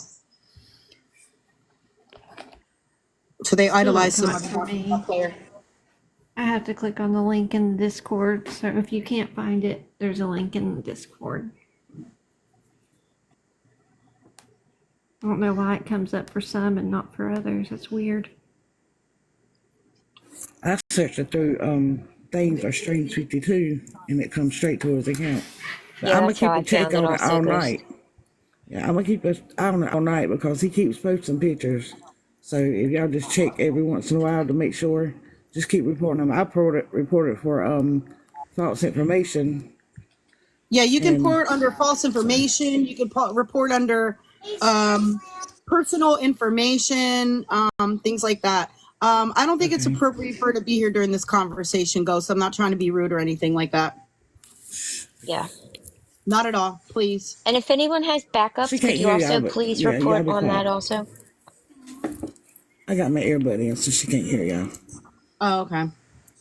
Yeah. No, I never don't let her hear none of the lives. No, you don't know who could be screen recording this. Oh, I and know. using the audio. Okay? Mm-hmm. And please, if y'all, just follow him if y'all are following him or whatever. Yeah. Yeah, and you could port for maybe something under minor safety. I mean, there are a variety of things that you could report for. There's a sharing personal information. That would Yes, be... I reported sharing personal information on mine. Wow. Yeah, Ames, that's what I did.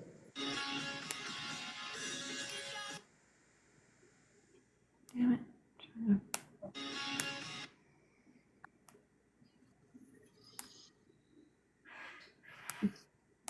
Yeah, be careful. Too many, you're right. Too many reports can get spammed.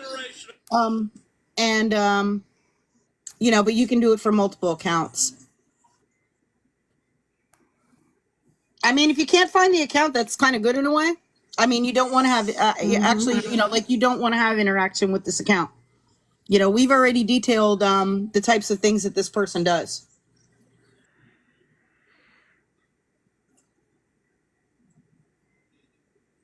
Yeah, you have to search Things Are Strange 251 and it'll pull up and click on the Clark one underneath. It was that. weird. It didn't pull up under one account, but I switched accounts to my other backup, my daughter's account, honestly, and it pulled up there. The picture that just went up now is of Riley.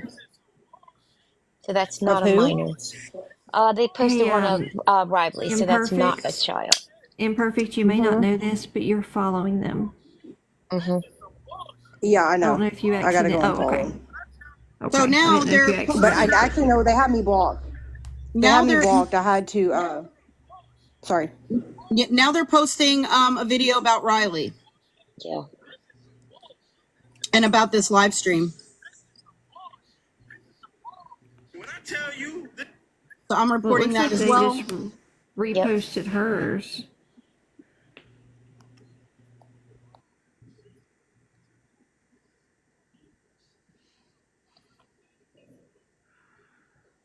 Yeah, they do need help. And like one of the creators said, I believe Riley said it, they tend to, once they're called out, they threaten to unalive themselves and say that they're being bullied, which we're not.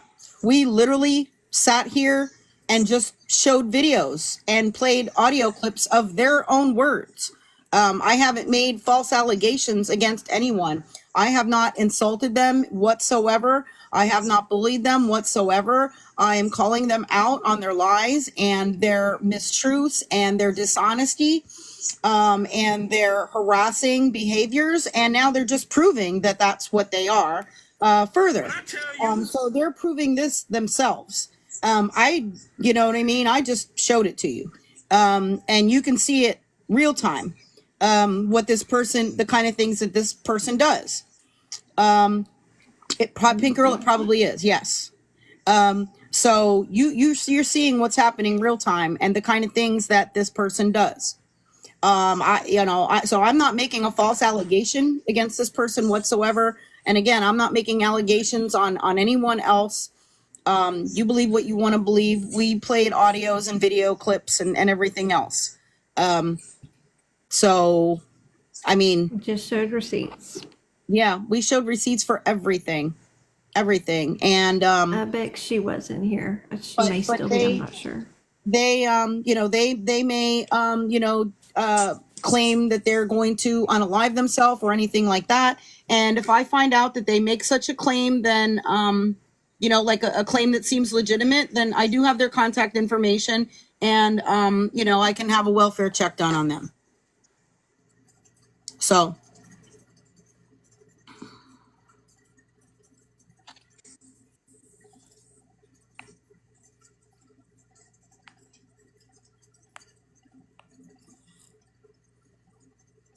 because Scam, do you even see though that he does it, in even though the he chat? does it as a form of manipulation, if he makes some type of allegation like that, then we will take it seriously, and I will make sure a wellness check is called if he makes any kind of allegation, or like what is not an allegation, but any kind of threat of unaliving. Scam, do you see that in the chat before I take it out? Yeah, okay, I'm taking it out. Okay, good. Hi, Fight for Life.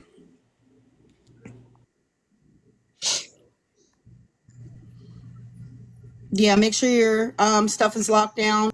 This is the kind of things that this person does, and I knew that there would be, unfortunately, like a risk of exposing this person, but they're absolutely disgusting, and they're continuing to prove it. So good job, Brayden. Good job, Brayden, aka Dot. FKN, I'm not sure. I saw a comment a few minutes ago, so maybe. Who has that much time on their hands and just none of the life, like no life, to where you just sit online and do this to people all day long and make up shit like this? We expected it. I mean, I should have looked back better, but... Well, no, I'm talking about just like in general, like making up shit and going after all these other people. It's like... God. It's it's someone who I legitimately, and I'm not saying this in a joking way, like how most people do. It's someone who I believe legitimately lives in their mother's basement. Like I'm not kidding. I really believe that to be true. Like, I'm not saying that as a joke. Like, I believe that is actually true. Yeah. Oh, they're already on. He's already on Reddit. Yeah, he already told me that he's very active on the Austin to Margot Reddit. I don't know what his username is on there, but probably if I looked enough into the Austin to Margot Reddit, I could figure out what his username is. Because if you know the kind of way he talks and the kind of allegations he makes, I think if I did a review, which I haven't had time to, but I think if I did a quick review on the Austin to Margot subreddit, I probably could find him. They're saying Brad is live now too. Okay. Yeah. There's a lot of creators that went through a lot of horrible shit because of this guy. And because of others that are possibly associated with him, or maybe not associated with him, but they're all in the same boat, if you know what I mean. There's a bunch of them that are all in the same boat. Wreaking havoc all over TikTok, trying to create chaos and spreading rumors to make people hate each other. And fueling the fire to get people against each other. For no reason. Other than they sit back and laugh and think it's hilarious. And apparently Brayden claims he gets off on it. Scam, I sent you a couple more screenshots if you wanted to show those that we missed. One is a Reddit post that kind of had some similarities to what he did in our community, and then the other is a picture that I don't think we shared. We may have, but I'm not sure. I don't know, JoJo. It's possible. Yeah, but that other picture is not him, so I don't want to show that. Gotcha. No, the other one is not him. I mean, he can. What's he think he's going to do by posting pictures? It's not directly hurting me, so. Did he lie about Florida Man? I mean, probably. I don't really believe that story. I don't believe a word he says, honestly. You know, Yeah, do I I know don't where he's believe from? it. Yes, he's from Michigan. And during the Idaho 4 case, he claimed to be at a party in Idaho that same night, and he was not in Idaho. He also claimed to us that he lived in Pittsburgh. He's never lived in Pittsburgh, and I don't think has ever been to Pittsburgh. Okay. Fight for Life. It is, if you look up Things Are Strange 251, a username comes up that has the name Clark in it, like Clark22. That's the person. Yeah. You know, I don't think that. To be in Georgia for a while too. Yeah, I don't Here's a Reddit post that Breezy found that is related to Braden as well, that I think we did have, but we didn't review it, and I'm sorry if I missed that. Somebody posted here, well, I was definitely the first victim he targeted. They're talking about Braden. I was definitely the first one that he got money out of with a sob story.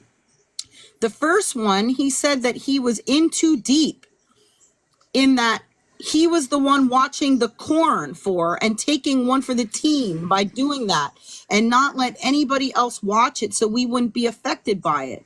I was the one who got the email that he wanted me to watch a corn, saying that this is why he fought so hard for this, because I wouldn't understand unless I watch it.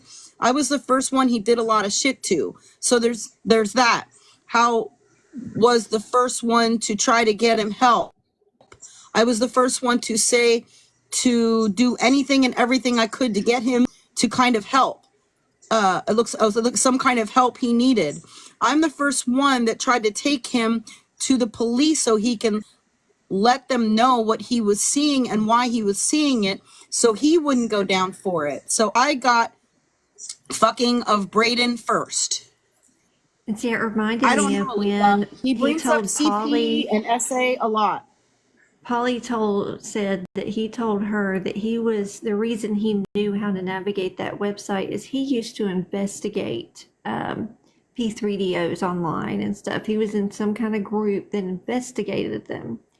And so that's what that sounds like. He was, referring to maybe a CP and saying, I watched it and it's awful. And, that's what that sounds like. 'Cause I remember Polly saying that he told her he was in some sort of group that, and it may have been in that one phone call we couldn't find anymore, that he was a group that investigated and took down a bunch of supposed, Yeah, he was claiming, and he follows like a lot of true crime creators. He follows some type of P3DO poachers or something like that. What's it called? Predator poachers and things like that. And he acted like he was like involved in like taking down some type of predators. Like, what are the chances, you know what I'm saying, that that person would end up being a neighbor to the person we were discussing and all of that? Yeah. But like I said, in the beginning, it did seem like the information was legitimate. But then, like I said, questions did come up because more and more and more kept getting added to the story without any proof. And so eventually we really started to doubt things. Yeah, And it seems like that's what happened with the true crime people as well, the true crime creators. At first they did kind of, believe that this person was an informant or some type of source or witness or whatever, because they were watching what was going on with these cases, and they would put out some information that was legitimate, but then, add their own stuff to it. And and that's what made it seem legitimate, because there was they would mix some truth in with their lies, but there was no truth to this allegation at all. Yeah, we didn't talk about the time he claimed to be missing. We forgot about that. Oh yeah. Yeah, there was one time he claimed to be missing. And I think it was because, this is just my thought, I think it was because he knew at that point, or maybe someone shared with him, or maybe he was contacted by the police. I'm wondering if maybe he was contacted by the police, or someone let him know that the police were getting involved, and then he pretended to be missing.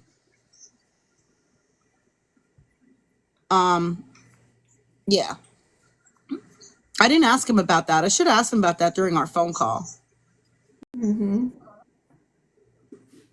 Polly said he said that anyway. We're not sure. Yeah, We're that's not true. sure. Well, yeah, Polly She claimed said that he said somebody he was else had missing. his So who phone, knows? and yeah. Well, I mean, he obviously could be. Because he obviously wasn't missing. I mean, Polly told us one night on the phone that she was trying to get in contact with him, and now all of a sudden, someone else was like answering his messages or his phone calls or something, and that they told her that he left his phone and his wallet and all his stuff in the apartment, and like nobody could find him. Know what date that was. The night that we got the initial allegation, he was live with us on July 29th. There's when he was in our live stream. But then we didn't get these actual allegations until August 2nd. So a couple of days later. And then later on, we got more phone calls that were recorded, maybe about a week or two later, where like additional stuff was added to this whole story. Thank you, Georgie. So I'm just trying to clarify anything for anyone, because I know it's a lot. It's crazy. I told you I was going to take you down a deep rabbit hole, and I was going to show you some stuff that when did Polly start talking to him? My estimation would be July 29th, the night that we had that live stream, because that's when he first messaged me, and that's when he first messaged her, and I believe she started talking to him that night. When you were missing, do you know the date possibly? I don't know the date. I would estimate it would maybe be around the middle to end of August. Maybe if I look through the chat, I might be able to find it, but it'd take a long time. Yeah, it was several weeks after the first initial call, I believe. Right, but it was before I went to court. Yeah. So you said 2 months prior to your call to CYS. No.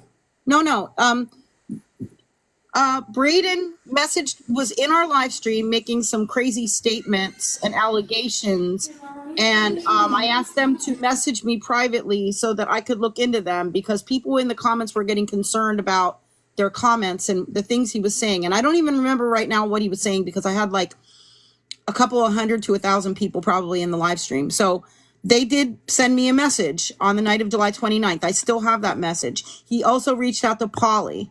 Polly got in contact with him first, though. And so then I didn't really, I just responded and said, hey, I'm glad Polly got back to you. You know, you can like let her know, you know, you can communicate directly with her about whatever information you need to share. So the initial contact was July 29th. And then the false allegation of SA was the evening of, well, it was August 2nd at around 2 a.m. So it was just a couple of days later. Yep. Yeah, because you called CYF at like 2:20ish in the morning. I have it recorded in my notes. Hold on. Right along with everything else. I can tell you. Give me a moment. I've already provided it, but I'll let you know. Yeah, no, the restream will be on YouTube, guys, for all those that missed everything.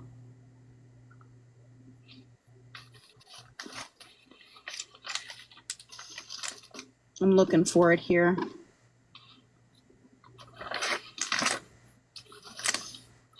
I have lots of stuff in my notebook.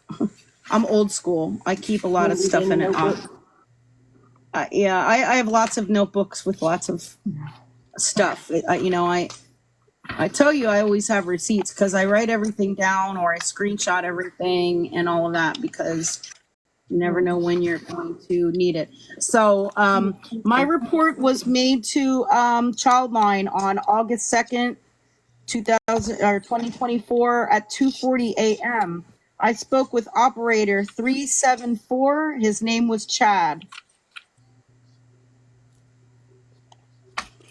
And then the next day, I got a call. That's the thing. If Braden would have reported it like he said, he would have gotten a phone call right away, right? Like, I got a phone call right away the next day from So Many Children and Youth. Shortly thereafter, I got a call from that local police department.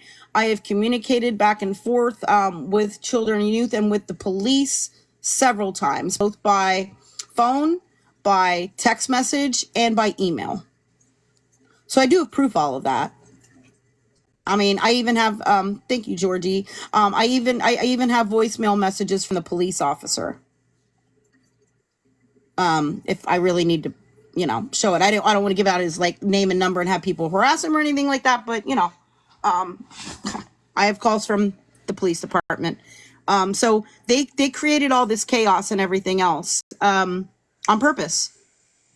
On purpose. I mean, this is really criminal, for sure. Yeah, it is criminal. Absolutely. Absolutely criminal.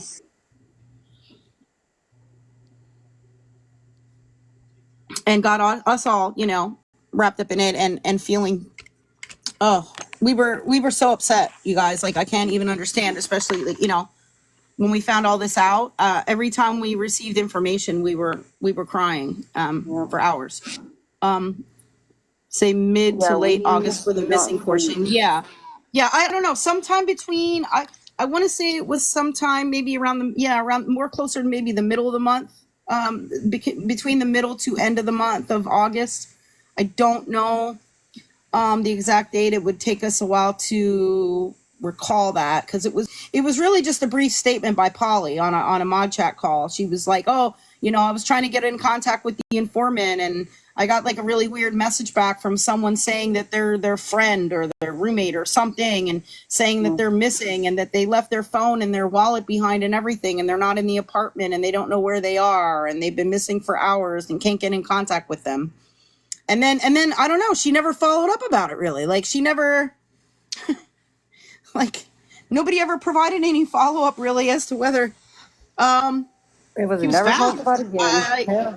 Yeah, it wasn't until just recently when I sent him a message 2-3 days ago when we were investigating all of this and researching into Braden. I sent him a message on TikTok and gave him my number, and then he called me, and that was the first the first Braden call that I played for you, when I was asking about Polly and stuff and their relationship and things like that, how they knew each other and all of that. So yeah, it is really crazy and interesting. Did anybody want to, I don't know, somebody might have to drop, I don't know how many boxes I get or whatever, they report what I did to police. I called them, left a message for the investigator, and he hasn't called me back yet, but I have the investigator's direct number. And so I did call and leave him a message, so that way I can let them know, and give all the information about the person who falsely reported it. Queen, yes, it was a false allegation. Did anybody want to come in the box and provide any insight or ask any questions or anything like that? Yeah, I mean, there might be some missing things, Tess, and that's why I'm putting it out there. If anybody out there has any information that they want to share, any experiences that they may have had with this person, with the situation, anything related to this, if you've experienced any or know of any criminal behaviors by this person or other persons that might be related to this, I can give you resources to file reports and take legal action. I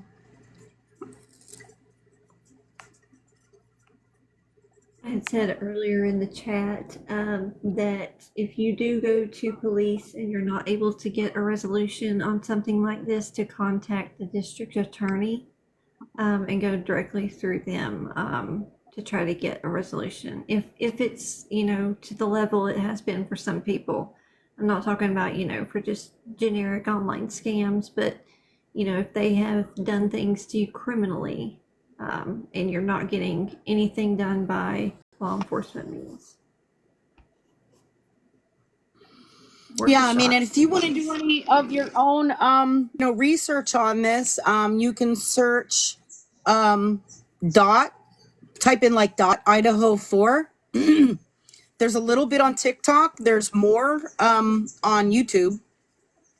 Dot, just type in dot Idaho 4. You'll find out about the false allegations that Dot made. Because they went as Dot, and they go by Braden. Their birth name, I believe, was Emily. I think that's still their legal name as well. Thank you, Tess. I appreciate that. He's in Michigan.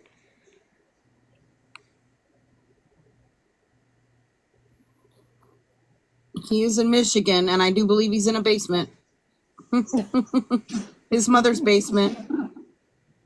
I mean, I really do. Like, Mm-hmm. Oh, yeah. Oh, I had some other videos of him crying. Wait a minute. Hold on. Because this is what he will do. When he gets found out. Hold on. If he posts any videos or goes live, we already kind of saw his live. He was acting cocky on that one. But this is the kind of things that he will do. He will claim to be the victim and stuff. No qualifications for this, is sitting and saying that something's going on. He's talking about Bonnie here. Literally want to follow her like she's Hitler. And this is what he called Bonnie Hitler. And just be like, oh, yes, you're right. Do your research. Yep, I know Bonnie. Yep. That was about Bonnie.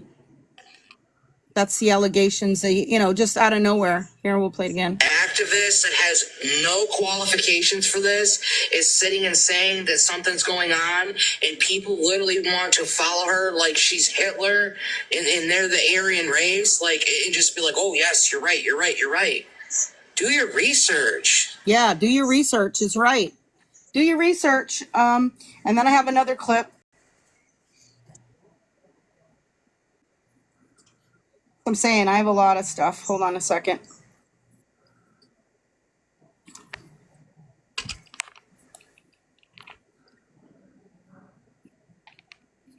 I have been silent when they did what they did. I have been silent, and I said nothing, and I kept my mouth shut and said nothing. And they were being relentless. They continued to have people contact me and call me and do these things, and I'm sick and tired of it. I'm tired of it.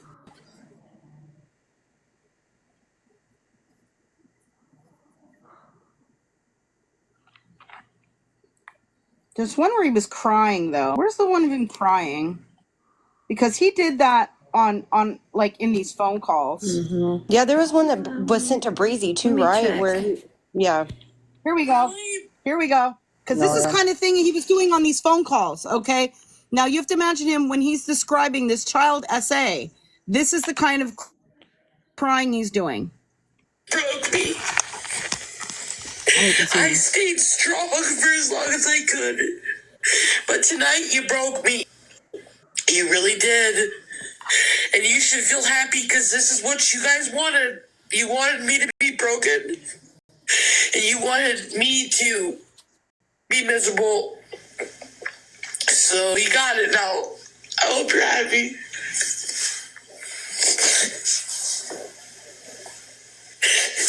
I hope you're fucking happy.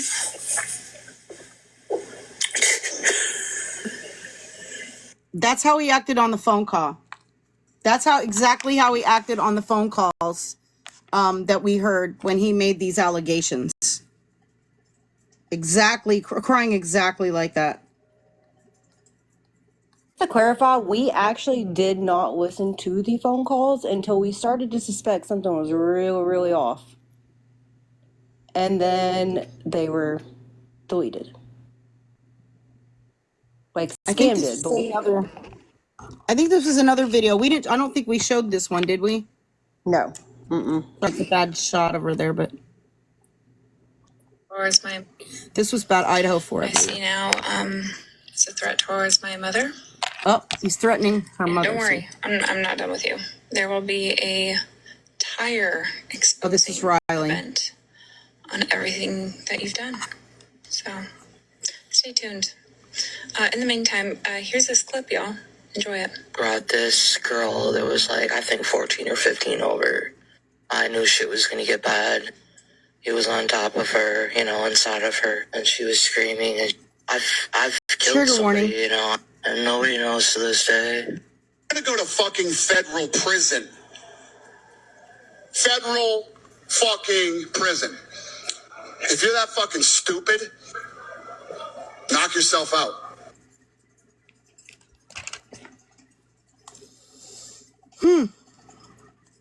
So there's more. Damn, I sent you a couple more. One's a mugshot. I didn't redact it though. I don't know if you want to. I mean, it was shown right there in that video. Oh, okay. Never mind then. I don't know what the charge is. Oh, the charge. I will tell you, Yeah, the it charge says is the charge on there. Domestic violence with a bond of $1,000. It says January 24th, but I don't know the year. It's not on here, so I don't know when that's from. You're gonna find Here's another clip. articles that my dad wrote because he was a journalist. You're gonna find a whole bunch of stuff, but it's not gonna be anything criminal. Not anything demeaning, not anything that speaks to anything other than who I am. So that's what it is. That's what it is. This is respect. Everybody wants to talk about their degrees. I have a degree too. I don't know, Alika. Respect it. Just saying, University of Phoenix gives degrees for about anything. Respect it. I mean, they are Just saying. they are an accredited university. What's scary though about all this is his degree is in psychology. Oh my gosh. And guess what? My degree's in psychology too there, Braden. So, just saying. Maybe you should respect my degree. I graduated with highest honors, so. And clearly he didn't pay attention in class. I don't know how he passed, because He's been to several colleges and in person, mortar and brick colleges. He's been to several, it looks like, but did not get a degree from any of them. And then he got, a degree from University of Phoenix. I don't know. I don't want to say anything bad about anybody that has a degree from university. I mean, they're an accredited university. Yeah, no, But, I went to online college and that crap's hard. yeah, but yeah, they have a degree in psychology. But yet the most recent job that I found for this individual is, and again, no hate to anybody who does this. It's just strange for somebody who has a bachelor's degree in psychology to do this. You would think that they would try to use their degree in some kind of way. You know what I mean? The most recent job that I saw listed for this, for him is at Aldi's, like the grocery store, Aldi. No hate to anybody who works at Aldi. I love Aldi's, 100%. yeah, I love Aldi. No hate against that, but it's kind of strange that somebody who has a bachelor's degree in psychology is, working at Aldi's. But I mean, if that's what they enjoy, I guess. I don't know.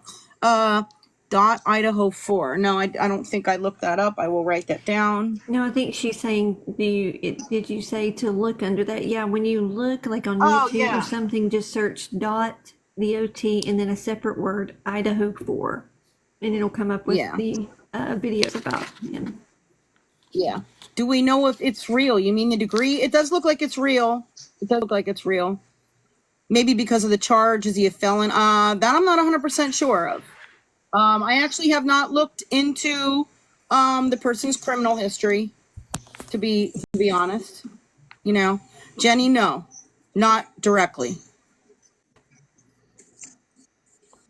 Yeah, you're correct. The majority of people with psychology degrees are not psychologists. No, especially a bachelor's degree in psychology, you would not qualify to be a psychologist, myself included. I worked in human resources and I worked as a childline caseworker with my degree.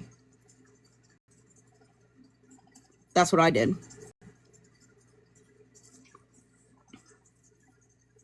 So.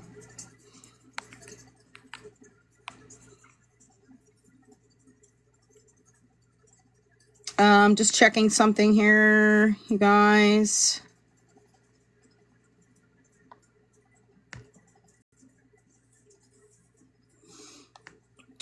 Give me one moment. I'm just checking Discord.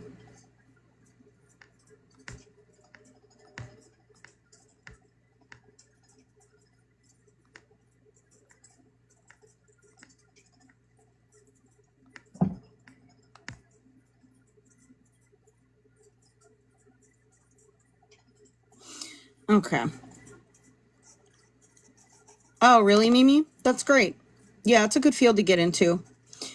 Yeah, I know. Me too, Sandy. But, you know, that's what I'm saying. There's a group of people, you know, on this app their goal is to, you know, destroy platforms. That it really is. Their goal is to destroy platforms, and they don't care if they actually negatively affect people's real lives or anything else. They don't care about what the consequences or the effects of that are at all. You know, they will literally do or say anything. If they get it in their head that they want to do it, it's like a pot of gold, and they can't say no to it, right? They it's like a pot of gold. They have to go for it. Like, they have to do it. They don't have anything that is stopping them from doing it. You know what I mean? Like, they don't have that I don't know, that thing in their brain that makes you, like, you know, question or kind of like stop yourself from doing something like that, you know? Yeah, the compulsion is too much. No self-control. Exactly. Jenny, I do not know. I mean, this is a really bad comparison, but, like, this is the kind of comparison that I give. It's kind of like if you get really, really angry at somebody, right? And, you know, let's say you're driving in your car and you get, like, really angry because somebody keeps cutting you off or slam on their brakes in front of you and, like, driving crazy. And you think, man, I'd really like to, like, bash them with my car, right? Like, I'd really like to tap their bumper or something like that, right? But you would never really do it. Like, most normal people are not going to really do that, okay? There might just be a fleeting thought in your head, like, man, I really like to bump them or something. But, like, you don't do it. Because you have, you know, common sense, and you have, you know, something that, you know, stops you from doing something unreasonable like that, right? Yeah, intrusive thoughts, exactly. But you stop yourself. And oh, thank you, AK. I appreciate that. I appreciate that very much. But, like, there are some people that don't have that ability to stop themselves from doing something like that when it pops up in their head. Okay? There are some people that don't have that self-control, that whatever it is. I don't even maybe know the right name for it, but, you know, they don't have that ability to stop themselves from doing something unreasonable. Right. Impulse control. Yes. Impulse control. They don't have that impulse control to stop themselves from doing something unreasonable at all. So, yeah.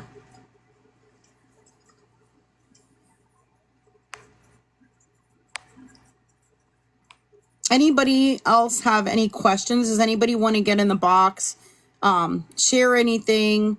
about what we've been discussing. Again, I know it's a lot. Anything that we've been discussing tonight, or have any questions that you would like to ask. I can't guarantee that I'm going to have the answers to every question. Right, Bree, exactly. They don't have that voice in their head that tells them not to do something bad. Yes, it will be on my YouTube. It will be on my YouTube.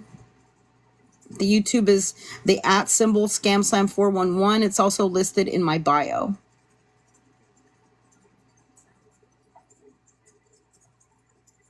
How did this person get on their radar? They contacted myself and Polly, who was the co-host of the platform at the time. Thank you, B.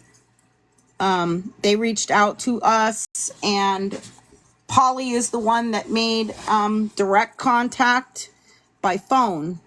And that is how the information was then passed on from Polly to the mod team. Right. Thank you, Ames. That's right.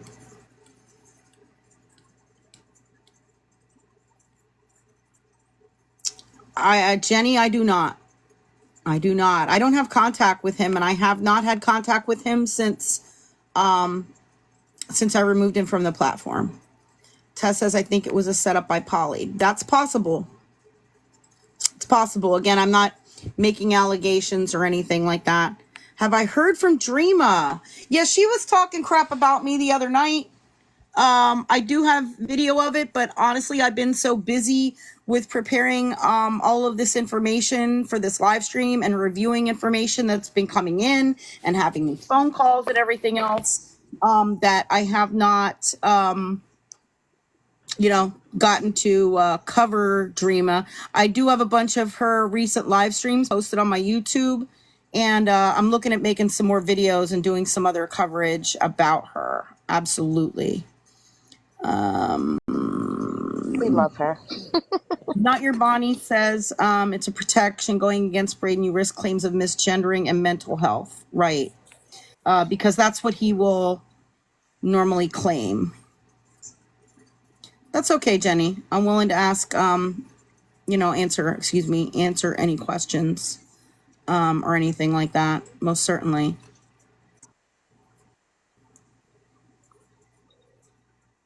Yeah, Dream is big mad at me. She was calling me all kinds of names the other night. Yeah, Oh, yeah, one your name person triggers her. apparently somebody went into her live stream and said that I was live streaming Dreama, that I was live streaming her, and I wasn't. Like, I literally was not live streaming her. I was busy with other things, and she apparently really went off on me. And yeah, she got really mad and was calling me all kinds of names and stuff like that. So yeah, and I wasn't even live streaming her. I wasn't even actively really watching. So it was really strange. Thanks on Jessica. Who's Jessica? Yeah, can't stand the tattle toes, but there was nothing to tattle on. That's the thing. I wasn't even live streaming her, so it was really strange. I think he was the one who called T-Talk. I don't think so. I don't think that was the same person. And that's the thing. When we were researching this, as soon as we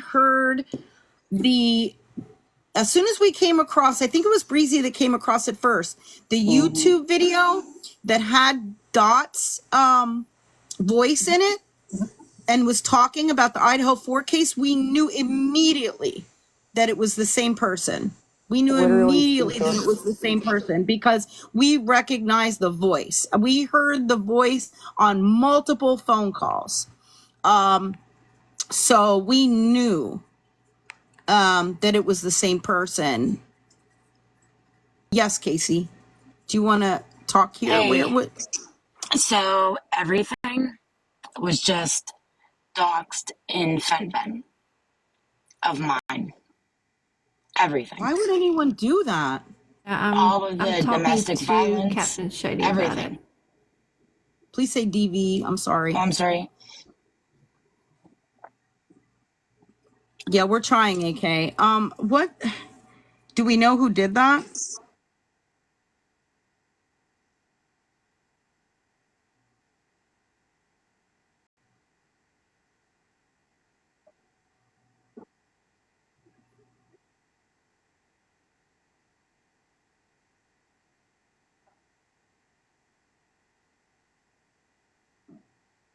Unfortunately, there's no mods in there to remove it. No, there's no mods in And there. while we were on the live earlier, when I had to leave, the cops were at my parents' house again. Oh my gosh. This is And yet becoming people like a keep nightly making thing. This posts. is ridiculous. And yet someone keeps making posts about her, even after finding out all this is going on. They need to stop. They need to realize this is not about a gotcha or just, getting the last word on somebody or calling someone out. It's not about that anymore. It's about someone's life. Stop. And that's why these things, these trolls, for lack of a better word, like Braden and others, are doing horrible, horrible things on TikTok for pleasure. Like they enjoy doing this. They get a sick pleasure out of doing this, of scaring people, intimidating people. They want that. They can't sit here and claim that they don't know that that's what's happening. They know exactly what they're doing. It's called intimidation, fear, harassment, and stalking. That's what it's called. Mm-hmm. So And if whoever's anybody doing knows this the stuff username in is, Discord, whoever's doing shady this is no info better leaker. than Braden. FenFen is a Discord with no administrator or moderator or anything like that, and so people post all kinds of horrible things in there. There were things posted in there, such as threats, photos of unalive bodies, all kinds of things, including some of them about me in the past. Personal threats. Flying Without Wings, the Idaho 4 dot. Who's they? You mean the FenVent? I don't know. No, that was just Dot, I believe. Jojo, there might be a way to report it directly to Discord. I honestly don't know. I was in it for a while, just strictly to keep reporting comments and reporting certain users that were posting things, but it really didn't make any difference. But maybe there's a way to directly report it to Discord. I don't know. I'm so sorry this is happening to you, Enabler. Or should I call you Casey since you changed your name? I'm not sure. I hope you're okay. It doesn't matter. This is absolutely horrible. Horrible. What some of these people are doing. And anybody who, agrees with that and is part of that and supports people who do that stuff, you're just the lowest of the low. Disgusting. Was Dot Captain Shady and I like turtles is trying to handle this. I mean, you mean Dot with this? I'm sorry. I'm really trying to understand your question, Flying Without Wings.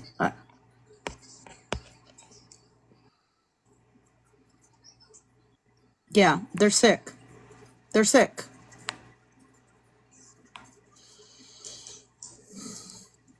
The Idaho 4. I mean, they made false reports with regard to the Idaho 4 case. They claimed that they were a witness. They claimed that they were friends with one of the roommates.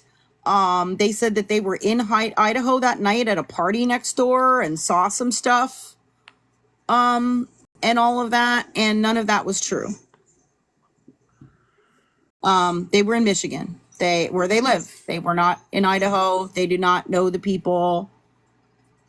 Do we know who doxed Casey? No, we do not. We know that their Discord username is called the Shady Info Leaker.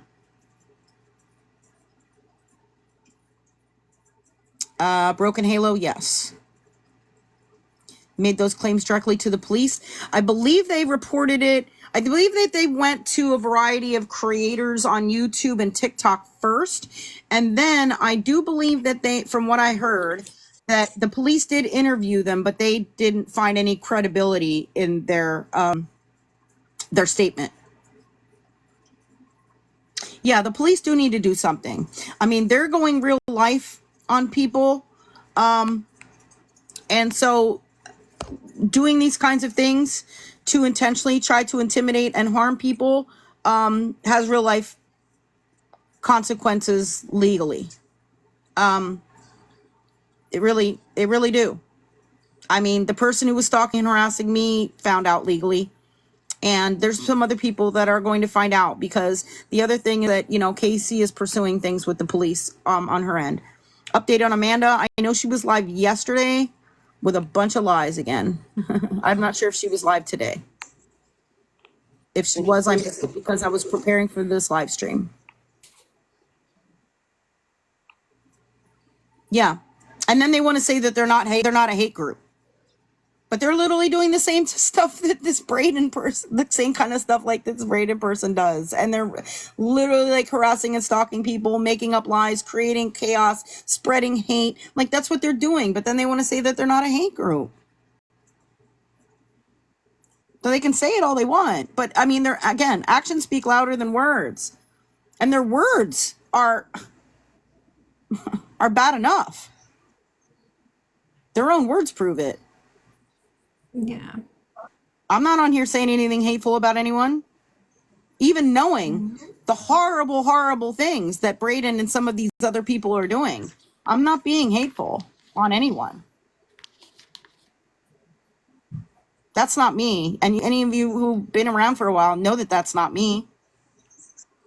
Who is Cookie? Cookie is a former mod. She also told people about the incident and shouldn't have. Mm-hmm. Yep. And a lot of other things. Exactly. The truth isn't hateful. The truth is not hate. Who what posted this stuff? I'm not sure which stuff, which ones you're talking about. I mean, it was somebody in a Discord that posted Casey's stuff, if that's what you're asking. Yeah, happy. It'll be posted on my YouTube after it ends. I'll start uploading it.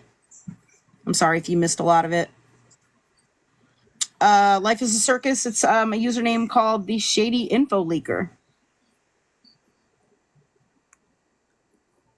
Oh, yeah. Yeah, Electra. Cookie doesn't have an accent because she's not from the UK and she never was.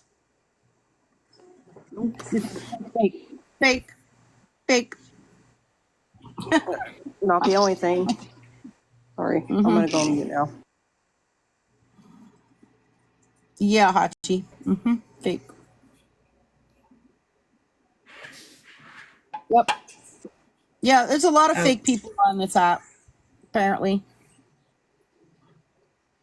I'm not one of them. I am who I say I am. So, and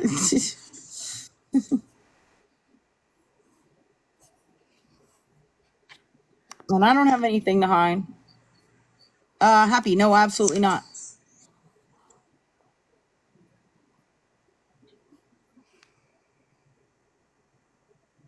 Are you okay, Casey? I don't know. Oh my gosh. Wish people leave Casey alone and imperfect too. I mean, they don't do what nothing makes wrong, it they're worse not bad. is when people keep making these false calls like this. If the day comes that she really does need help, I mean, look at what happened with another person on here who had a lot of calls made on her. They almost didn't go until one cop finally did. So what if the day comes that she needs help and then help is delayed or doesn't show because there's been so many fake calls? That's going to be on their hands because of those calls.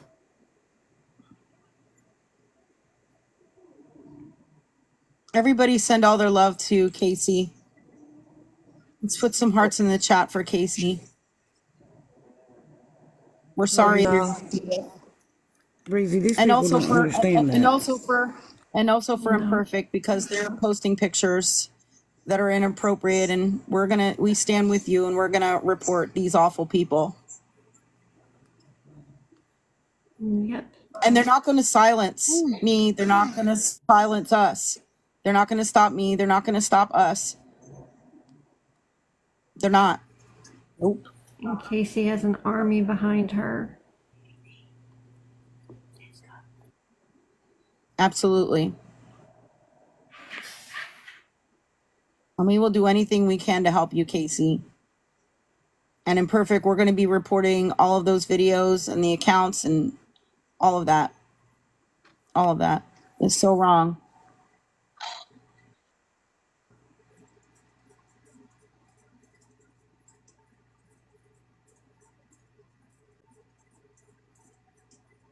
Thank you so much, you guys. Look how much support you have. We're all here for you. And you know that's true. We don't just saying that. I tell you what, you have a lot of people over there supporting you in that chat.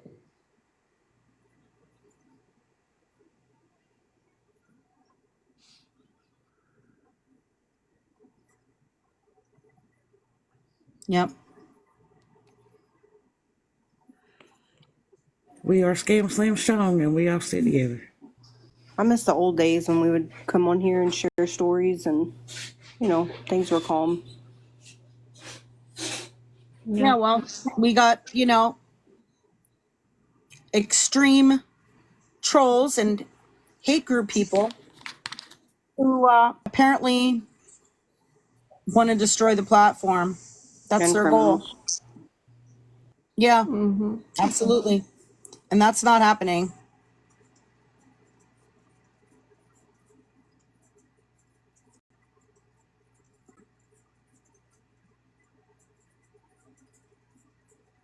And if there's some people upset by whatever, my live stream tonight, or me exposing what I've exposed, or anything else, sorry, not sorry, because I do what I think is right. And I'm going to keep doing what I think is right, no matter what.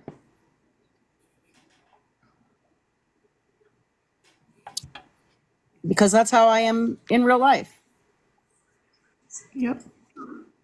And I'm not a person that gives up.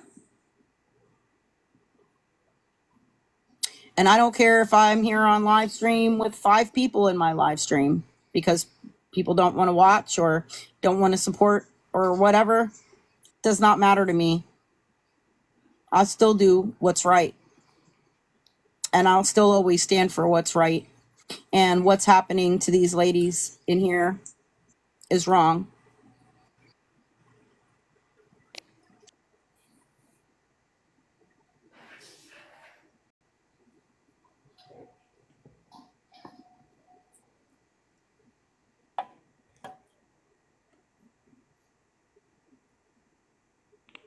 Thank you, guys. I appreciate it. Thank you.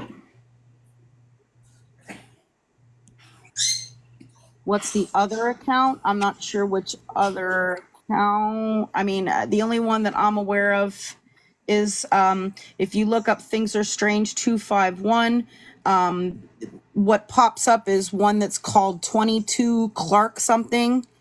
And that's the account that is run by Braden. And I can confirm that because I communicated with Braden on that account. That's definitely him. And he's posting pictures of people's children. So I am reporting all of the videos. He's also posting about Riley, who was here in the live stream tonight. I am reporting all of the videos and reporting that account. And I will continue to do that from every account that I have every single day. So, yeah, it might be the person that isn't going to stop. But I'm not going to stop either. So.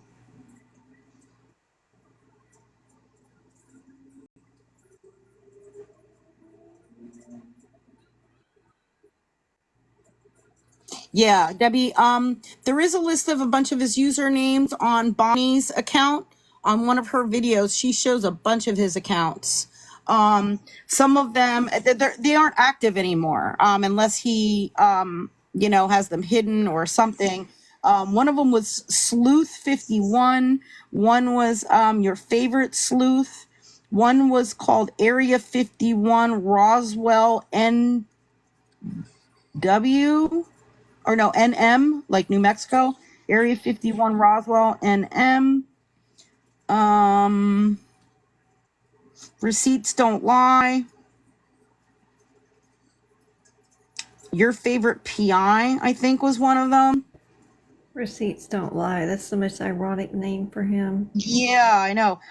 You Can't Silence Me 8. So, like, there's a whole list of them. But most of the only one that I can find active is that Clark 22 one. I'll just say good sleuths, don't create their own info. Tinkerbro, we don't know the TikTok name. We only know a Discord name right now. Yeah, that's the thing. Brayden never shows any receipts. Never shows any receipts. Scam, it takes a low down person to dox somebody and to go real life by giving someone's job out and someone's address out to other people. It takes a low down person to do that because it's very dangerous to tell other people where someone works at and where someone lives at. It's not only dangerous for the people that lives in that home or the people that works at a place, it's also dangerous for people that comes to their yard because, people crazy these days. I got something in every room in my house and dare somebody do it. By the way, I want to address some of the Fent people who apparently have been watching my live stream tonight. Someone said, F you, Scam, for always blaming Florida Man for everything. Guess what? I didn't blame him for anything tonight other than what he did to me directly and was proven in court. I didn't blame him for anything else. That was Brayden that did that. So you might want to have a discussion with Mr. Brayden. We even said that we had, you even said there's no proof of that. Like, you were telling him to prove it. You didn't believe that. Yeah, I told him prove it. I wanted proof. I didn't believe it. And then someone says that I put all of my mods' kids at their safety at risk. Putting all her mods' kids at safety to get info about L. Oh, they say I'm responsible for all of my mods and what happens to them. We're here of our own free will and volition. We are not here under duress. They're saying that it's my fault that apparently Imperfect's children got posted by a likely sociopath. That's me. That's me. Brayden's fault. I'm responsible for that somehow. Nope. How am I responsible for a sociopath? How am I responsible for this? How am I responsible for anything Brayden does? And I know. By the way, I know who you are, there, Diet Coke person. She said that. Okay, cool. Yeah. Don't make me put it out there because I know who you are. And yes, you're part of your mods are grown. Wait do you see who's in that chat now participating? They're saying that I'm blaming Florida Man and Skittles and Sketch. I have not blamed them for anything. I didn't even mention Skittles or Sketch. And I didn't mention Florida Man. Brayden did. Yeah, we all know who the Diet Coke person is. They're going to change their name real quick now. Watch. Florida Man's in the chat. We're still going to know. How about we start blaming the people who do it? Blame the why aren't we blaming the person who did it, which is Brayden? That's been the whole focus on this whole freaking live stream. When people do that and blame somebody else, they're giving an out to the person who did it. They're taking blame away from them. Put the blame on the person who did it. And they say Polly probably gave Braden everyone's info. Scam just put everyone in danger tonight with this live. If Polly gave all of our information to Braden, then she's the one putting people in danger. Why would she be giving out our information to anyone? Why do I get blamed for Polly now? Wow.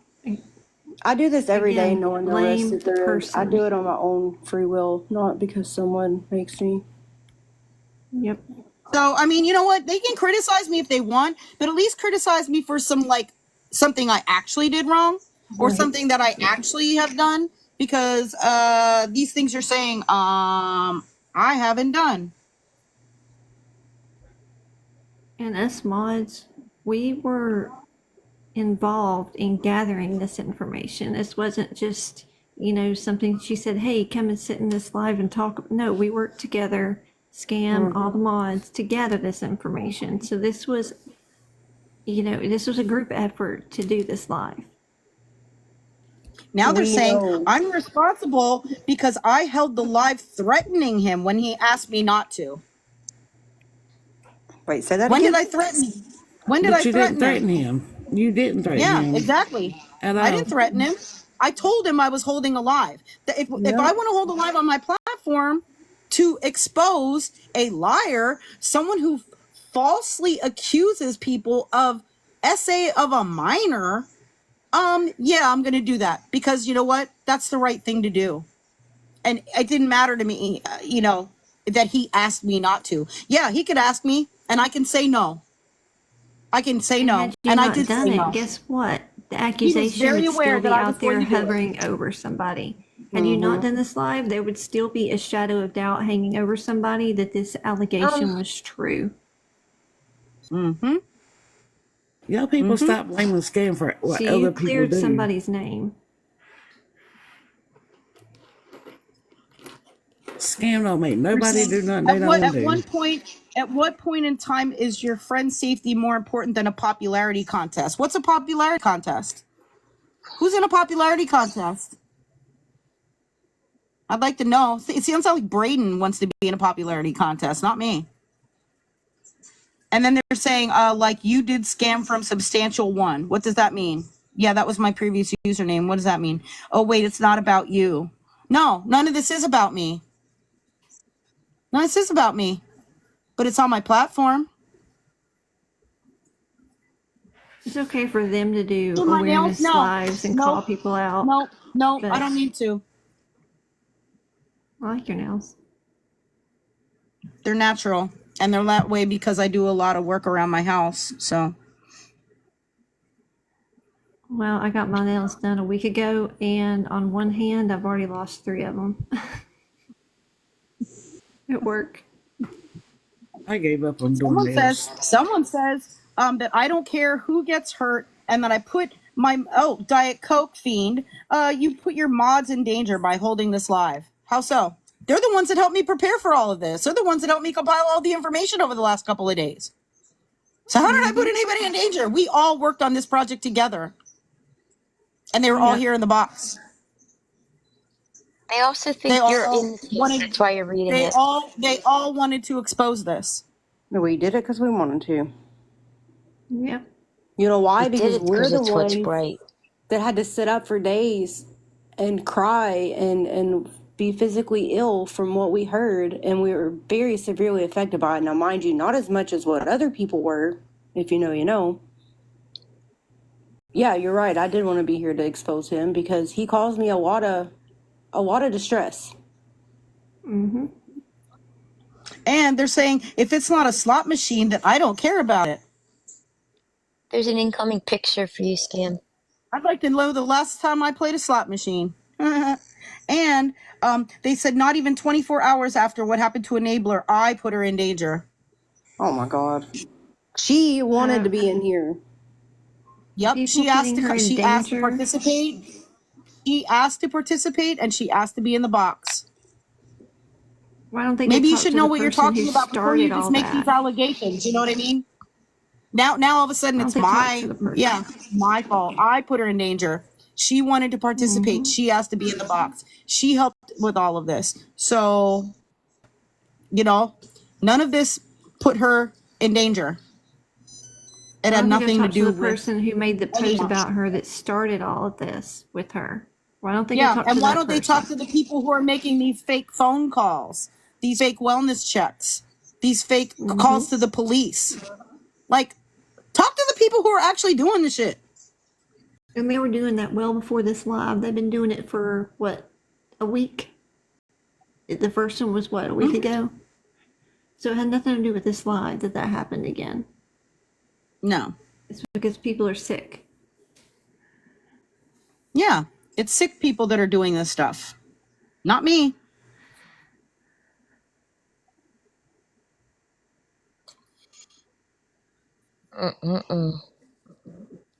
People just they couldn't go live anymore They about sound you, like they're so they go into the they sound Discord. like they're sticking up for Braden. They sound like they're, you know, maybe some of these people were in cahoots with him or something like that, you know, they sticking up for him. I mean, Did you recognize that congratulations. picture? I can't open anything right now. Hold on, I'm gonna restart. Okay. Yeah, I've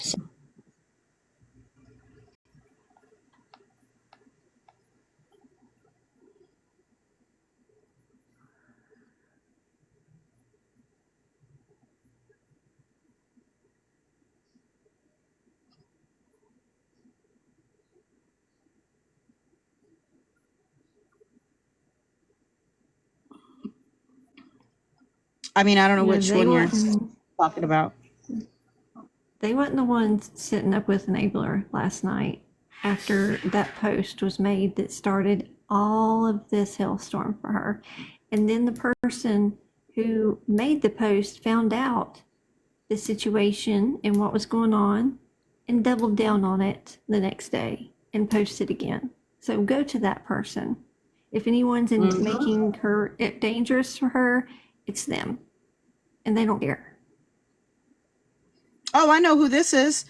Someone called Don't Be a Cunt Muffin, and I already know who they are based on their PFP. Scam, you know all she went through yesterday and all night. Why didn't you call this live off? No, you needed the goddamn clout. What clout? By exposing someone that's doing horrible things on this app? And yeah, I know what she went through all yesterday, because guess what? I've been in communication with her, literally on the phone overnight.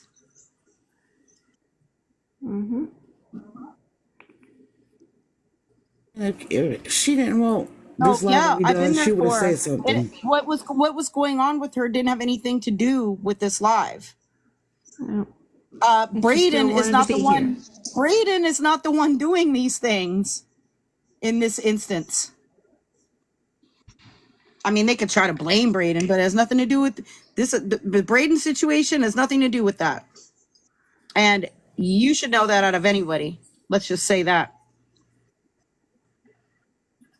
So, exposing someone, they say I put everyone in danger by exposing this guy. By exposing online troll. Yeah. Sounds like his fan club. Yep. Yep. Yep. I'm not at risk of somebody in my house. They may cower down to online bullies, but we don't. We don't cower down to online bullies. This is just proving what I've been telling you about hate groups. Making up lies, making up false allegations. You know, they're not, they don't care that someone made false allegations of SA. They're not caring that someone, Bonnie, has been harassed by this person for over 2 years on this app, and that other people have been harassed. True crime creators have been harassed. Like, they don't care. They don't care. Except for that pot of gold in their mind saying, I must destroy Scamslam's platform by any means. Well, that ain't gonna happen. They can't do it. I mean, they enjoy it. They're not gonna take you down. They ain't got no balls. Some of them it really seems like some of them, especially a certain one you named, really does that just to kind of get the pat on the back and the, oh yeah, you're right, and stuff from the other ones in there. The way they talk and just kind of popped in there out of nowhere, they're doing it for the pats on the back and the, Exposing the from truth. the other hate group people. Yep. Exposing the truth should never put anybody in danger. The only people who think that are people who are the liars.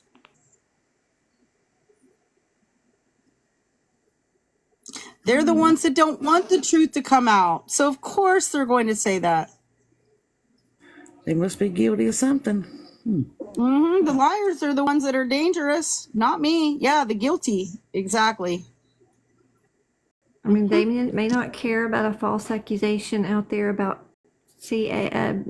child abuse, but we do. We might not like the person that's being accused of it. We may not agree with them, but nobody deserves to have a false allegation like that out there about them. Absolutely. And no child deserves to have that shroud over them online either. Is that in my house? Hold on. I have a fire alarm going off. Uh-oh. Oh, it just stopped. Change your battery. No, it's not that. It's a wired system. Oh. It just stopped, so I don't know. Did you smell anything? I heard that earlier too, Scam. No, you heard my Really? No, it wasn't for me Was earlier. it the fire or the carbon Okay. monoxide? It wasn't the No, carbon fire. monoxide and was okay. No, fire. No. Mm-mm. Mm-mm.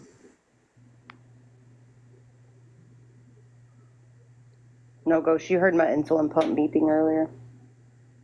Sorry. Okay. I heard something beeping. I thought it was Scam's thing.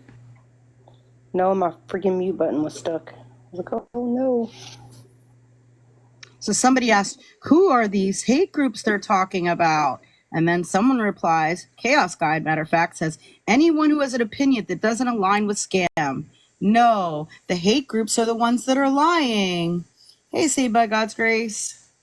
The hate groups are the ones that are lying on purpose to take down people's platforms, not just mine. I mean, what could anyone possibly disagree with us on this live tonight as far as, like, opinions and the fact that And They don't be just a said cunt. they found out Don't be a Skittles made the cunt. police call. Don't be.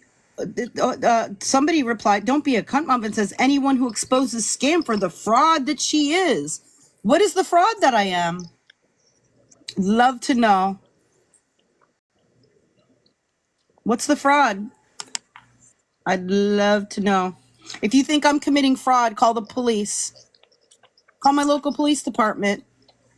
Contact the FBI. People already have, because guess what? Those were false reports. Hey, baby, who did you say said that was who called? Wolfie says Skittles called the police when we found out. So we do care. We held a live exposing it and all lives, and you drug us for that. What? Oh yeah, about she's talking about the allegation. No, we drug them for making a live Oh about no, an nobody. allegation that No, was no, not founded. No. What we did was call out the fact that there was a pending investigation, and so it shouldn't have been being discussed online. It shouldn't have been just being discussed on TikTok. Like, this should have never even happened either. Like, I wish we wouldn't have had to discuss it, but like, we had to like give some details, and we redacted a lot of things, as much as we could. Yeah, we were just upset about them bringing it up on TikTok while there was a pending investigation going on. There is no pending investigation going on now. It was So, yeah. I mean, it's been unfounded with CPS, and I've been in communication with the police department. But again, I have a pending phone call with them as well. I'm waiting on a call back to give them additional details about Braden. When we thought it was real, we never went live about it at all. No. Yeah, that's the thing. Yeah, we never Never did. even mentioned a suspicion or that something was going down. Nothing. No, because this happened August 2nd that we got those allegations, you know? And we didn't discuss it on live or anything like that. We only discussed it, well, most of us, with the exception of Polly and Cookie, we only discussed it with the authorities. Freaking Cookie. And Scam never comes on here and does a live unless she's got 100% proof and all receipts to it. Well, even that, Well, I she mean, wouldn't have went live a lot about of that. people- She would never have went live about that, even if she had proof. That's not something that you put in a live if it's true or if you think it's true. Right. And that's why people were asking, you know, do you think this person was involved and that person was involved? I mean, again, I'm not making any allegations on anyone except for Braden, because that we do have proof about Braden's involvement. As to other people being involved, whether it's associated with Braden or some other group that's similar to Braden or anything like that, like I don't know. All I know is actions speak louder than words, and I think that some of them are definitely similar to Braden in a lot of ways. So, you know, the people that are putting people in danger are Braden and people like him. And that's why they need to be exposed, because they need to stop putting people in danger.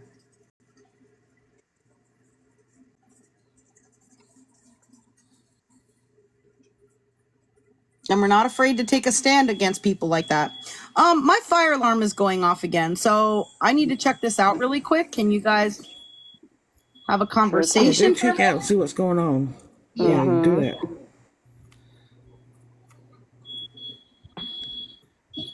Oh my. Yeah, I was meaning anything. Anytime Scam comes live about anything, she always has receipts. That's true. Anything, not just this. You know, anything.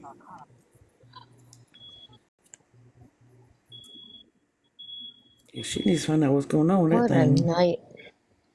Yeah, she went to go check. I hope it's nothing. Yeah, I'm sure it's probably just, I don't know.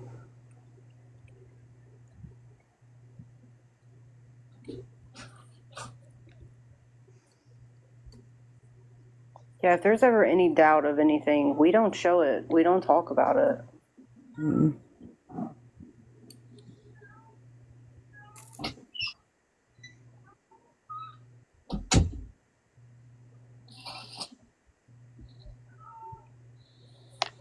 Okay, I'm back. It's called when your son's friend who's visiting making a pizza in the oven goes wrong. Oh no. Sorry, I had to laugh. Well, at least he didn't ask you to come cook the pizza for him. That's good, I guess. No. Right. And it's okay. It's just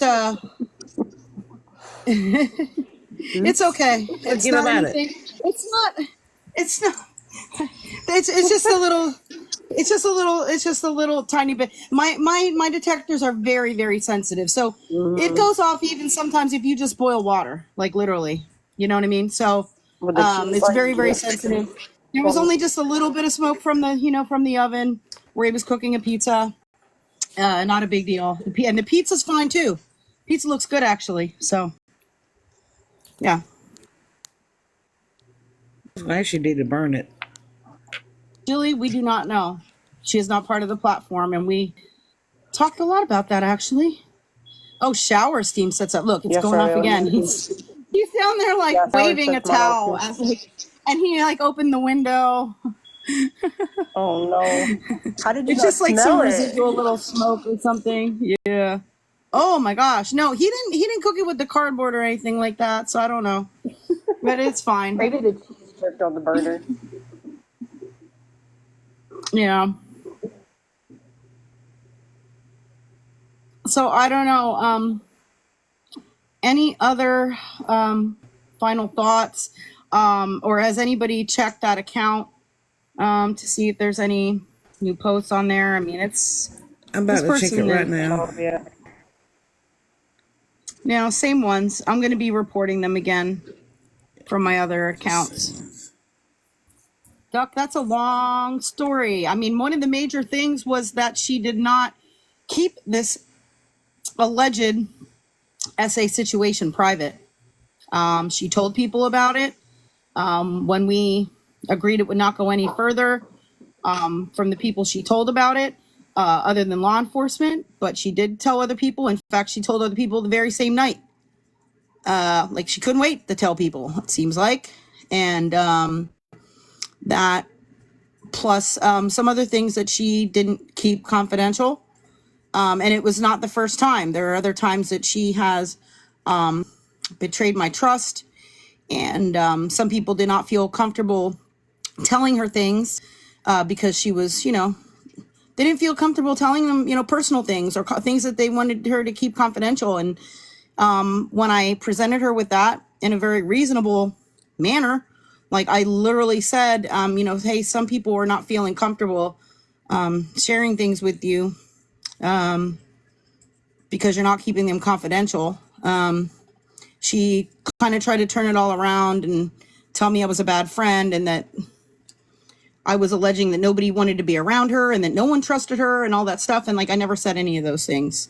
And she decided to, I thought maybe she should take a break from the platform because she was seeming to be a little bit paranoid of myself and the mods and other people that were close friends with her. I mean, we were, and it was like kind of like an unreasonable paranoia to me, in my opinion.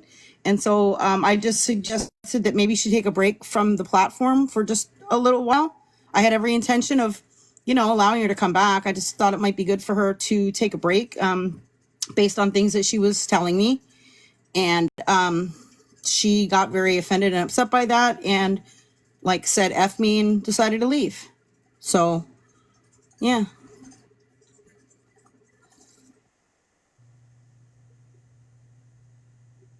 Yeah, I did love dogs. I did love dogs. You're welcome, Duck 71. Yeah. Tess, I think that she really just didn't want to answer for, like the things that she was telling people. You know what I mean? She was, like I said, talking about this very confidential situation to people. And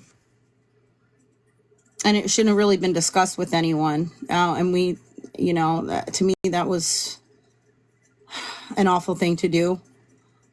Tattoos. I mean, he did a bunch of things, and I gave him a lot of chances, more chances than I should have, admittedly. And I do apologize for that still today. But he said something racist, and that was the very last straw. So, yeah, that's what happened there.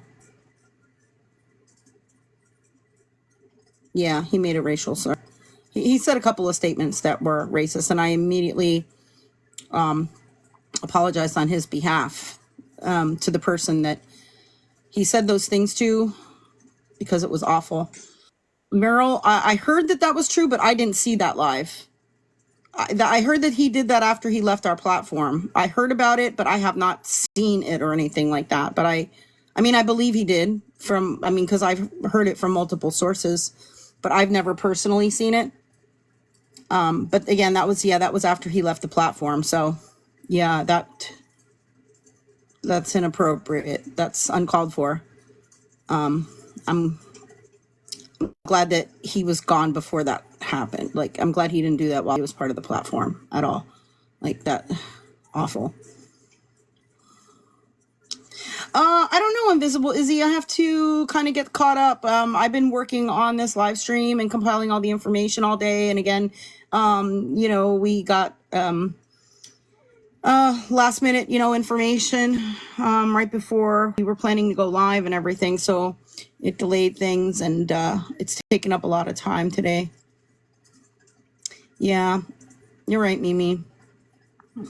And that's the thing. At first, to me, it wasn't like too bad, but it seemed to be escalating. And so I mean, there was a couple of times near the end, like I had to drop him out of the box. And then at one point, like I kind of left him in the chat, but then I refused to like let him up in the box when he would request it.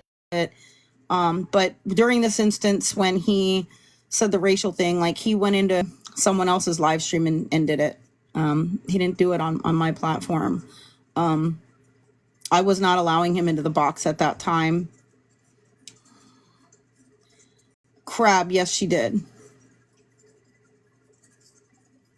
Ooh, awesome, Jody. I might be heading there next month too, because my friend actually has a trip that she got, and her boyfriend doesn't want to go, and so she invited me to go, so I might be going. Yeah, I did drop him out of the box at least twice near the end, and then after that, like I refused to even let him get in a box anymore. He would request it, but I wouldn't let him come up.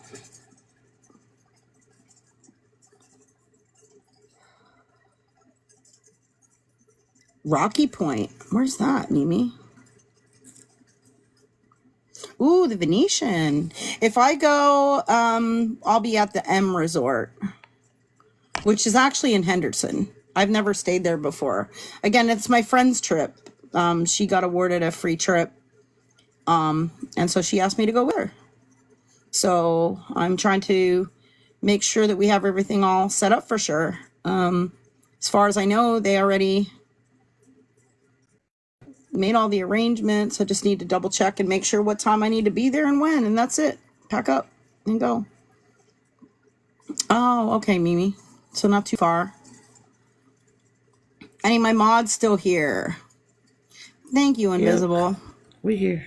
Ooh, Alexa, New Orleans in Vegas at the end of November. Okay, I might be there at the beginning part of November. I'm trying to see what are the dates I'm going to be in Vegas possibly. Let me see. Where is it? She messaged me with all the information.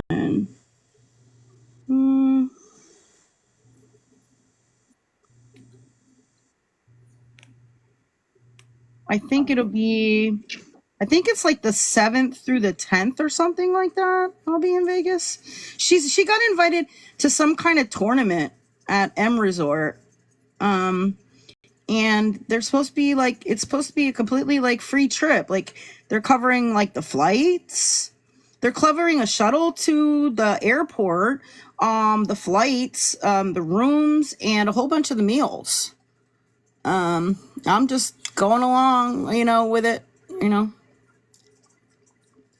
Yeah, really nice.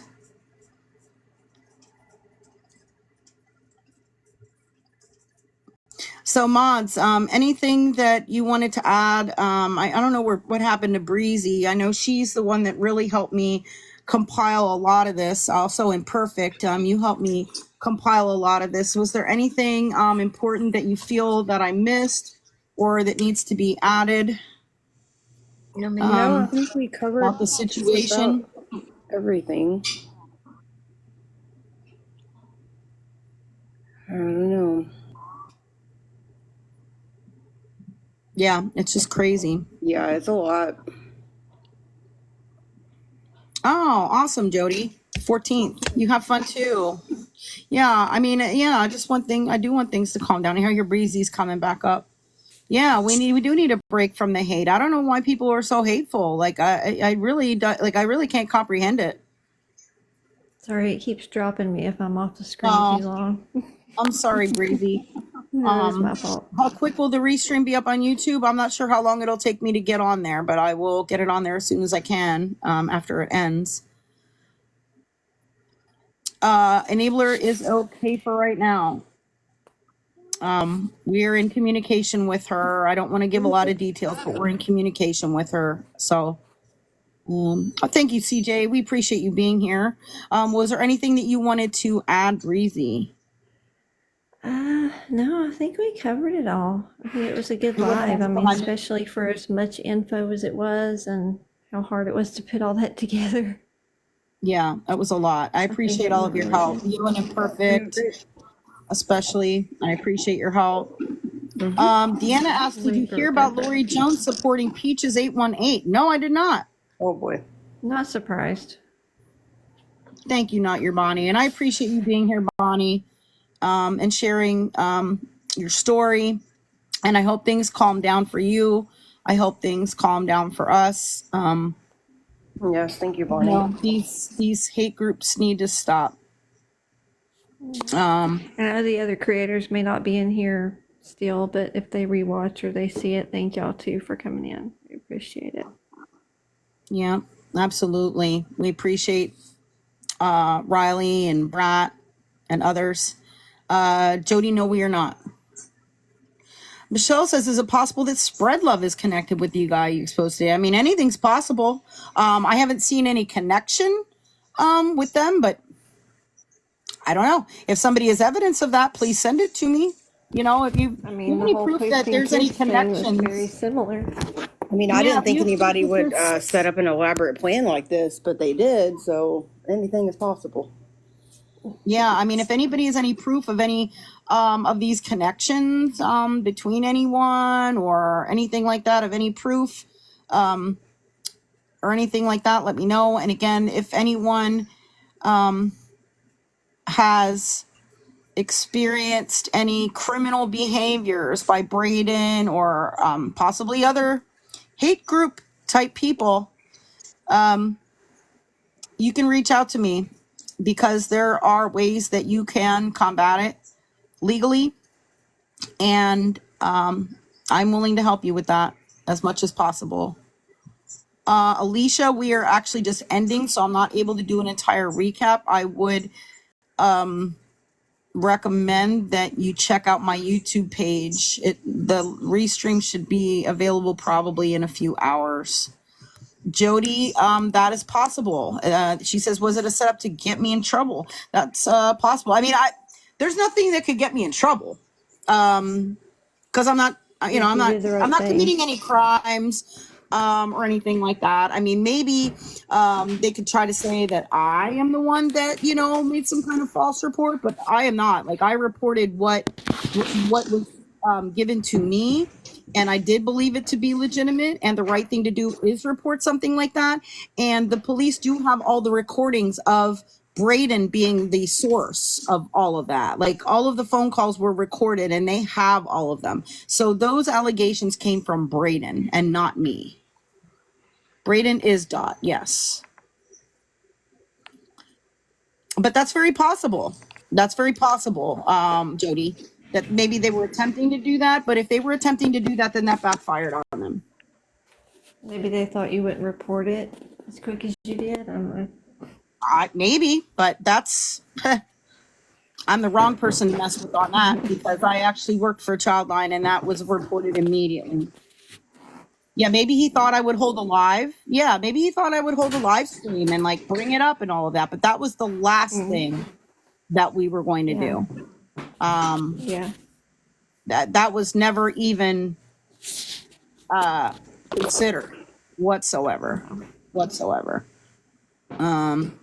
So, I mean, if there's nothing else, I appreciate everyone joining.